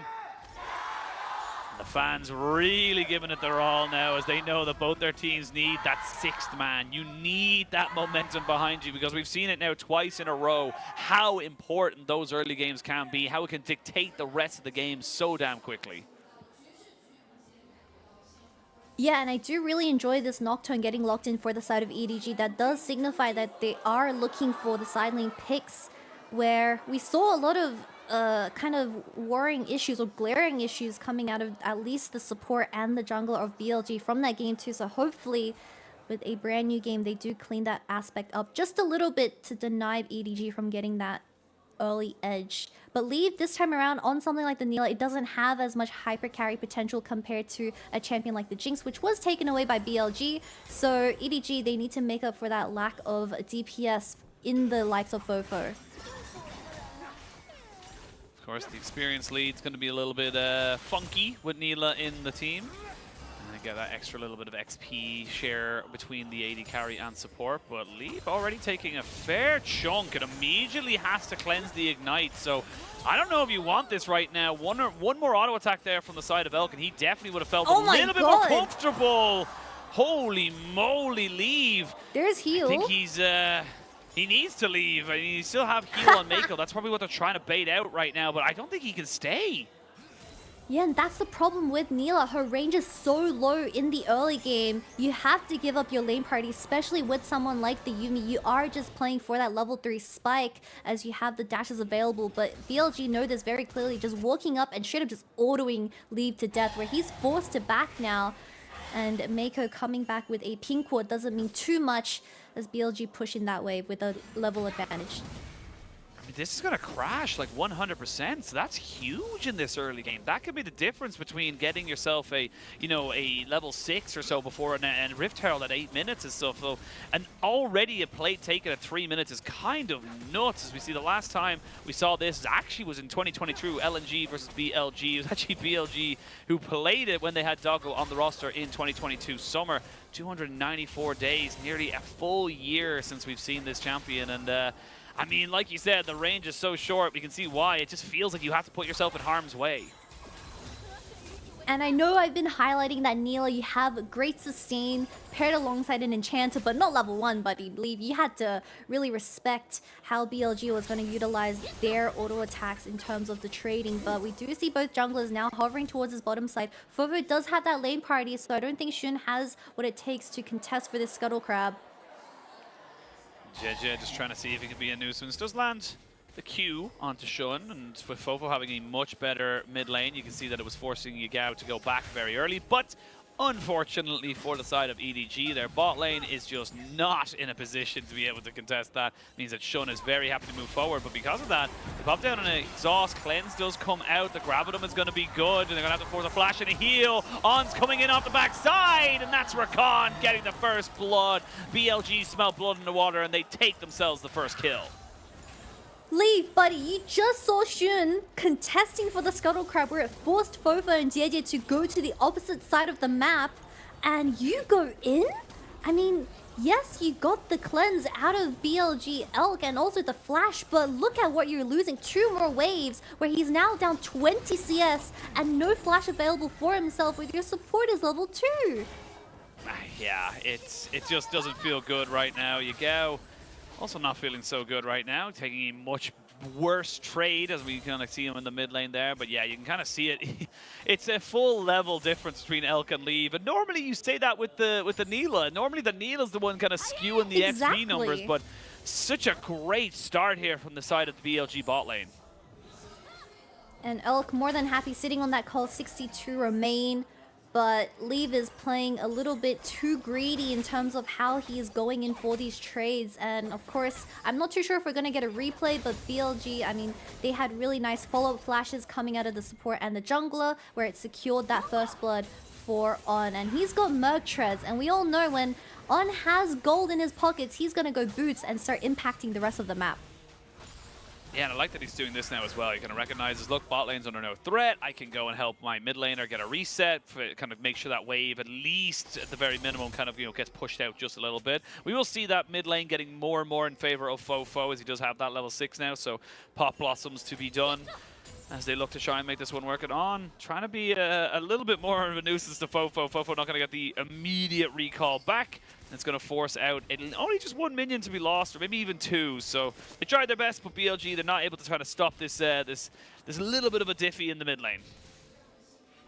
LPL directors love zooming in on cannons, and although the cannon minion was the only one that Yago dropped from that mid wave, they were still zooming in on it for a good 10 seconds, while there's a huge slow pushing wave from the side of BLG, and they can realistically look for a dive with that ignite available. We don't have Shun anywhere near though, and no TPs available for both mid laners, so it's going to be a little bit hard to pull off. Yeah, you don't have the paranoia here for JJ, so not quite sure. They've checked a little bit, but then they're going to try and burst on top of him here. They're going to slow him down. Elk is the target, but a great Gravitum means they can't really go for the cleanse. Won't really do a hell of a lot. Now Leaves caught with his pants down around his ankles. He gets tripped up by his own trousers, and that is going to be an easy turnaround kill for BLG. And this Neela is just not looking practiced. It's not looking that good right now for Leave. And that's 2 more waves gone to the tower for Leave leave to miss out on. And Elk now sitting on the red and white. He's more than happy to deny all of this CS. Leave it to die. Don't even take the plates. You're more than happy keeping this Nila in this lane in the bottom side. But Jesus Christ, this is not the start that you want to be having in this third and final game, where we said that, yes, Nila is a great initiator, but she's initiating to her own deaths. She's initiating, but even the way the whole kind of setup comes in, it's that you need your ultimates. Again, like, how is JJ going to make on top of this? They can't follow up. He doesn't land the Q, so he's not getting the extra move speed. And then, yeah, like, it feels so forced. It is extremely forced, as EDG looking a little bit kind of desperate with finding angles onto Elk. They thought from game 2, shutting down Elk was the way to go, but even if that play went off, you had Yago being there first on the Annie, so it would have been disastrous, maybe even more than just a kill going over. But we see now with both objectives up and available, junglers are now level 6, so hopefully EDG are going to be able to find better angles to make onto the side lane. But on something like the Rakan, he's going to outroam this Yuumi and just leave Nila and Yuumi towards that bottom side. But I don't think they have what it takes to kill Elk or even threaten Elk in that lane. Yeah, it really doesn't feel like Elk is in any kind of trouble. He's got the Berserker Greaves now, no boots for either Leave or Mako. Mako doesn't really build them, to be perfectly fair, but look at the I mean, look at the player goal. Leave is on the second to last, Mako being last, and Elk is literally ahead of him. There's almost double the gold in terms of the bot lane, which is absolutely insane. They're going to take away the Rift Herald now, try and push it in towards this mid lane, or maybe even up towards top. There's plenty of options here for Sean, as bot lane will go down. The thing is that you've taken 4 plates so quickly here as the side of BLG that this idea of you kind of, having to hard force bot doesn't exist anymore. 1 plate will go over to the side of the EDG bot lane, so nice little prize for them to kind of bring back this game a little bit, but I mean, it is a minor silver lining, and what is a dark cloud on this bot side. I can already envision it. We're going to have both the mid jungle of BLG hovering towards his bottom side so Elk can collect his final play on this bot tower, and then they're going to rotate this Aphelios and Rakan to the top side and drop the Rift Herald. And we're going to have a 10-plate Aphelios for this game 3, as they also secure this first dragon, which is going to be Mountain. Yeah, you can see, I like the small little movements there we saw from the bot lane of EDG, though. They recognize, look, we've level 6s for our Yuumi and our Nila. We're not feeling super confident in terms of a big 5v5, but if we can get on top of them before the Rakan gets his level 6, we definitely have a much stronger position. They even have JJ still floating down towards this bot side, making sure that if he can get on the paranoia, he will. There's a really sneaky ward spotting out the bottom lane of BLG. I'm not too sure if they can take it. They do have all summoners available. That also is the same case for Elk. But my eyes are still onto these 2 mid laners and who gets first move to really make that difference in the bottom lane skirmish. So they want to make this one work. It's definitely a possibility here, as we got the all out in that top side. Should just be Bin, yep, ulting away. Ult for ult, pretty standard affair, and this is why you pick the Malphite into the K'Sante, because you can just get away from him. That's the biggest problem when it comes to K'Sante, is just literally walking away from this champion. No, K'Sante is not a broken champion in 2023. And then you have Bin just walk away, lol, and you have the Giga Chat emote. I can already see that being a Twitter interaction. I don't know where I'm going with this, but the game has slowed down quite a bit. But we have a 30 CS differential in that bottom side, and Elk is now 2 minions away from finishing that up. Wouldn't be surprised if BLG, they start planting down the vision to allow Yaga to make those frequent roams towards the bottom side and deny JJ from kind of being proactive on this Nocturne. This is a pretty bad choke though, so they have to get out. Here's a question for you, well, before we get into anything. Do you know what Nila's ultimate is called? Okay, take that as a no. Water Whirlstone. Silence as a... Not quite, no. It's Apotheosis is actually the name of it. Yes, it is the actual definition of the word apotheosis is like the highest academics or like meaning or like, kind of like basically the highest form of something. In terms of, I believe, like knowledge or something like that. I believe that is the definition. It's not the Oxford definition, but it's my definition. The highest point in development of something, a culmination or climax. Apotheosis. There you go. Try to say that in a team fight. what I'm gonna have to do. Well, good luck. I'll just say Neela ult. Yeah. Yeah. To anyone watching at home, you'll always be able to catch out people if they don't quite feel comfortable or confident saying either a player name or a ability. They don't know the name of it or anything like that. They will just say the champion name or Q or W, or they'll say stun or something like that to kind of cover themselves. There was a time where no one really. Right now. Stop it. I'm exposing everybody. I do it too. But I remember for a while there was it was like Lifeform Disintegration Ray was one that for Vel'Koz, and no one really could remember how to say it properly. As I say that, we're going to see them kind of jumping in right on top of Fofo. No, you got duped. That wasn't the clone. The clone was the one getting away, and they committed, get themselves the kill, get themselves the Rift Herald in the bot side, and all the gold goes over to BLG. I really thought Fofo got out, but no. I thought Yago for some reason missed his Flash W onto this Nico, but that is going to be the Rift Herald being planted in the mid lane, securing some plates into this Annie's hand.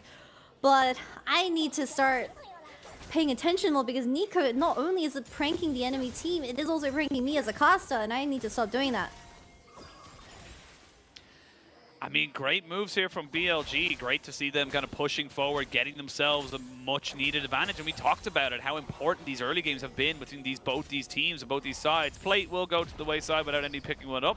That's very unfortunate there for the side of BLG. 175 gold gone with nobody able to pick it up. But, I mean, it's a 3,500 gold lead. It's BLG with a dragon, another dragon in a minute's time. And yes, he did just use the flash off of Yagao, but I don't think you're too upset about that, to be perfectly honest. I think you're quite happy with the way that the game is going, because been staying, relevant at the top side. Bot lane has gone exceptional, 40 CS difference, and yes, it is basically being answered in the bot lane, or in the mid lane, I should say, but it doesn't matter because Yagao is a facilitator. Yeah, and with how much of a gold deficit Leave is sitting on, your eyes are going to slowly move towards how Fofo is going to approach these team fights, working towards that proto belt as well. He has to make up for the lack of damage as Leave. I mean, he's a little bit caught out of position, I think. Has to back off here, but just surprisingly, the bottom tier 1 tower hasn't died. No, it has not. Not quite yet. It will wait till the tower to go down. Leave getting jumped on a little bit here by the Wukong, but a double TP going to be brought in here by the side of BLG. They brought everybody here. Pop Blossom lands onto everybody. That is a 4-man ultimate, but nobody's gone down just yet. El's taking a lot of healing as Ala wants to try and burn him out. They're going to jump straight back in on top of the Cassante, who should be able to get away from this. How are they gaining all these damage out? The Cassante stays alive despite everyone's best efforts. And now Bin caught between himself and a hard place, and he will go down. 4 kills over to EDG. They are not done with this series. Fofo did it! Fofo TP'd in and got a 3-man ultimate onto BLG. As EDG, they had so many engaged tools. Elk just couldn't escape, even with the flash and the Gale Force in his hands. But that is going to be a huge gold shift for the side of EDG, as we see how this fight kind of initiated as the lights were turned off. So Bin wasn't able to TP at this exact moment, so he had to wait for the entire time. And then we have Fofo landing a really nice ultimate onto the carries, while Bin TPing very late. I mean, just Ala on this Cassante was also a very big nuisance for the backside of BLG to handle, and fighting in this choke, Nico was insane. Absolutely massive engage there from Fofo, and great follow-up from Ala just to have the confidence. He didn't even lose his flash in that as well, just showing you how confident he was. He could go as aggressive as possible, get onto this Aphelios, take him out, and get himself the kills. The Dragon goes over in favor of EDG. They get themselves back into this game in terms of the goal. They're not quite equal just yet, but that helps a hell of a lot. And it all comes off the back of Fofo. I really do think that was such an incredible engage, and great to see him having such a good game. Yeah, exactly. I think his previous game, during that Ahri and Vi synergy that we saw from Game 2, was also kind of where it all started. As Fofo, he has great initiative coming into this series and really getting his eyes set onto Elk on this Aphelios. Even though Leave, he was the second least gold in that early game. Picking up the Gale Force now and no flash available for Elk for this upcoming skirmish. It's going to be really hard for BLG to find any angle, as EDG has so much gap closing. Yeah, Leave still has the flash. Actually, a lot was used there from the side of BLG. You can see no flash there onto Bin, Shun, Elk, On. On might have his up in a couple of seconds, so definitely something he can maybe look towards, but no real objective to be fighting over for at least another 3 minutes or so, and that's when the Baron will spawn. But if Herald was secured, has been going to walk in, and unfortunately realizes his tower is already dead. So more and more gold being put back into EDG as On doesn't get caught out there by the Nico clone, and I almost got caught out by the Nico clone there. I was like, I wonder why that didn't stop the recall, but Oshin, looks like Bin going to be able to equal out that bot side. you know, one of the most wholesome stories when it comes to League of Legends skins is that it still lives in my head rent-free. Doinby chose his World Championship skin for FPX to be Malphite because the only champion that Doinby's wife knows how to play, but I need to stop that!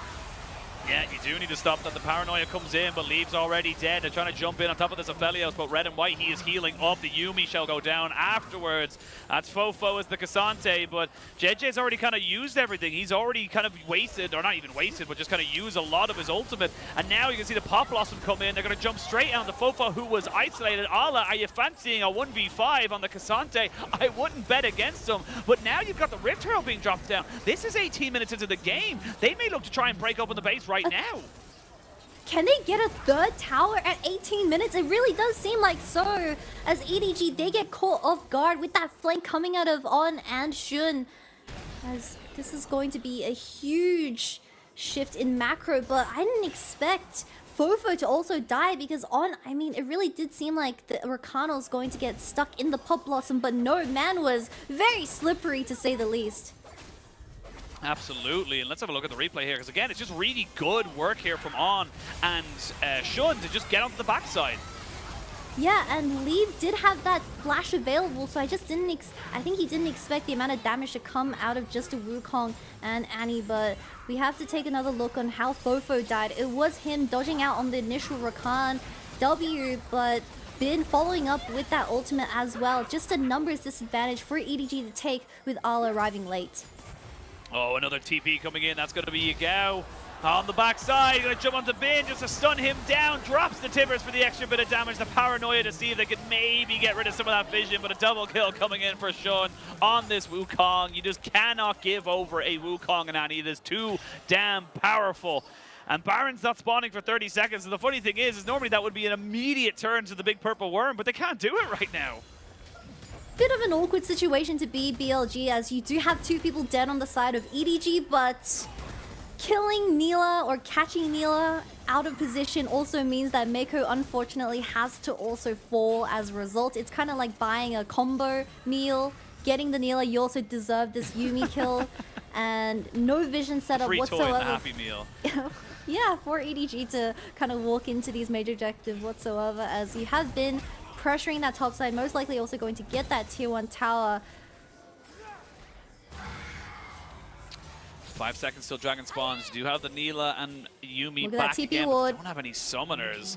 TP from the Malphite could be absolutely massive. He's going to reset just before anything else can really happen. They're going to clear out all this dark vision. JJ is still off to the side. He hasn't committed to anything just yet. TP coming in from Bin, as he has finished up his Iceborne Gauntlet. We are going to see already On taking a lot of damage, and they're going to jump straight onto the Nocturne. JJ just cannot do it. They throw everything on top of Elk, but it does mean that they now have nothing to try and throw back at the rest of the team, because you've used everything to kill this Aphelios. But don't forget, the Cassante is huge. With a cat on his back, will he have enough to keep himself alive? No! Not quite! And a smack down from the rock onto the cat gives themselves the ace. That's going to be a 5 for 2 in favor of BLG. They can go for the Dragon, they can go for a push in mid, they can go for wherever the hell they want. And Shun surprisingly did the most damage out of that team fight for the side of BLG, but we'll have another look at what just happened, because JJ closed the lights and his focus was on the AD carry of BLG. Elk trying to make distance with that Gale Force and flash available, but unfortunately not having enough distance from Fofo. But every single ability committed to this Aphelios meant that they didn't have anything to kill this Wukong and Malphite, which was such a menace in this team fight. Ala desperately trying to do anything, but the flash to kind of get that distance didn't mean too much, as it wasn't over the wall. And a very clean 3 for 5 trade. Very, very clean. 8,000 gold or just underneath it now in favor of BLG. 2 dragons to the good as they look for 2 more to get themselves that Infernal Soul point on. Now having a much better game comparatively to game number 2. Game number 1 was good. Game number 2, we forget about that, but it's all good because if you're able to bring out the win here for BLG, keep their undefeated series run going would be fantastic for this organization. And again, kind of adding another accolade to why this team can be seen as, you know, arguably, you know, a top 2, if, you know, like, you know, team in the split without, you know, kind of any kind of, you know, kind of doubt in our minds.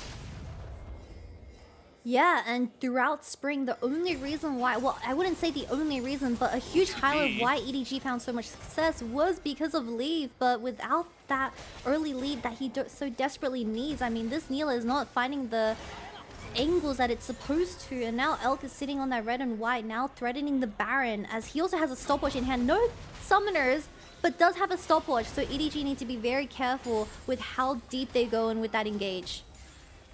There's 3 Zhonya's, or at least Zhonya's effects available for BLG. 2 stopwatches on the Shun and Elk, and then Zhonya's themselves onto Yagao. As we can, here we go. They're going to look for a big fight, and they're going to be able to find it. The Pop Blossom is good, but it's not onto Elk.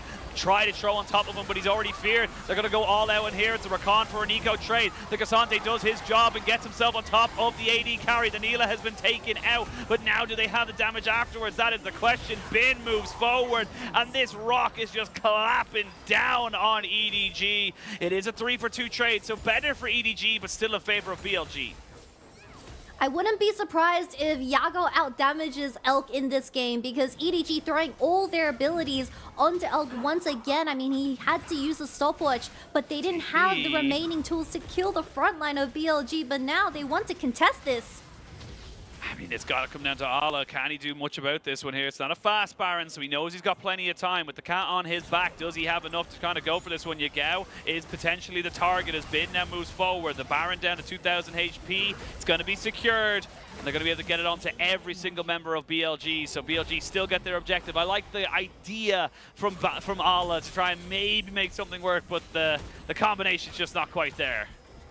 As you see, Fofo cosplaying as a minion, trying to catch someone off guard, but all the abilities went onto Bin for the Malphite. But we see JJ having his hands onto Elk this entire team fight, and I thought it was a winning fight for EDG. On got instantly melted as we had a lot of healing coming out of the Yuumi and Neela, but no, you have no damage whatsoever to finish off the front line of BLG, and that is very apparent that they are the problem in these team fights that are unkillable pretty much.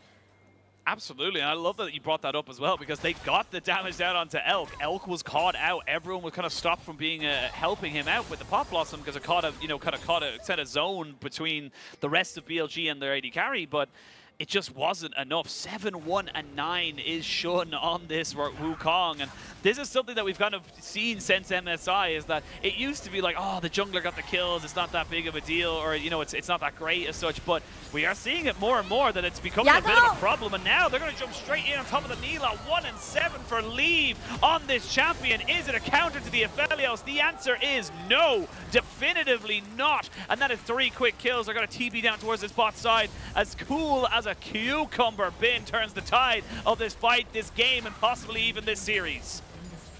Look, JJ popped his ultimate for that final fight, but as a response, 3 members of EDG were asleep and they couldn't see anything as they got instantly one-shot by Yago and Bin, but still a very convincing game 3 as they look to end the game. It's 5v2 and you're a Nocturne and a little kitty and getting thrown into the river. BLG will maintain their undefeated series wins as they pad their AD carries stats just a little bit more. There's going to be another ace, and there is another series win for BLG. From the moment of how level 1 went for the side of EDG, I am not surprised whatsoever that Elk had a wonderful game when it came to the laning phase, and this Neela just not meeting expectations, or at least whatever EDG was cooking for this final game, where I think they should seriously reconsider this. But BLG, coming out of this week, now 3-0, remain defeatless. I mean, getting themselves a couple of scrapey games, you know, game 2 in EDG, definitely not ideal. The game versus RA, not exactly a great position to find yourself in, but they get themselves another dub. That's 3-0 for this roster as they look to try and continue themselves on a very, very good run of form, taking it from spring playoffs all the way into summer regular split, true MSI. Fantastic to see. And for EDG, I mean, this is a tough loss to take now. You're kind of seeing EDG falling to the wayside a little bit more than we expected. Now losing to BLG, previously having lost to Top Esports. These are big losses for this organization because we've talked about it time and time again that there is so many stacked lineups that you start racking up these losses. It can lead to you starting much further down in the summer playoffs, maybe even losing out on summer playoffs itself. It can be that close. Yeah, and something that is a little bit sad to know that is Maker, after his birthday, is going to receive a second loss in a row for the side of EDG. But these mistakes coming into tonight's series were just laning. I mean, we saw that Leave, he was really struggling to kind of neutralize the presence of Elk and On when it did come to the 2v2 isolated matchup, where I think the remaining of the team, I mean, Fofo had an amazing game on that Nico to finalize everything, as he was the one just getting amazing CCs and ultimates onto the enemy team, but it wasn't enough because of how far behind his bottom lane was. And we just need to we need to remind everyone in the audience that Leave, he was sitting on the second least gold on Nila compared to Elk, who was just thriving off 4 plates at that 11-minute mark, which is a very damning fact to know, as I just think Leaf, he needs to kind of start stabilizing in that early game and really allow EDG to get to that late game stage where they do thrive of team fights. Yeah, I mean, look, I like trying something new. I like saying, look, you know, we're going to punish you for this, or we're going to try and make something work off of something that you maybe not be prepared for. I mean, it looked like Elk just knew exactly how to play into that particular matchup, and that Leave just 100% disrespected it. It didn't look like he really felt like he understood the trading patterns, and again, I think he was 1-8 at the end of it all, maybe. It did not look good for the young AD carry of EDG, who's had such an incredible spring split. I really hope he's able to kind of bounce back, because he does look like a legitimate threat if he's given time. And I mean, straight up, Elk just kind of schooled him a little bit there today. But I mean, Elk's been kind of building himself as one of the best AD carries we have in our league, one of the people who can maybe, you know, rival the likes of Gala and Jackie Love and Ruler to kind of maybe put himself in a top 3 category. So it's just a BLG that are just, I hate to say it, but they're just built different right now. You can even see it through the solo laners and the jungle. They just knew that once Elk got ahead, it's like, cool, he'll still be an Aphelios. You still have to focus on. We can do the damage on the back end. The Nila did less damage than Mako coming into this game 3, which is just kind of depressing to see. But you can tell how much of a threat the solo laners of BLG were, and especially Shun on that Wukong. I believe his final score was like 7-1 or something, where he just had all the presence in that team fight, working alongside the initial engage that Yaga and Bin were able to create as an angle onto the carries. But still, I think Shun has been the person that has impressed me the most ever since spring playoffs all the way to now summer regular split, and he's remaining as consistent. I know he had that Kha'Zix incident from the previous game, but that's just the champion. I mean, sometimes you just like doing a little bit of experimenting, and you do kind of have a bit too much fun, especially in On, but I don't think that kind of affected Shun in a lot of ways, as you just give him something like the Vine, the Wukong, and he gets the job done. Yeah, I mean, look, a 2-12 bot lane is not ideal for the side of EDG, and yeah, it is a tough loss to take. And again, like I said earlier on in the broadcast, this is only the first of 2 tests. They still have to go up against JDG, the MSI champion, to really try and kind of bring this season back. It's going to be tough, but we're going to send it over to our winner's interview with Wendy. Hello everyone, welcome to interview, and now I'm standing by with Yago from BLG. Congratulations on today's win, and now BLG, you guys are on a 3-winning streak. So how do you feel at this moment, and tell us more about the preparation made by the team before today's game? 首先恭喜你们今天拿下比赛的胜利，现在也是队伍来到3连胜嘛，所以说现在感觉怎么样？在今天面对 EDG 之前，或许有没有做什么特别的准备呢3连胜心情好吧，因为 EDG 也是个很强的队伍，然后能赢下来是很开心的。今天来的话就是抱着赢的信念来的。So definitely I'm quite happy at this moment because definitely EDG is a quite strong team, so we're able to get the win against them. I'm very happy at this moment. And to be honest, before today's matchup, we just hold the mindset that we're going to win today's game. And definitely a very solid best of 3. Talk a bit more about your champion choice. You have 3 any games today, facing different champions in the main lane. How would you evaluate Annie, this champion, in this meta? And when you're playing with her, what's the focus? 那也想问一下关于你今天的英雄选择。今天你也是拿了3局安妮，然后面对对面3个不同的中单英雄，所以然后也打得非常非常的漂亮。所以说也想问一下，可能当你操守安妮这个英雄的时候，你有什么特别的关注？你怎么评价安妮在这个版本的强度？安妮的话就最近一直都比较火嘛，然后也是很适合我们队伍，所以说就选了3把，然后就这样。I really feel Annie is definitely a very hot pick. She's very popular pick in this meta, and also it feels like this champion can really fit into our team's playstyle. So that's the reason I just picked 3 Annie. 3 any single role for today's game. And also in game 3, the opponent's team, they have the very interesting bot duo. They got this Nira and Yumi. After they locked down these champions, what's the team's reaction? And how did you handle with the opponent's bot lane? 那其实对面也是第3局选出了有一点点出人意料的一个下路组合，尼拉和优咪嘛。当时你们看到的时候，对面索夏是怎么样的一个对内反应？然后呢，实际去面对他是怎么处理的？就没有想到吧，然后但有想过他们会选猫，但是没有想到会选尼拉加猫吧，然后但是他们选下了之后，我们下路说没什么问题，可以应对。Definitely, this bot duo is beyond our expectations. Maybe you feel somehow the opponent's team, they may just pick Yumi, but we didn't expect this marksman to be here on stage. But after they just locked down our bot duo, they still got the confidence. They just told us they can handle with that bot lane. And definitely a very good gameplay around bot lane in game 3 as well. And also, my last question is about the team fight from BLG. We feels like BLG, you guys can really have a very good synergy and can always have the perfect team fight. What makes BLG's team fight so strong in your perspective? 那其实最后一个问题啊，问的是关于你们 BLG 的团战，感觉你们好像每一次打团都打得特别的亮眼，特别的好，5个人就是如同5人一体一般。所以说，你觉得为什么我们 BLG 吴小碧可以团战打得这么好？最重要的原因是什么？就我们一是我们很喜欢打架吧，然后再是我们打了很多场比赛了，然后所以说大家都比较自己清楚自己该干嘛，然后都打得很好吧，比打越来越好了。First of all, definitely we have a rather aggressive playstyle. We're just willing to seek more opportunities to engage the team fight in the actual games. And also because we really played so many games, all 5 of us. So it feels like we just have the better synergy, the better coordinations. We just perform better in the team fights. And thank you for the sharing and congratulations again. 再次恭喜你们，后面也要加油。And back to you guys. Bye bye.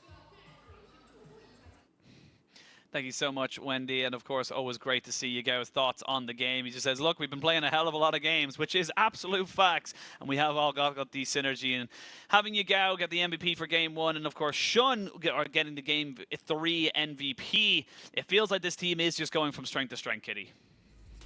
Yeah, and it really does show a lot about BLG and how their mid-jungle have been able to kind of work on their synergy throughout the previous, I don't know how many best-of series they played. I believe at MSI, one of their most interesting statistics is that they've played the most best-of-5s out of any team, and I believe it was sitting around 7 or 8, but those games are really putting in the work. As you see in these team fights, we have Yago and Shun just having really good focus onto the carries of I believe it was EDG and Fofo. I mean, we highlighted how important his role was in those team fights as Leave. He was a little bit behind. I wouldn't say a little bit behind. We had Leave being significantly behind compared to someone like Elk, and Fofo being the one who had to work off his flash, who had to have amazing pop blossoms. He just didn't find those opportunities. But something else that I wanted to highlight is this Nocturne. As we saw, it did get used very well this one time with that ultimate closing the lights, which didn't allow Bin to TP first to the fight, and it forced a numbers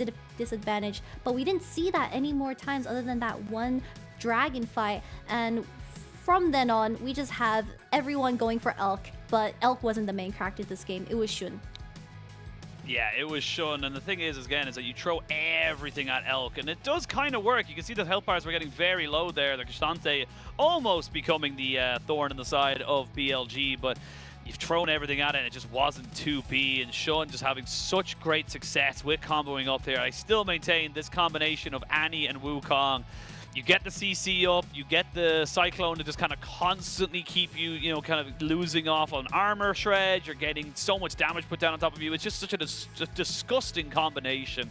And for me, it just feels like you just cannot let this one go to the wayside so casually. And again, look, BLG, they were given it, they worked with it, and now 3-0, they're feeling pretty damn good. I think their next series is going to be up against Ultra Prime, so another kind of top of the table clash, if you want to kind of call it that, but still looking very, very good for them to kind of continue up this momentum.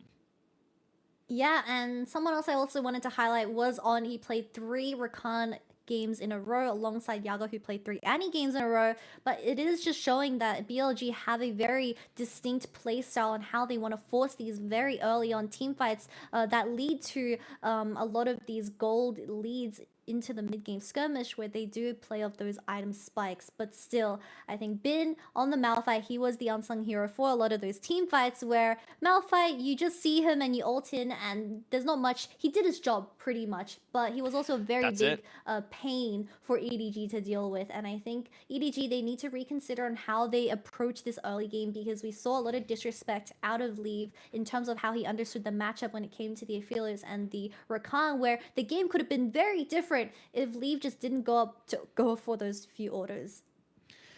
Yeah, I mean, like, the start of the game goes so badly there, and you can see that you just kind of have to accept it. We've seen it a couple of times between different champions that, like, when you're outranged, level 1, you just kind of accept, yeah, I'm outranged, I got to back myself away, I don't have to go for this kind of crit play anymore. But unfortunately for Leave, he just felt like he was going to lose out too much. He needed to kind of move himself forward and get himself a lot more, bit off a lot more than he could possibly chew. So not great to see him on the Neela, unfortunately. I hope this doesn't knock his confidence too much, because I do think he is going to be one of those exceptional AD carries with time. He has definitely got massive boots to fill, and he has been doing an exceptional job at filling them. But now we start to kind of come into that weird setup of, like, where teams are looking at, we can only send 4 teams to the World Championship here in South Korea at the end of the year, and that's when you're starting to kind of toss up, like, who are you sending? Who do you really think is going to get? I think in terms of right now, in terms of form, I don't know if EDG make that top 4 cut. It just doesn't feel, and it's still very early on the split, but it just doesn't feel like they've got that kind of cutting edge, you know, kind of killer instinct to make it to that top 4. We'll just have to wait and see. We are only in week 2 of 7 regular weeks for the split, but I also want to kind of just something else that played into the huge downfall of EDG for that bottom lane. It wasn't just Neela and how it kind of went in the matchup, but it was also them missing out on, I believe, 6 waves in that early game. So they need to start kind of controlling this wave a lot more, because that definitely played into just how behind this Neela was. However, like you said, we have 4 teams to go to Worlds that represent the LPL, and I think EDG, it is starting to look a little bit shaky, especially in the hands of Leave, because of how he's so dependent on a champion like the Aphelios. But in tonight's instance, you see that BLG, they were more than happy to deny the Aphelios for 3 games in a row. And Leave, I know he's a really good ADC and he has a huge champion pool, but start picking up something like the Zai, which you found a lot of success with during that spring split. Absolutely, and of course BLG took their win there. RNG dismantled IG to bring themselves a 2-1, and of course JDG as well taking down OMG. So our MSI champions still looking pretty damn good. We even heard in the interview there that with 369, I believe it was put up by LPL Fan Club on Twitter, saying that, you know, 369 feeling a little bit better now that they've had time to practice and get their grasp of the meta and where they should be. They should not be losing to any more teams. But there's the teams so far in the split, and honestly, I know it's kind of like very early on, and we always kind of talk about it. NIP have already played 4 series. That's a quarter of their split already done. That's when you start to kind of think about it. It's like, okay, 2-2, even a 0-2 for RA, and, you know, a 1-2 for OMG. We're not panicking. It's all good. But that's when the games start to get a little bit weird. You're starting to add in a lot of L's coming into this. So like we've said it many, many times, for the next few weeks, from Wednesday to Sunday, it is game 3, best of 3 games all the way to the end of the week. So RA versus FBX, looking to see if RA can pick up their first win, or if FPX can maybe get a little bit of momentum behind them. LGD versus JDG, they're going to be hoping for a miracle to get a win off of that. And a little bit of a low-key banger, LNG versus Weibo. Two teams also looking to maybe disrupt the top of the table as we come into the summer split. Definitely see that last series going the distance, as we also had a pretty good game in EDG versus BLG. It showed a lot of their strengths and weaknesses, or at least exposed a lot of the weaknesses for both of these teams. But I think finally we have 3 different locations for all the games. So good luck if any of them go to 3. Best of luck, buddy. I believe I'm actually casting one of them, so hopefully it doesn't go I think you're casting. I'm not. I'm off tomorrow. I'm off tomorrow, so I get some time off. I'll be back on Friday. Week for me but today. You do have a very busy week. A lot of people on holidays. Jamada off in the NA solo queue journey. But that is all the time for we have today. Thank you, Kitty, for bringing us to the weird and wonderful world that is the LPL. Thank you guys for watching us, even through our technical difficulties on Twitch. And if you made it over the way to YouTube, welcome to the YouTube channel. You give us a subscribe, I suppose, and check out some of the great content. And of course, thank you to our producers and back-end staff. Without them, none of this will be possible. We'll be back at the same earlier usual time and the same usual channel, and we'll see you then.